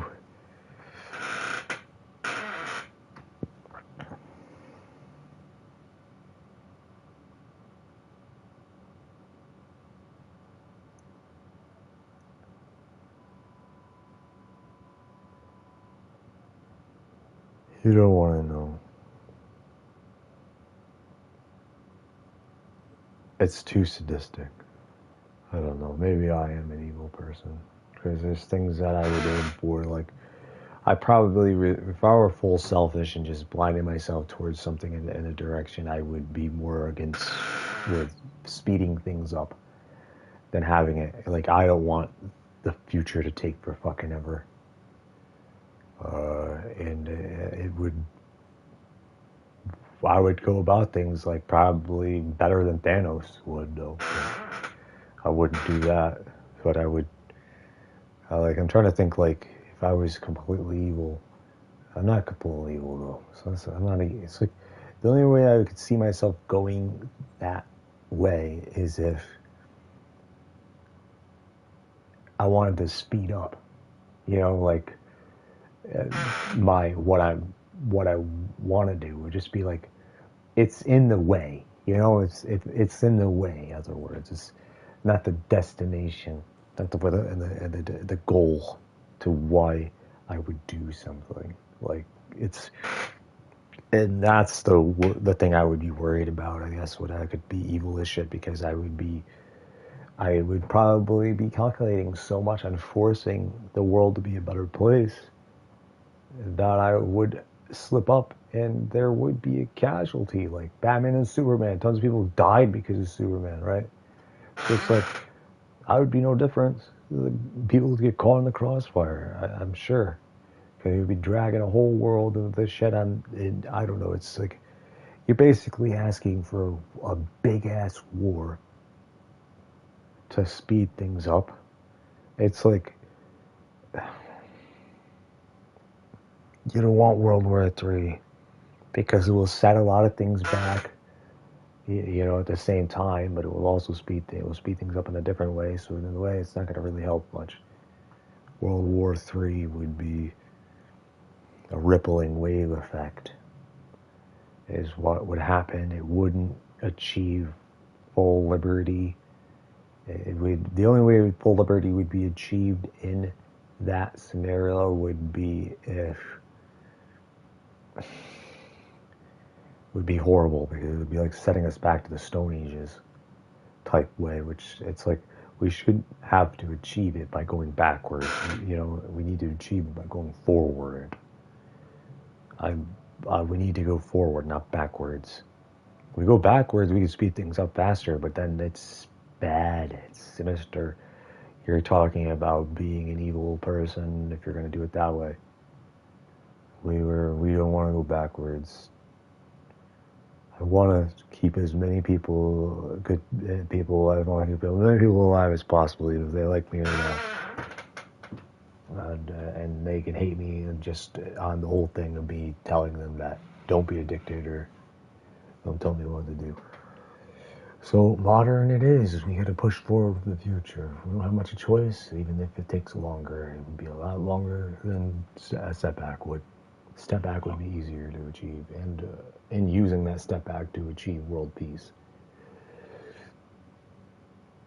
you could go backwards and achieve world peace. But I'm trying to say, the pathway that way would be rip the Band-Aid off, go to dinosaur ages, and you're talking about like half the population being killed. It's fucked up. You don't want this. You don't want that. Backwards would be really bad. especially with people so dependent on things nowadays. All right, good night. All right. And so they have to manage the resources better. We need an economy to manage the resources. We don't need money for it. We need caring people. We need people that you base your currency off reputation, off of what you do in life and how you like it. What do you do? Are you good in this? Is this who you are? You know, everything's service based. All your games, everything you want. No longer have to purchase anything ever again. Everything's provided for you as a mass majority. Never to buy a console ever again if you don't want to. I mean, it would be a world that would, what I see with the consoles here is, you want to know what I see? I've always seen transition, like shepherds, when it comes to even the console. Projects Scarlet here and the PS5. I don't know the code name for the PS5, but because I wasn't technically working for them. I guess I don't know if I was really working. It's questionable when it comes to that. What I say about Microsoft. What am I working for them? Was I working for them? Yes, but I didn't get paid like big dollars for it. It was on my own terms, but but anyway,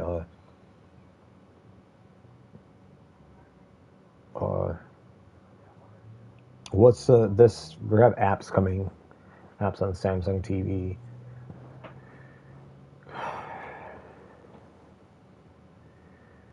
Well, the PlayStation VR.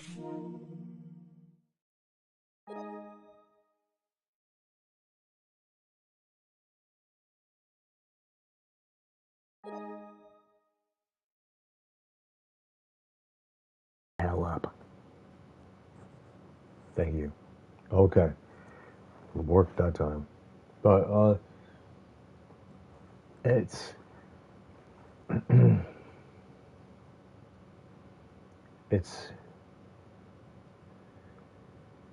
I'm trying to figure everything out here. But go back to memory lane, because I guess I'm a liar because I can't recall things. Forget, you're a liar. No, so, which is not, like, that makes no sense. Like, I don't know. Like, you're lying about being happy, sure. Maybe that's what obviously, I'm trying to be happy. I'm baking happiness. So, manufacturing happiness right now. Yeah. While trying for really having a cause at the same time with being bad and evil, because I'm trying to be happy while doing something. It is fucking weird, because technically I guess it's accurate a little bit. I don't know, but it's not evil. It definitely isn't evil, but it's complete opposite. But it's, when it comes to things, I don't know. But the other things, and then it's like, this won't help necessarily. It'll help towards one thing, but it will help towards the other thing. You gotta carry everything over. It's a lot to carry. I'm carrying so much. Is what it is. I'm good at carrying. Mentally and communicating is sometimes not so much. The Xbox in the end, what I think what they will do, because I think we're in a time where people are really getting on, like, the people who are falling back on Game Pass, but they're going to get more and more on Game Pass probably, but they'll be buying games.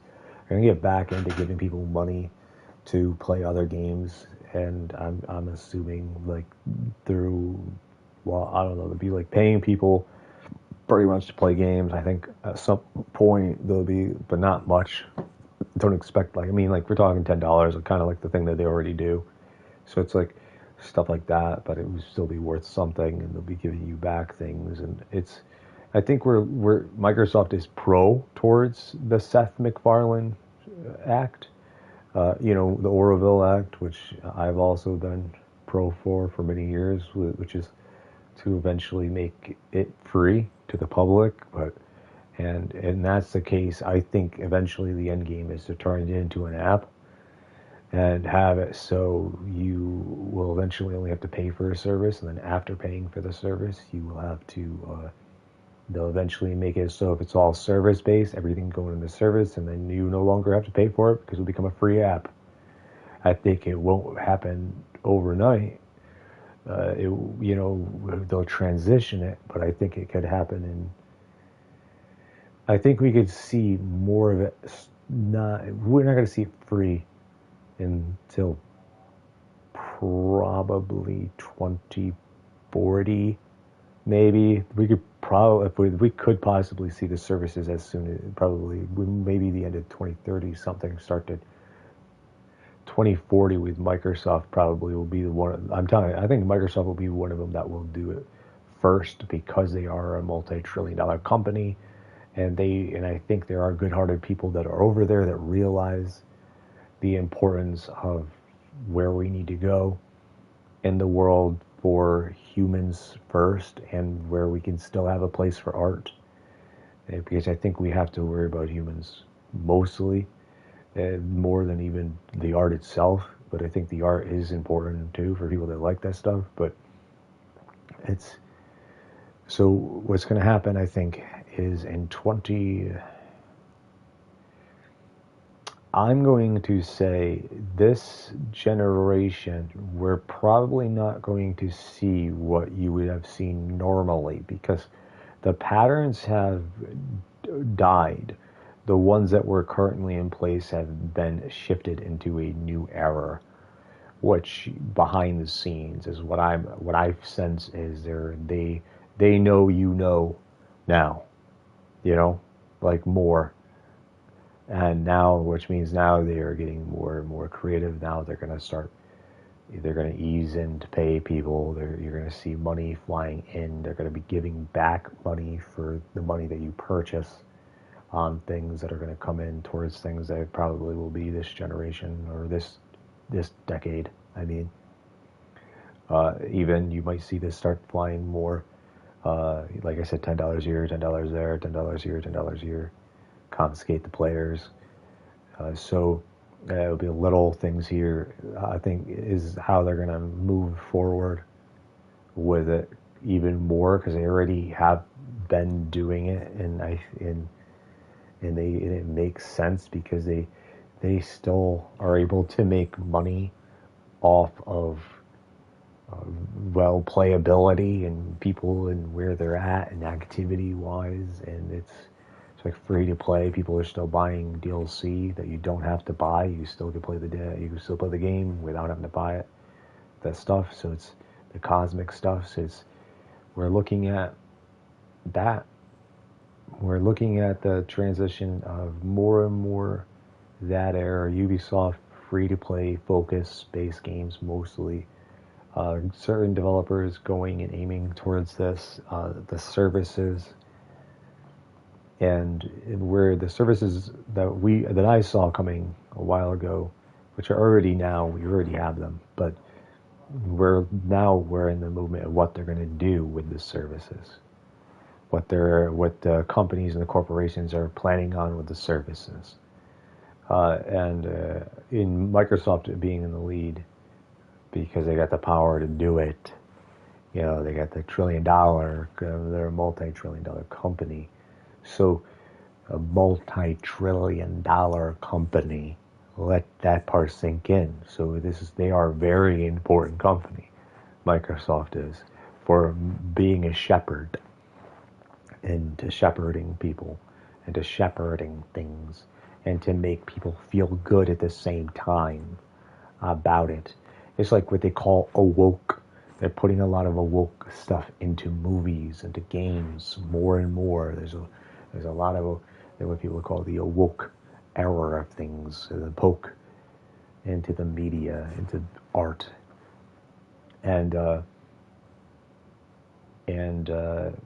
it's transitioning and raising people. It's transitioning, educating people to be more kinder to people, to be pro-liberty, is what it's doing. It's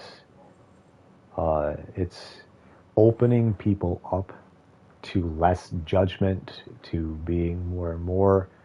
I do believe it will lead eventually, for a lot of people, it will lead to the death of marriage, though. I think for a lot of people, because this is what is the truth with because I know for a fact that a lot of people out there are what you call settlers to relationships, and there may come a dawning in the future for a lot of people where people will find it better to be more alone than they will be with someone else, or going off and sleeping with multiple people, to be honest, because not everyone, but I wouldn't be surprised if the numbers on the people that have been doing things for years are becoming more honest, like people going to where they really need to be, and not as so much who they're trying to be, and eventually failing at it. Like we're gonna see a lot of. I think we could see a lot of. What is it?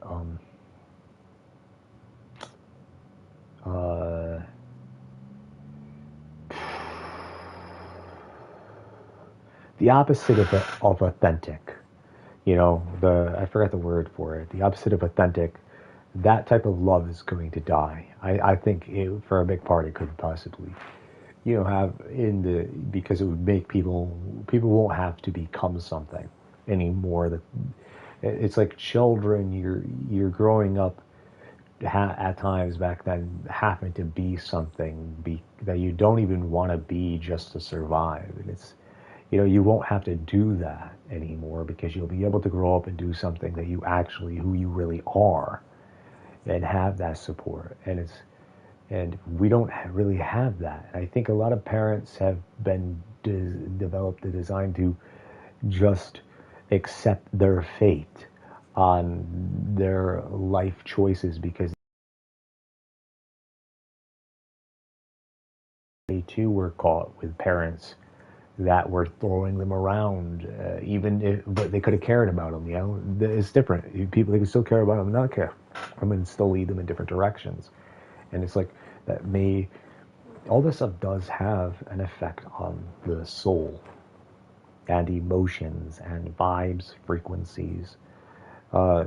This is no joke. Frequencies and vibes are very real. People have been saying this for years, and they don't understand what it is. For years, it's like when you start to dabble, you start to learn about it, you start to learn, well, what the hell is magic?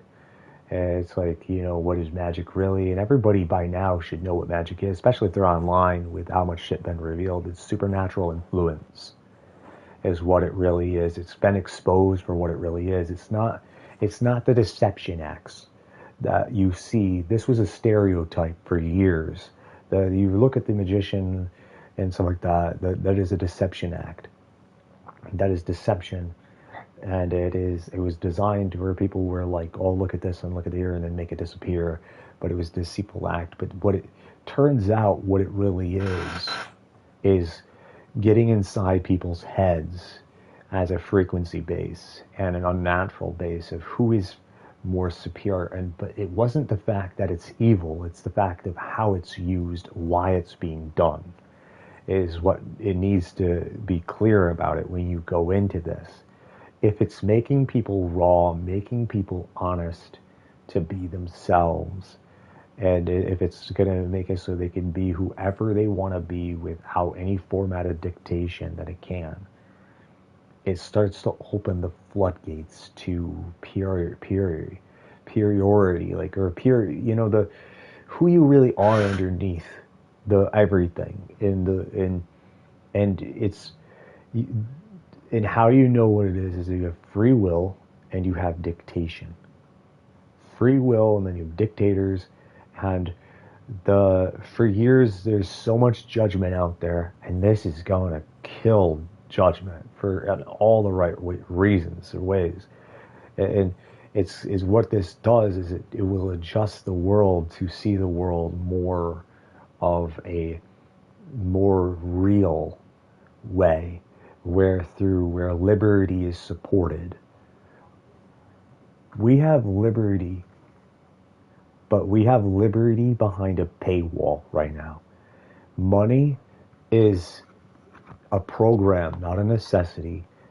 It is evil as shit. It's been forced upon us our whole lives. And it's been discovered by lots of scientific minds that this is accurate. This is 100% that this currency value will hold things hostage. You have class systems beneath the rich. The rich are better than you, by financial standards. They're actors being paid to do things, stand and freeze in a spot, and do a couple things and act.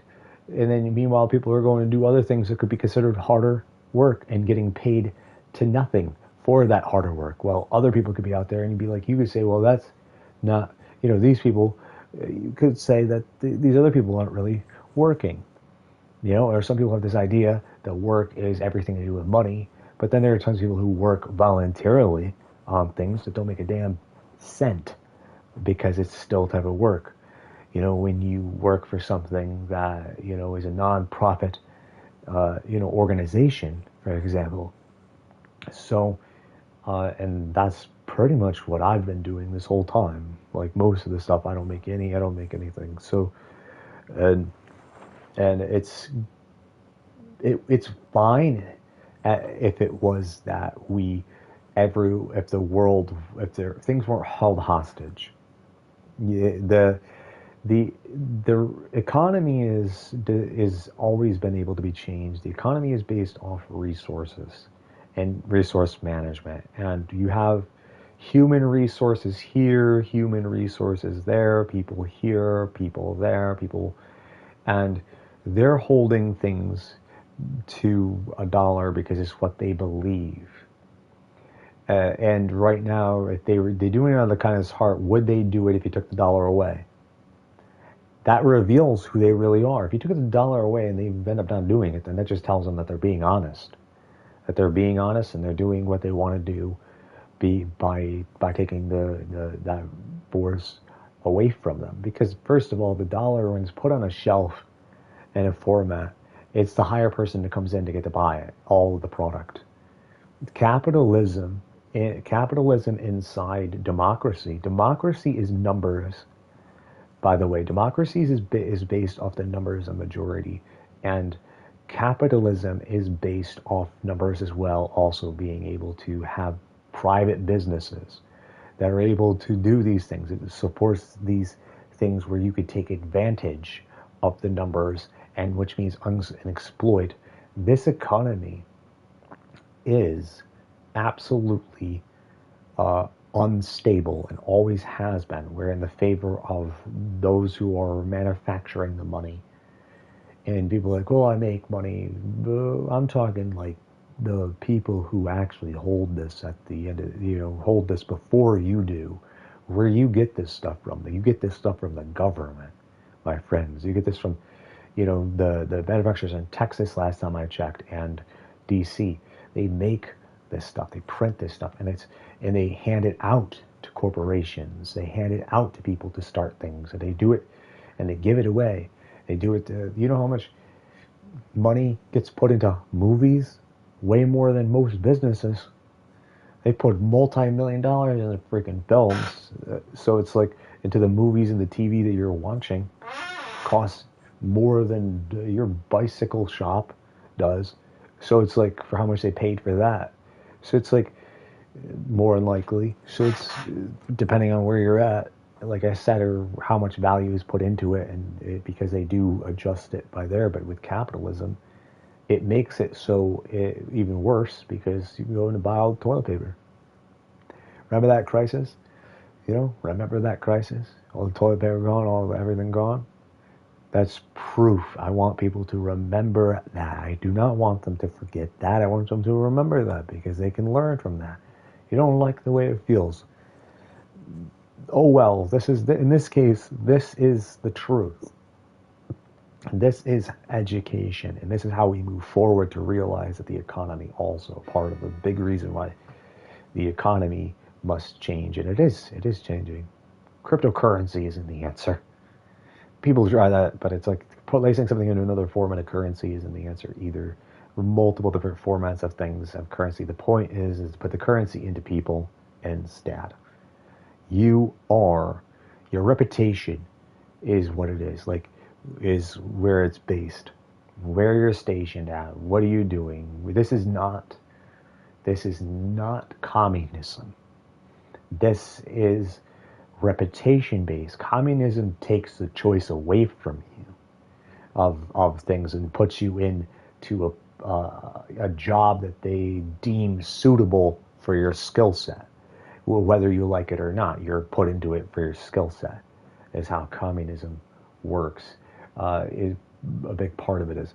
This is something entirely different. This is where you put it into reputation and choice and liberty, and those who appreciate and like what they do, and not what you're paying them to do. Because money, I am telling you, will kill a lot of things in this world. It will not help us one bit. It will keep people murdering people. It won't stop.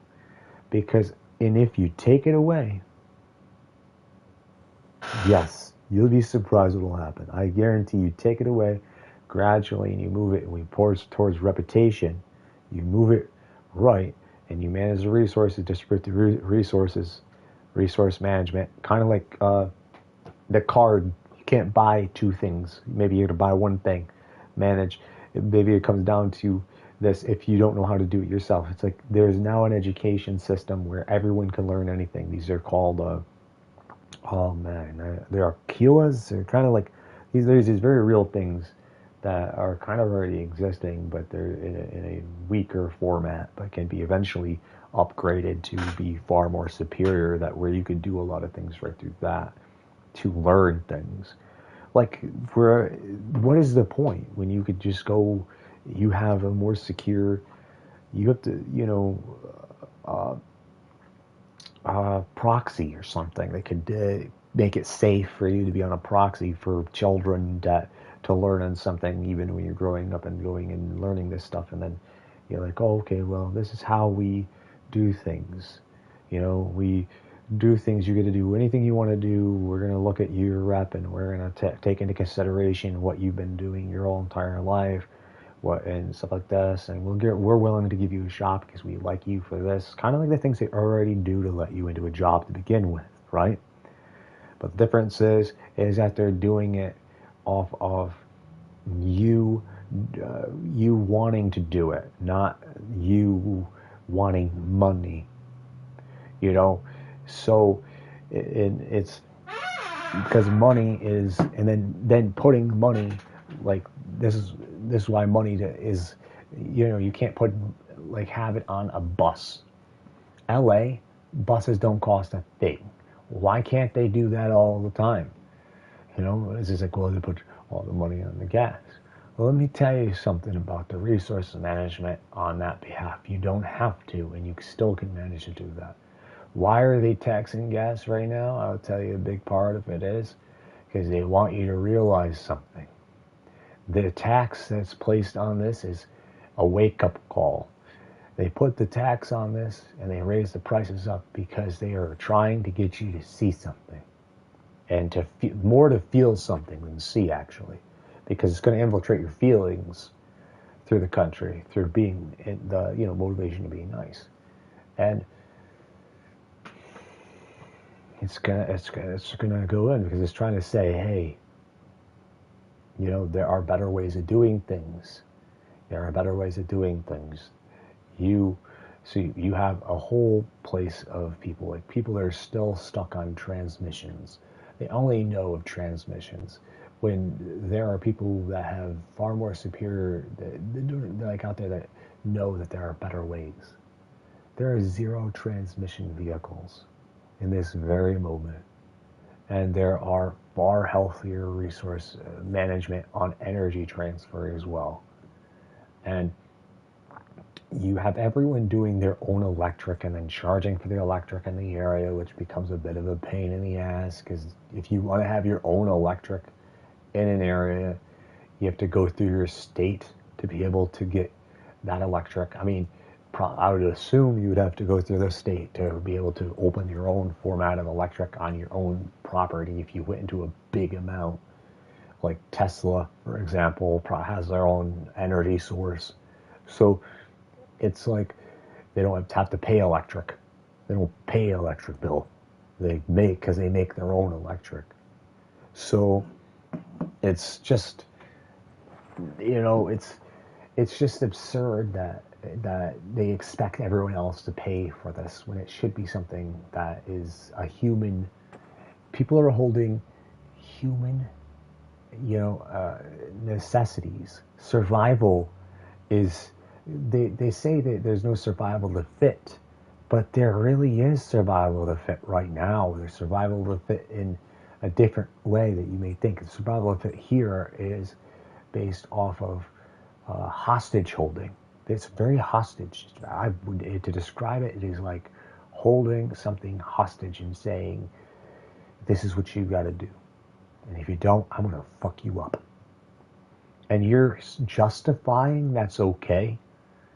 You see what I'm saying? And people, you understand that you are the government, right?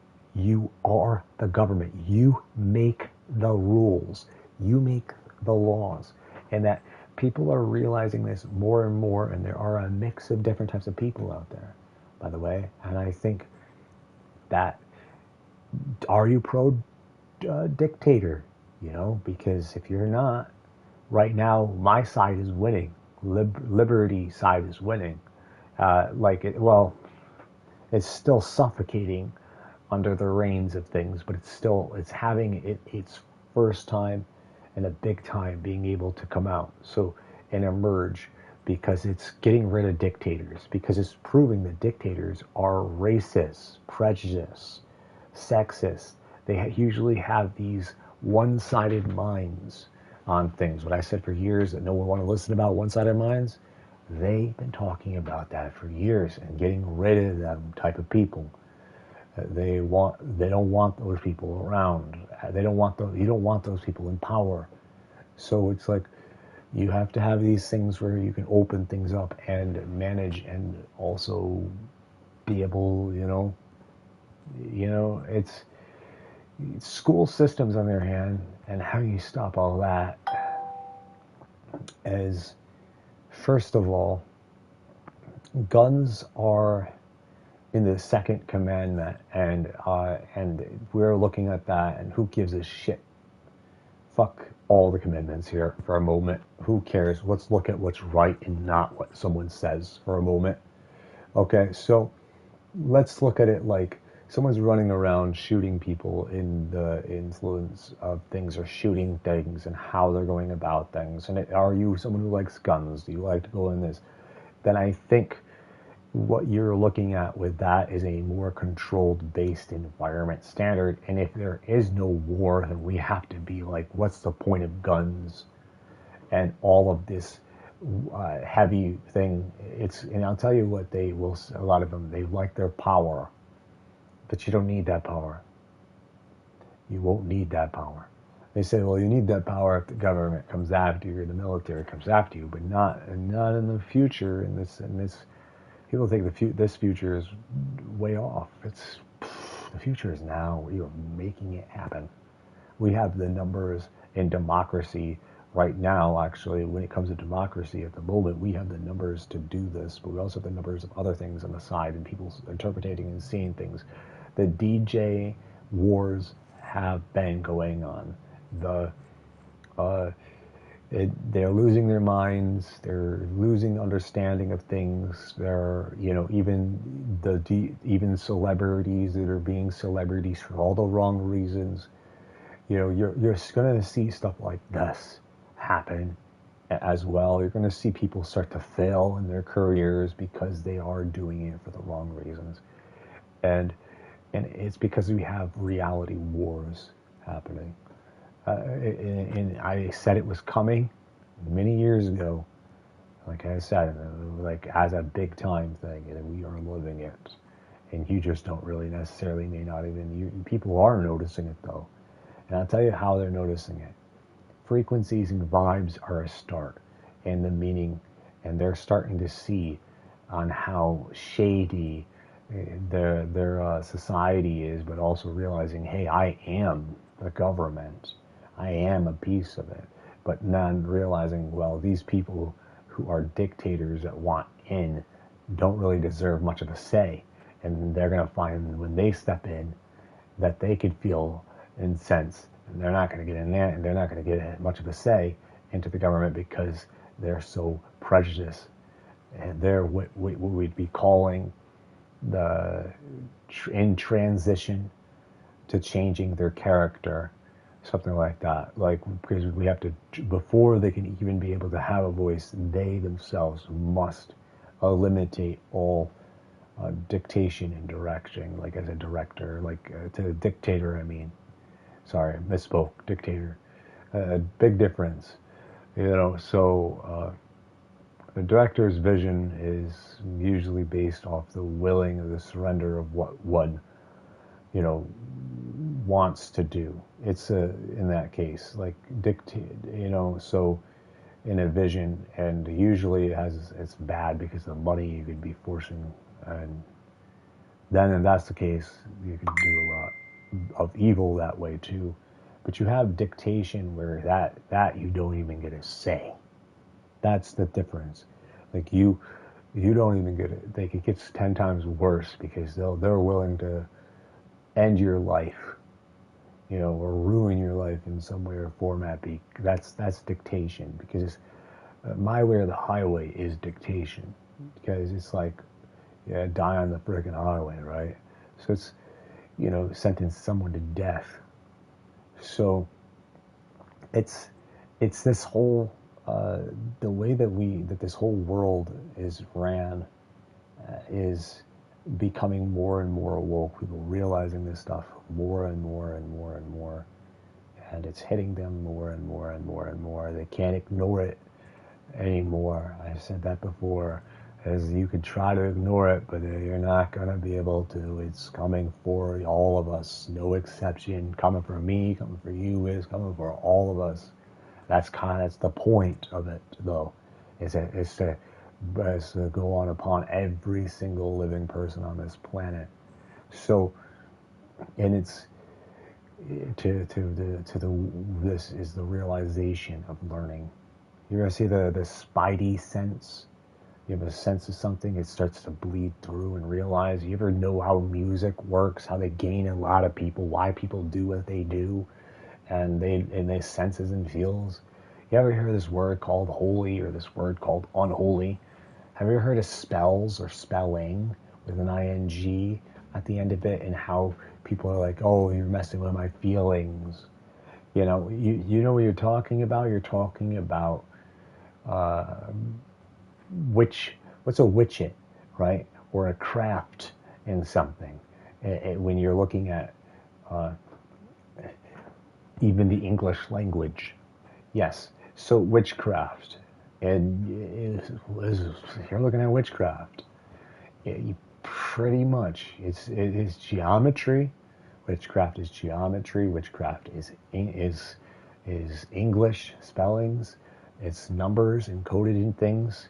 And when you don't know it, and when you don't know it's there, it's because you're not reading into it. And if you read into it, beware, because you have to be in the sense to know what it's going to do in the effect. Because when you look at certain things and what it's sending off to, because the point of when you use witchcraft and you start to realize its existence through vibes and frequencies, even you have to understand that spectrums are granted meaning. If one day we took all the red lights out of the the traffic You know, red means stop. We decided that blue means stop from now on. Reprogramming occurs. And why and where they get these things. Why is blue blue? Why is blue blue? Blue is water. Blue is this. It starts to go bigger and bigger and bigger and bigger into things. I think people forget this stuff. It's like for years, just like other people say, people forget their nursery rhymes or the meaning. They'll have a sense of something and they'll stay temporarily connected to it, and then they'll disconnect to it. And how they usually get disconnected is they usually purchase. They get the money thrown on their asses, and they get thrown all aside with the dollar. And that's the case. There is no way that a marriage can succeed in a format like that. It's just like, it's highly unlikely unless you are like the purge, you know, people that are behind the purge operating this stuff and watching you purge. Like they're purging, you're sitting back and watching you purge. Like, you know, so it's, these people want to see the world burn, but they don't want to participate. They just want to fuel it to burn, you know. So, and it's like we have a lot of this shit, and if you get rid of money and you get rid of strings on souls, strings on hearts, you start to lose power over, you know, them when they base this stuff upon someone. You take it away and you will open a realization portal, and you will realize what we really are deep down underneath everything. You'll realize the universe will be like, I don't know what this is. You don't know what this is. The universe is channeled through celebrities, singers. Why do you think what they do, where they come for these things, frequencies? Why do you think if someone says gay people are disabled, it is a frequency in which some submit to, that find more, you know, pleasure. It is more of a frequency actually than anything else, and that's just base. But then even then, you can have an alpha frequency in the body of a female that, in the alpha frequency in the body of a female could still be straight though. So in that case, it doesn't make, you know, so it's because you're still able to direct it. It's still hold, you know, in the stance and how low you can go in the designs, the layers. When people say, what level are you at in the layerments? They also tend to forget that someone is framing their sight. They are triangling their sight into a scheme of knowledge, of a transfixed bit of knowledge, and then they are like, oh, I can't see outside the triangle though, and they're only like, I could see the lines of the triangle. Some of them are like, I can't even see the inside. So it's like, you know, it's like, it's because it's gapping, but it's still there just because you can't see it. It's still there. And it's like, when I say CCC, what CCC does is CCC bases into here, here, here. If you ever notice, it actually is connected to here, here, here, CCC as ear, ear, ear, into your neurons, into certain parts of your brain that will lead to the functions like your hippocampus, your limbic system, and the things that are attached to the limbic system, which I tend to forget the names of sometimes. But if you forget the names of it, you could forget the names of it, but it does not change the fact that it's still there. You see what I'm saying?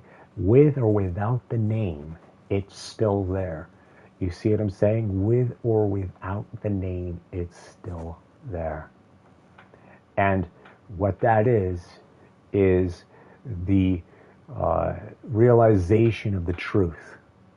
And you match it and go in to the neurons.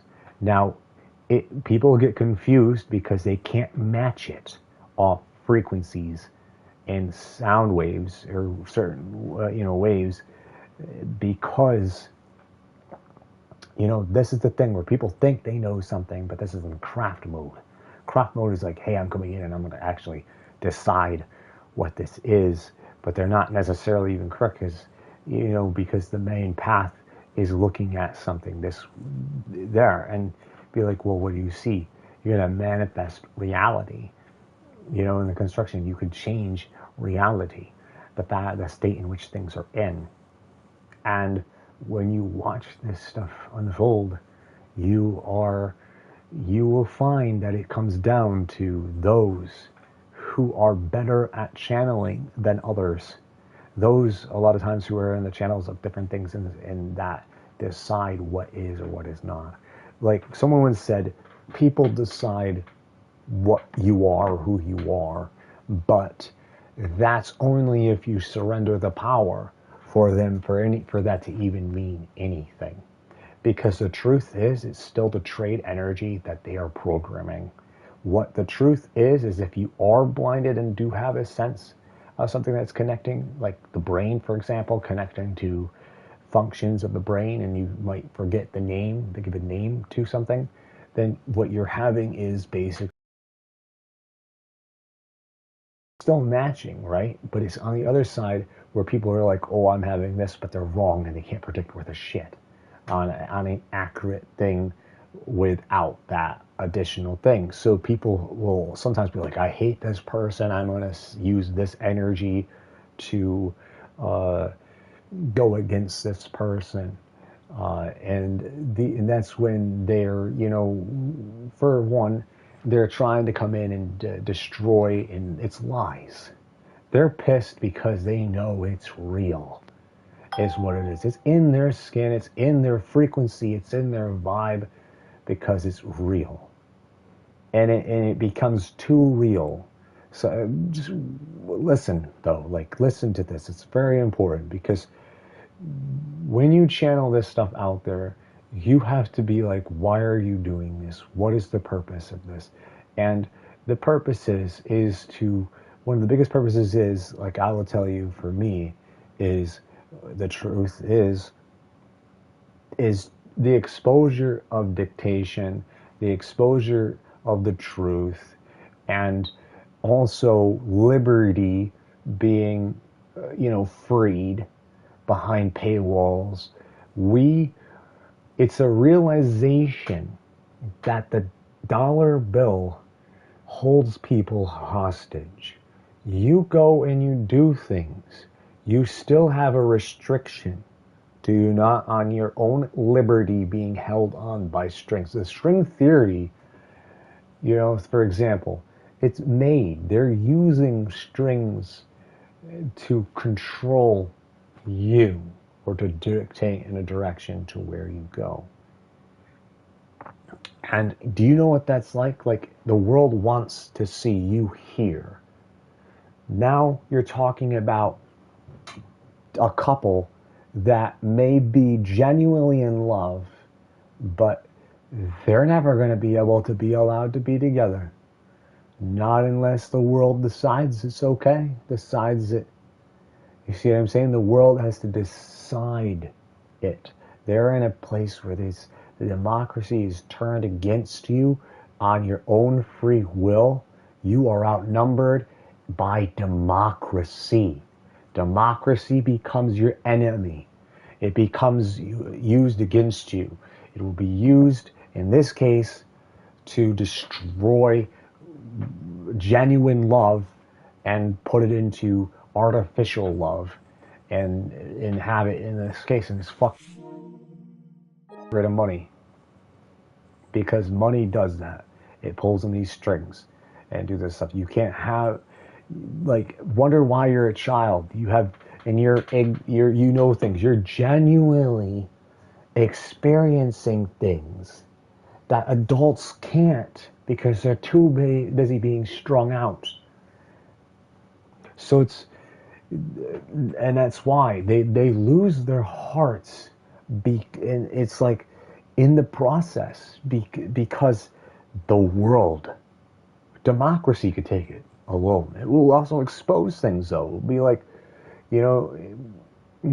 for example, capitalism, it could be used, put a price on something and then watch what happens. Put a price on something and see how the person reacts. And watch, just like an observational study, and to see, like, if you take it away and see how they will react after. It's a transition bit of knowledge. I don't recommend doing it though like a band-aid, as much as I said before, because it could, but it's, if necessary, you will do it like that and then have to transition it afterwards, like a big mess to clean up. But, but in the case, it's still, you just have this whole thing with people in transition. And I see transition every damn day, where people are settling every single damn day for things or expectations on what you should do, what offerings I see, and what I have to do to get to where my heart is. My heart is held hostage, and it's like, well, maybe that's you on your own behalf. I'm telling you, it's not. I know for a fact it's not, because, like, I'll also go back and tell you that when you see love, genuine love, someone genuinely coming in to bug the hell out of you, whether you like it or not, genuinely coming in and you throw a fit over it or not, because you're the one on the strings all strung out, have to now artificially, get rid of this stuff to go back into genuine. So, it's here you are. It becomes a work in itself. It's killing. It kills people. It kills people too. So it goes in, and it's just like they are taking people's hearts and tearing them apart. They've been doing it for years through communication, corrupting communication waves, saying, well, they believe for themselves, but so many people using this interpretation, they're caught on spectrums. You don't see what goes on behind closed doors. People fall into wells of emotions that then they are deceived upon, because people come for those emotions like hungry beasts that seek to destroy you and use you, and then wonder why you're in the state afterwards, because you have your genuine love is being fucked with. It's being taken from you, changed, destroyed. It is coming for you one way or another. It comes for all of us, and then it all becomes artificial from that point on. You will hit an artificial love that you will, because you have to make love. And do you understand what that means? That means it's not real love. You are creating this format of something that you're not even, I sit here and I was like, it's not. I am in survival mode. Where I am right now in this moment is hell. As I have said for many years, and still stand by that, is still true. Like, I am in hell. What I see and what I feel is fucking really, I feel like there's been people around me that wanted me to be things, and for years, or I'm around toxicity, or I'm around something that I'm not matching the energies. It's like I'm not happy. It's like can't mesh with them because they're not compatible. You see what I'm saying? Not even compatible, really.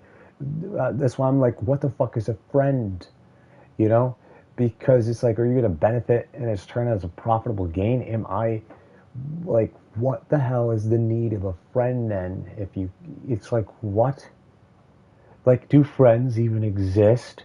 I started to think this, like, there's no such thing as a friend. There's absolutely no such thing as friends. It's family, though. That person who's like your friend is family, but people forget that or don't know that. And it hits them. It's like, oh, do you feel family vibes with that person? Possibly. But then you're like trying to make this relationship work. That's an employee. You're someone you're working with, except for you're not getting paid for it. Right? And the strings, or you're trying to get somewhere, or you're not getting somewhere, and people are like, what the fuck's going on here? People hate it, people like it, people are all over the place because they're strung out. There is never artificial love there. I mean, there's never genuine love there. I guarantee it. Like, at some point, and it's tragic. It is absolutely tragic. It's that it's come to the point that it is all made. Made is like if I want to make something and then someone's against it and they realize what it is, then I have to go in and, this is what made is. What you're saying is that you cannot be in a relationship without raping your significant other, or being in this era of something, that you cannot be in this relationship without money, or you can't be in this relationship without meeting a certain expectation. I can tell you, when the genuine was involved, there was no expectations whatsoever. It was, there's no expectation. You fall into that line. There's nothing.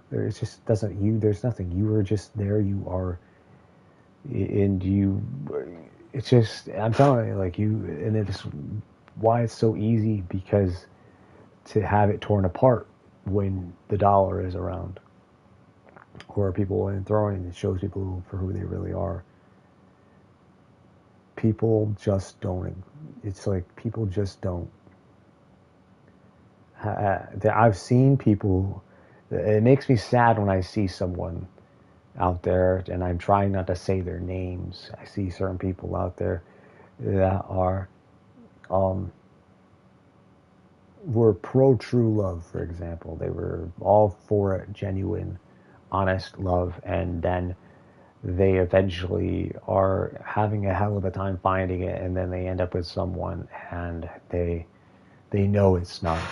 They know it's not true love. They know it's not genuine love. They know that what they're doing is settling instead, and they just don't want to admit it, because it just confirms that they feel wrong about it, and that they're, and that if it did, then either they like feeling wrong about it, or they don't like feeling wrong about it. You could, you can go down those roads as well, and they could just see who you really are as a soul, and not a identity person. That way, as an identity more to go underneath to see who you really are. And it tells me that people are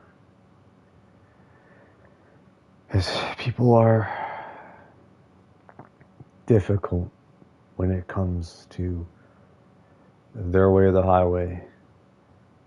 People want to, and money, and to ruin your life and have it all in their direction. You gotta meet and serve their every beck and need. It's so fucked up. Like, there is this, it's difficult. You serve, I serve, we all serve, we're all caught into this thing, but it's all nice and dandy if you're doing something you like. But when someone's like, you're gonna fucking do that until you get that, it's just not gonna make you like something. I've tried that, it doesn't work. You can't fake it. You can lie verbally and say that I like this job. I like the people, possibly that are, being assholes and directing me. Not so much. I try to. I do to this extent. I'm more understanding, but I wouldn't really say that I'm not going to stand for it when they become that. It's like you are the government, and you stand for what you believe in. You stand for who you are, and you don't let other people tell you any different. Democracy will come after you,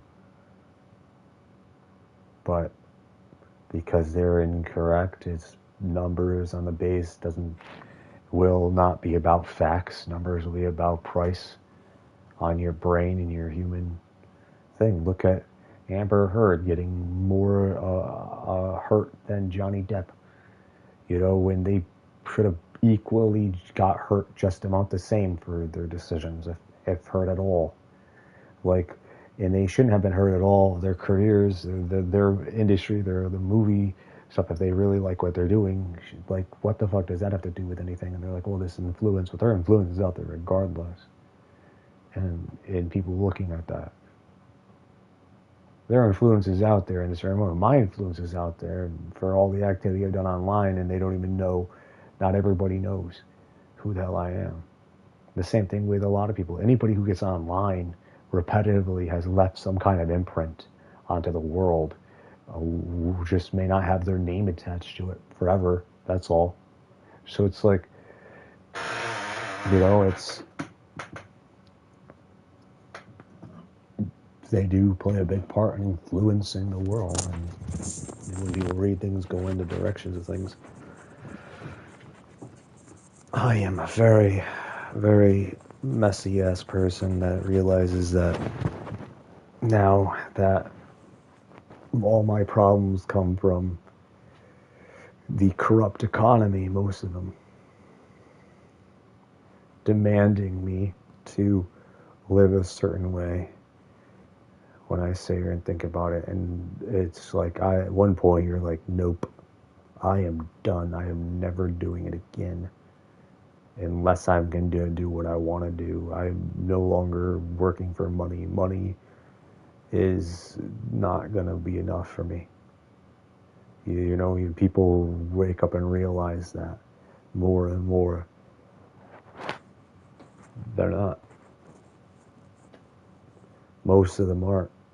It's, I don't understand how they could enjoy their thing unless they enjoy it. They must be doing what they enjoy then, because I sure hell don't do that and enjoy that.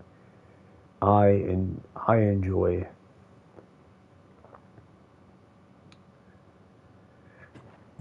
being a developer, a programmer, being involved in human brains. I enjoy, nowadays, selfishly, if I'm going to go down my road, I enjoy getting inside people's heads. I enjoy having superpowers, of psychological superpowers, and changing up reality so fast that they can't even comprehend. And they call it slow, but it's more like really, really, really, really, really, really fast. And they don't know how to follow it because it's just so skilled, so good, because I still use the frequencies and vibes. They just get different meanings every now and then. They get changed out meanings that they can't keep up with all the damn meanings. If I decide to keep switching the damn channel around, then and I'm playing video games or inspiring the manufacturing of video games, or giving people ideas, or helping people get to the point where they need to be to make certain things or want to do certain things, even though it's not, there's distractions, and the distractions are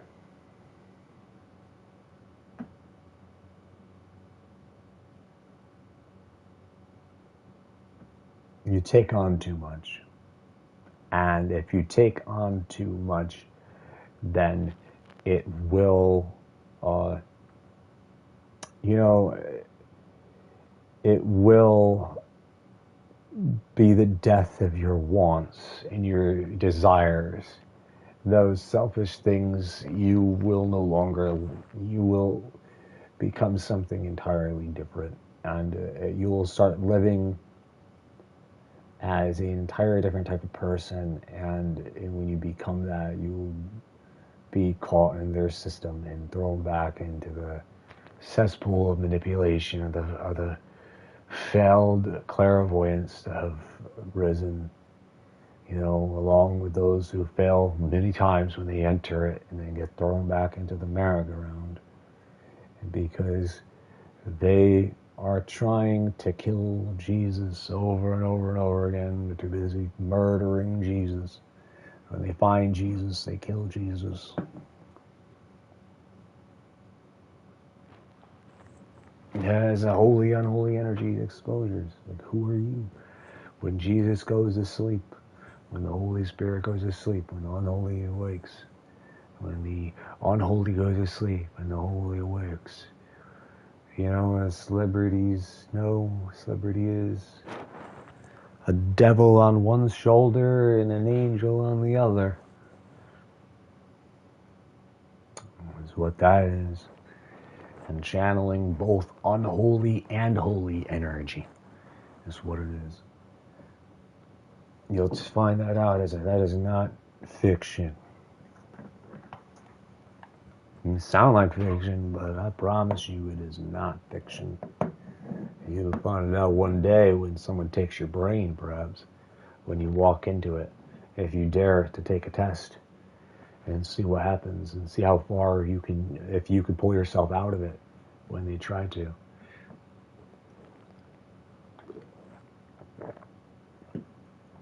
And you'll think, well, they'll help you. Not necessarily.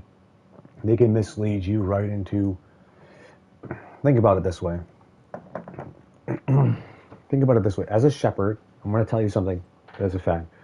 When you die as a spirit, a lot of spirits sit there and either have someone waiting for them on the other side or nothing waiting for them on the other side, or something that's not human waiting for them on the other side. And that was never human. These are called demons, by the way. These are also called aliens because they could travel back and through different things. These are type of extraterrestrial beings, but they come back and forth. This is not fiction, okay? Because it also is in our DNA. By aliens, extraterrestrials, I mean demons, and by demons, I mean, you know, exercise those demons, those things that are channeling in your body in this very moment, that even as alive. Those things, the sins, rage, you know, and stuff like that, that's demons. And they're the same thing as aliens. You got aliens, you got extraterrestrials in your blood. And you don't even know it. So invading you. So what it is when you get on the other side, you might come across the mimic. Wonderful illusion. Someone gets inside your head. You ever have The Shining? Someone speaks up in your head. You ever get a fuzzy voice in your head, or fuzzy wuzzy, for example? You know, and you see these things, and finally it hits your head like someone's trying to put a spell on you, but it doesn't work. It's like a dead shell, because it just it's not, you know. It's so when you're there and you hit it, and then finally you're there, you know. Well, they could lead you right to heaven, or they could lead you to hell. So some people will be like, oh, they could lead you to heaven. Not necessarily. That's the thing, like some people think it's just one fucking thing, but it's not. You're going to find it's going to be a lot more trippy, because it will be feelings, vibes, frequencies on a whole nother heightened level than you have ever felt when you leave your body. You're going to feel shit that, you know, that you're going to have shit ripped away from you. You're going to have a lot of things that are left behind, because it's only going to take you. The real you is all it's going to take. And the filter part. And it's going to, it's like filtering through your avatar. I ain't no God waiting for you on the other side, though. I am sad to inform you of that. I have never seen a God personally. Because humans are gods. Everybody's God if they know how to channel it. They just don't want you to know of like witchcraft and vibes and how to use it. Is really what it is. And who can blame them when people use it for all the wrong reasons, though? God is like just a direction to say, hey, lay down your weapons, your armor fire, you know, or your arts and crafts. Lay it down here and surrender your power to this. You know, your ability to this, to make things easier.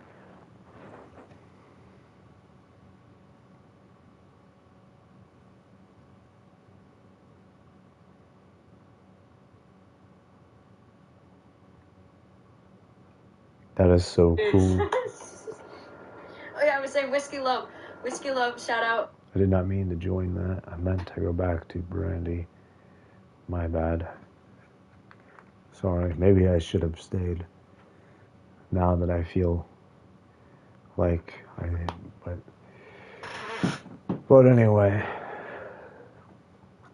you go down these waves and smash waves, smash waves, smash waves, smash waves, smash wave, smash wave, smash wave, smash wave. Wave take you here, smash, and they destroy until you're broken.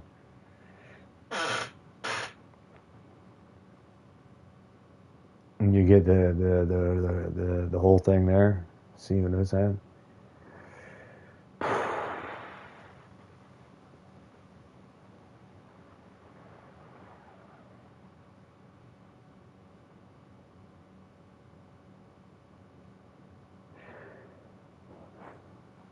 People surrender, they get what's coming to them.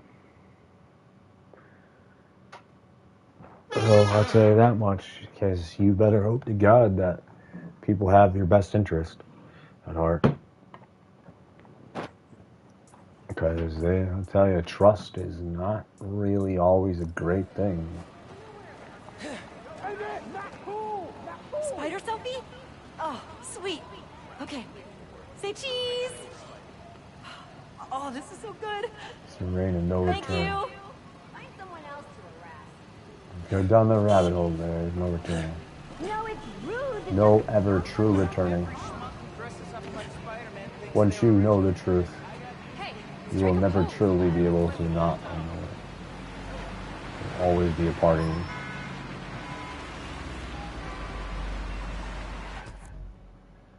That's the torment.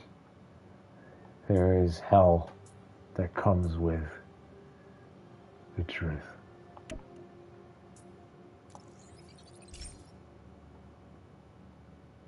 Oh. Spider-Man.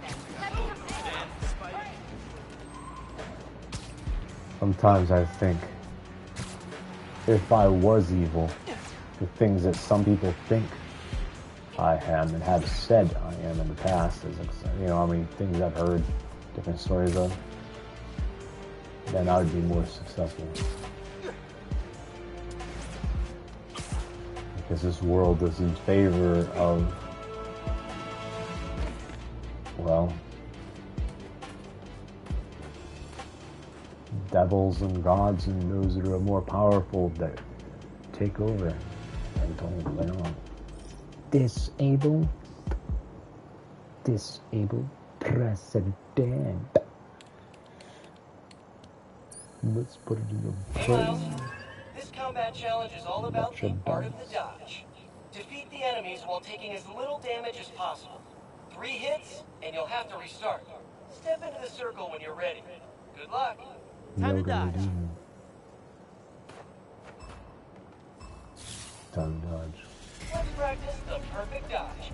Try dodging at the last possible moment.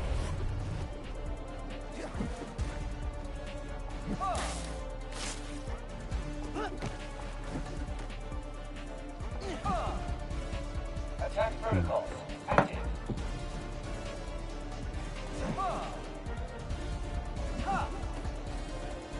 Triggering melee attack. That was close.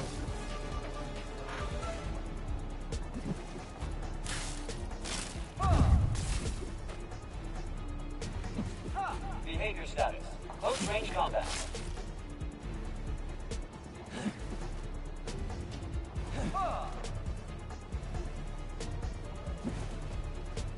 Assessing strategic variance. Did anyone see that? Perfect dodge right there. Oh, lucky hit. 2 chances left. 1 hit. All good. Close combat subroutine active.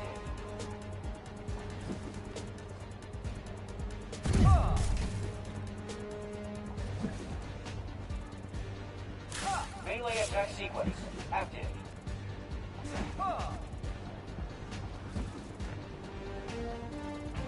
Analyzing hostile combat tactics.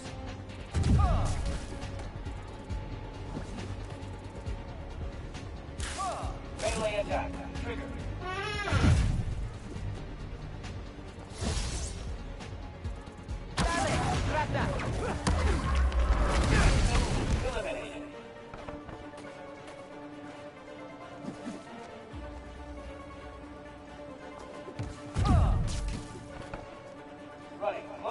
subroutine. That's 2.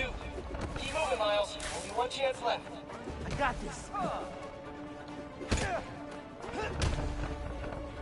Combat simulation is active.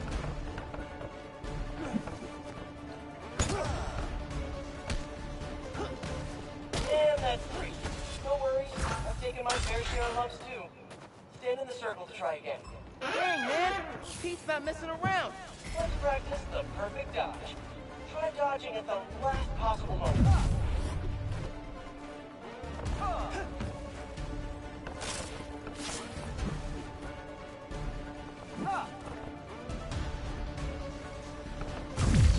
Assessment. Strategic variance.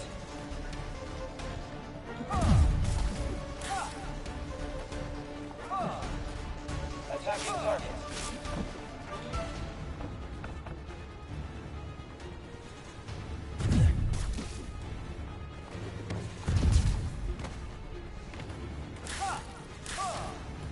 Close combat subroutine.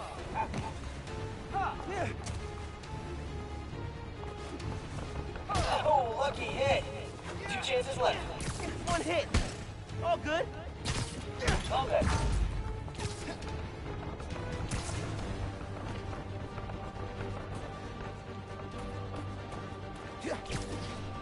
Target.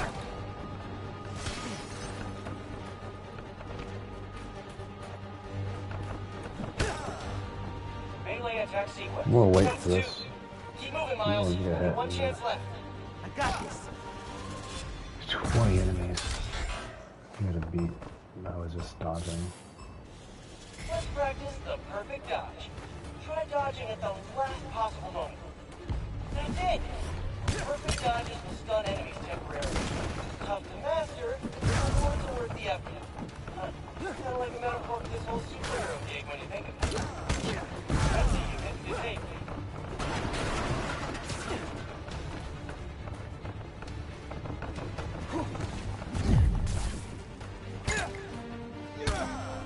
Attack prototype. Ranged enemies incoming. Watch out for gunfire.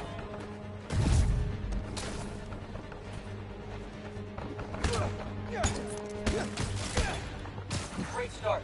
More enemies incoming. That's a lot of guys. Pulling the trigger. Look out.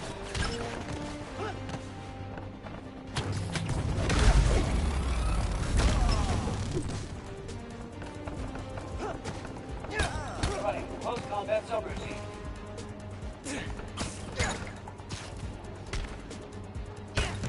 Heads up. Ranged enemies on the field. Incoming. Dodge, dodge, dodge.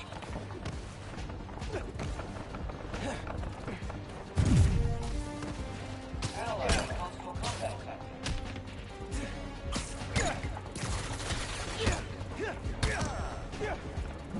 Post-combat subroutine.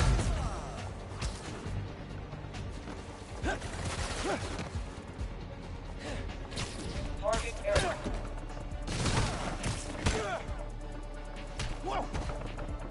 Another wave incoming. Keep it up. Pete doesn't make it easy. Activate. Oh, lucky hit. 2 chances left. 1 hit. All good. Combat ready.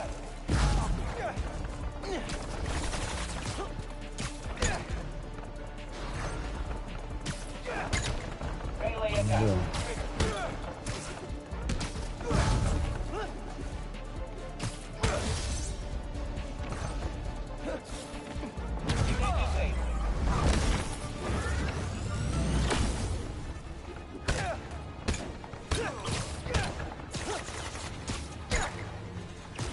Epic. Last wave's up. Guys. All right. Let's do this. Instance eliminated.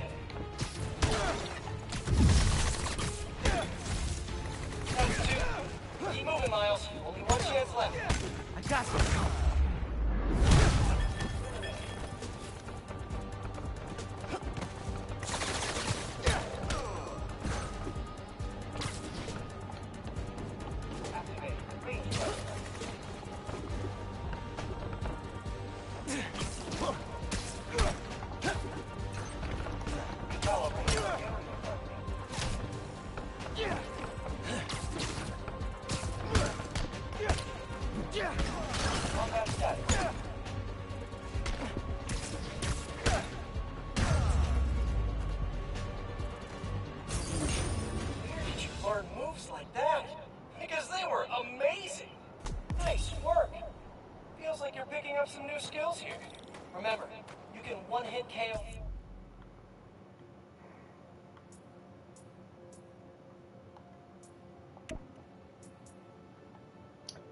You're in hell. You're in hell. No one wants you. No one cares about you. You're in hell. Welcome to hell. Incapable. They're heartless. Strong. They are so fucking strong. They are ruled by the dawn. They're so fucked over. They are ruled by the dawn.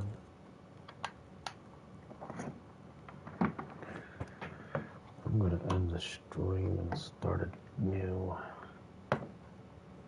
Enemies after a perfect dodge. Ready for it. 4 hours and 52-minute movie.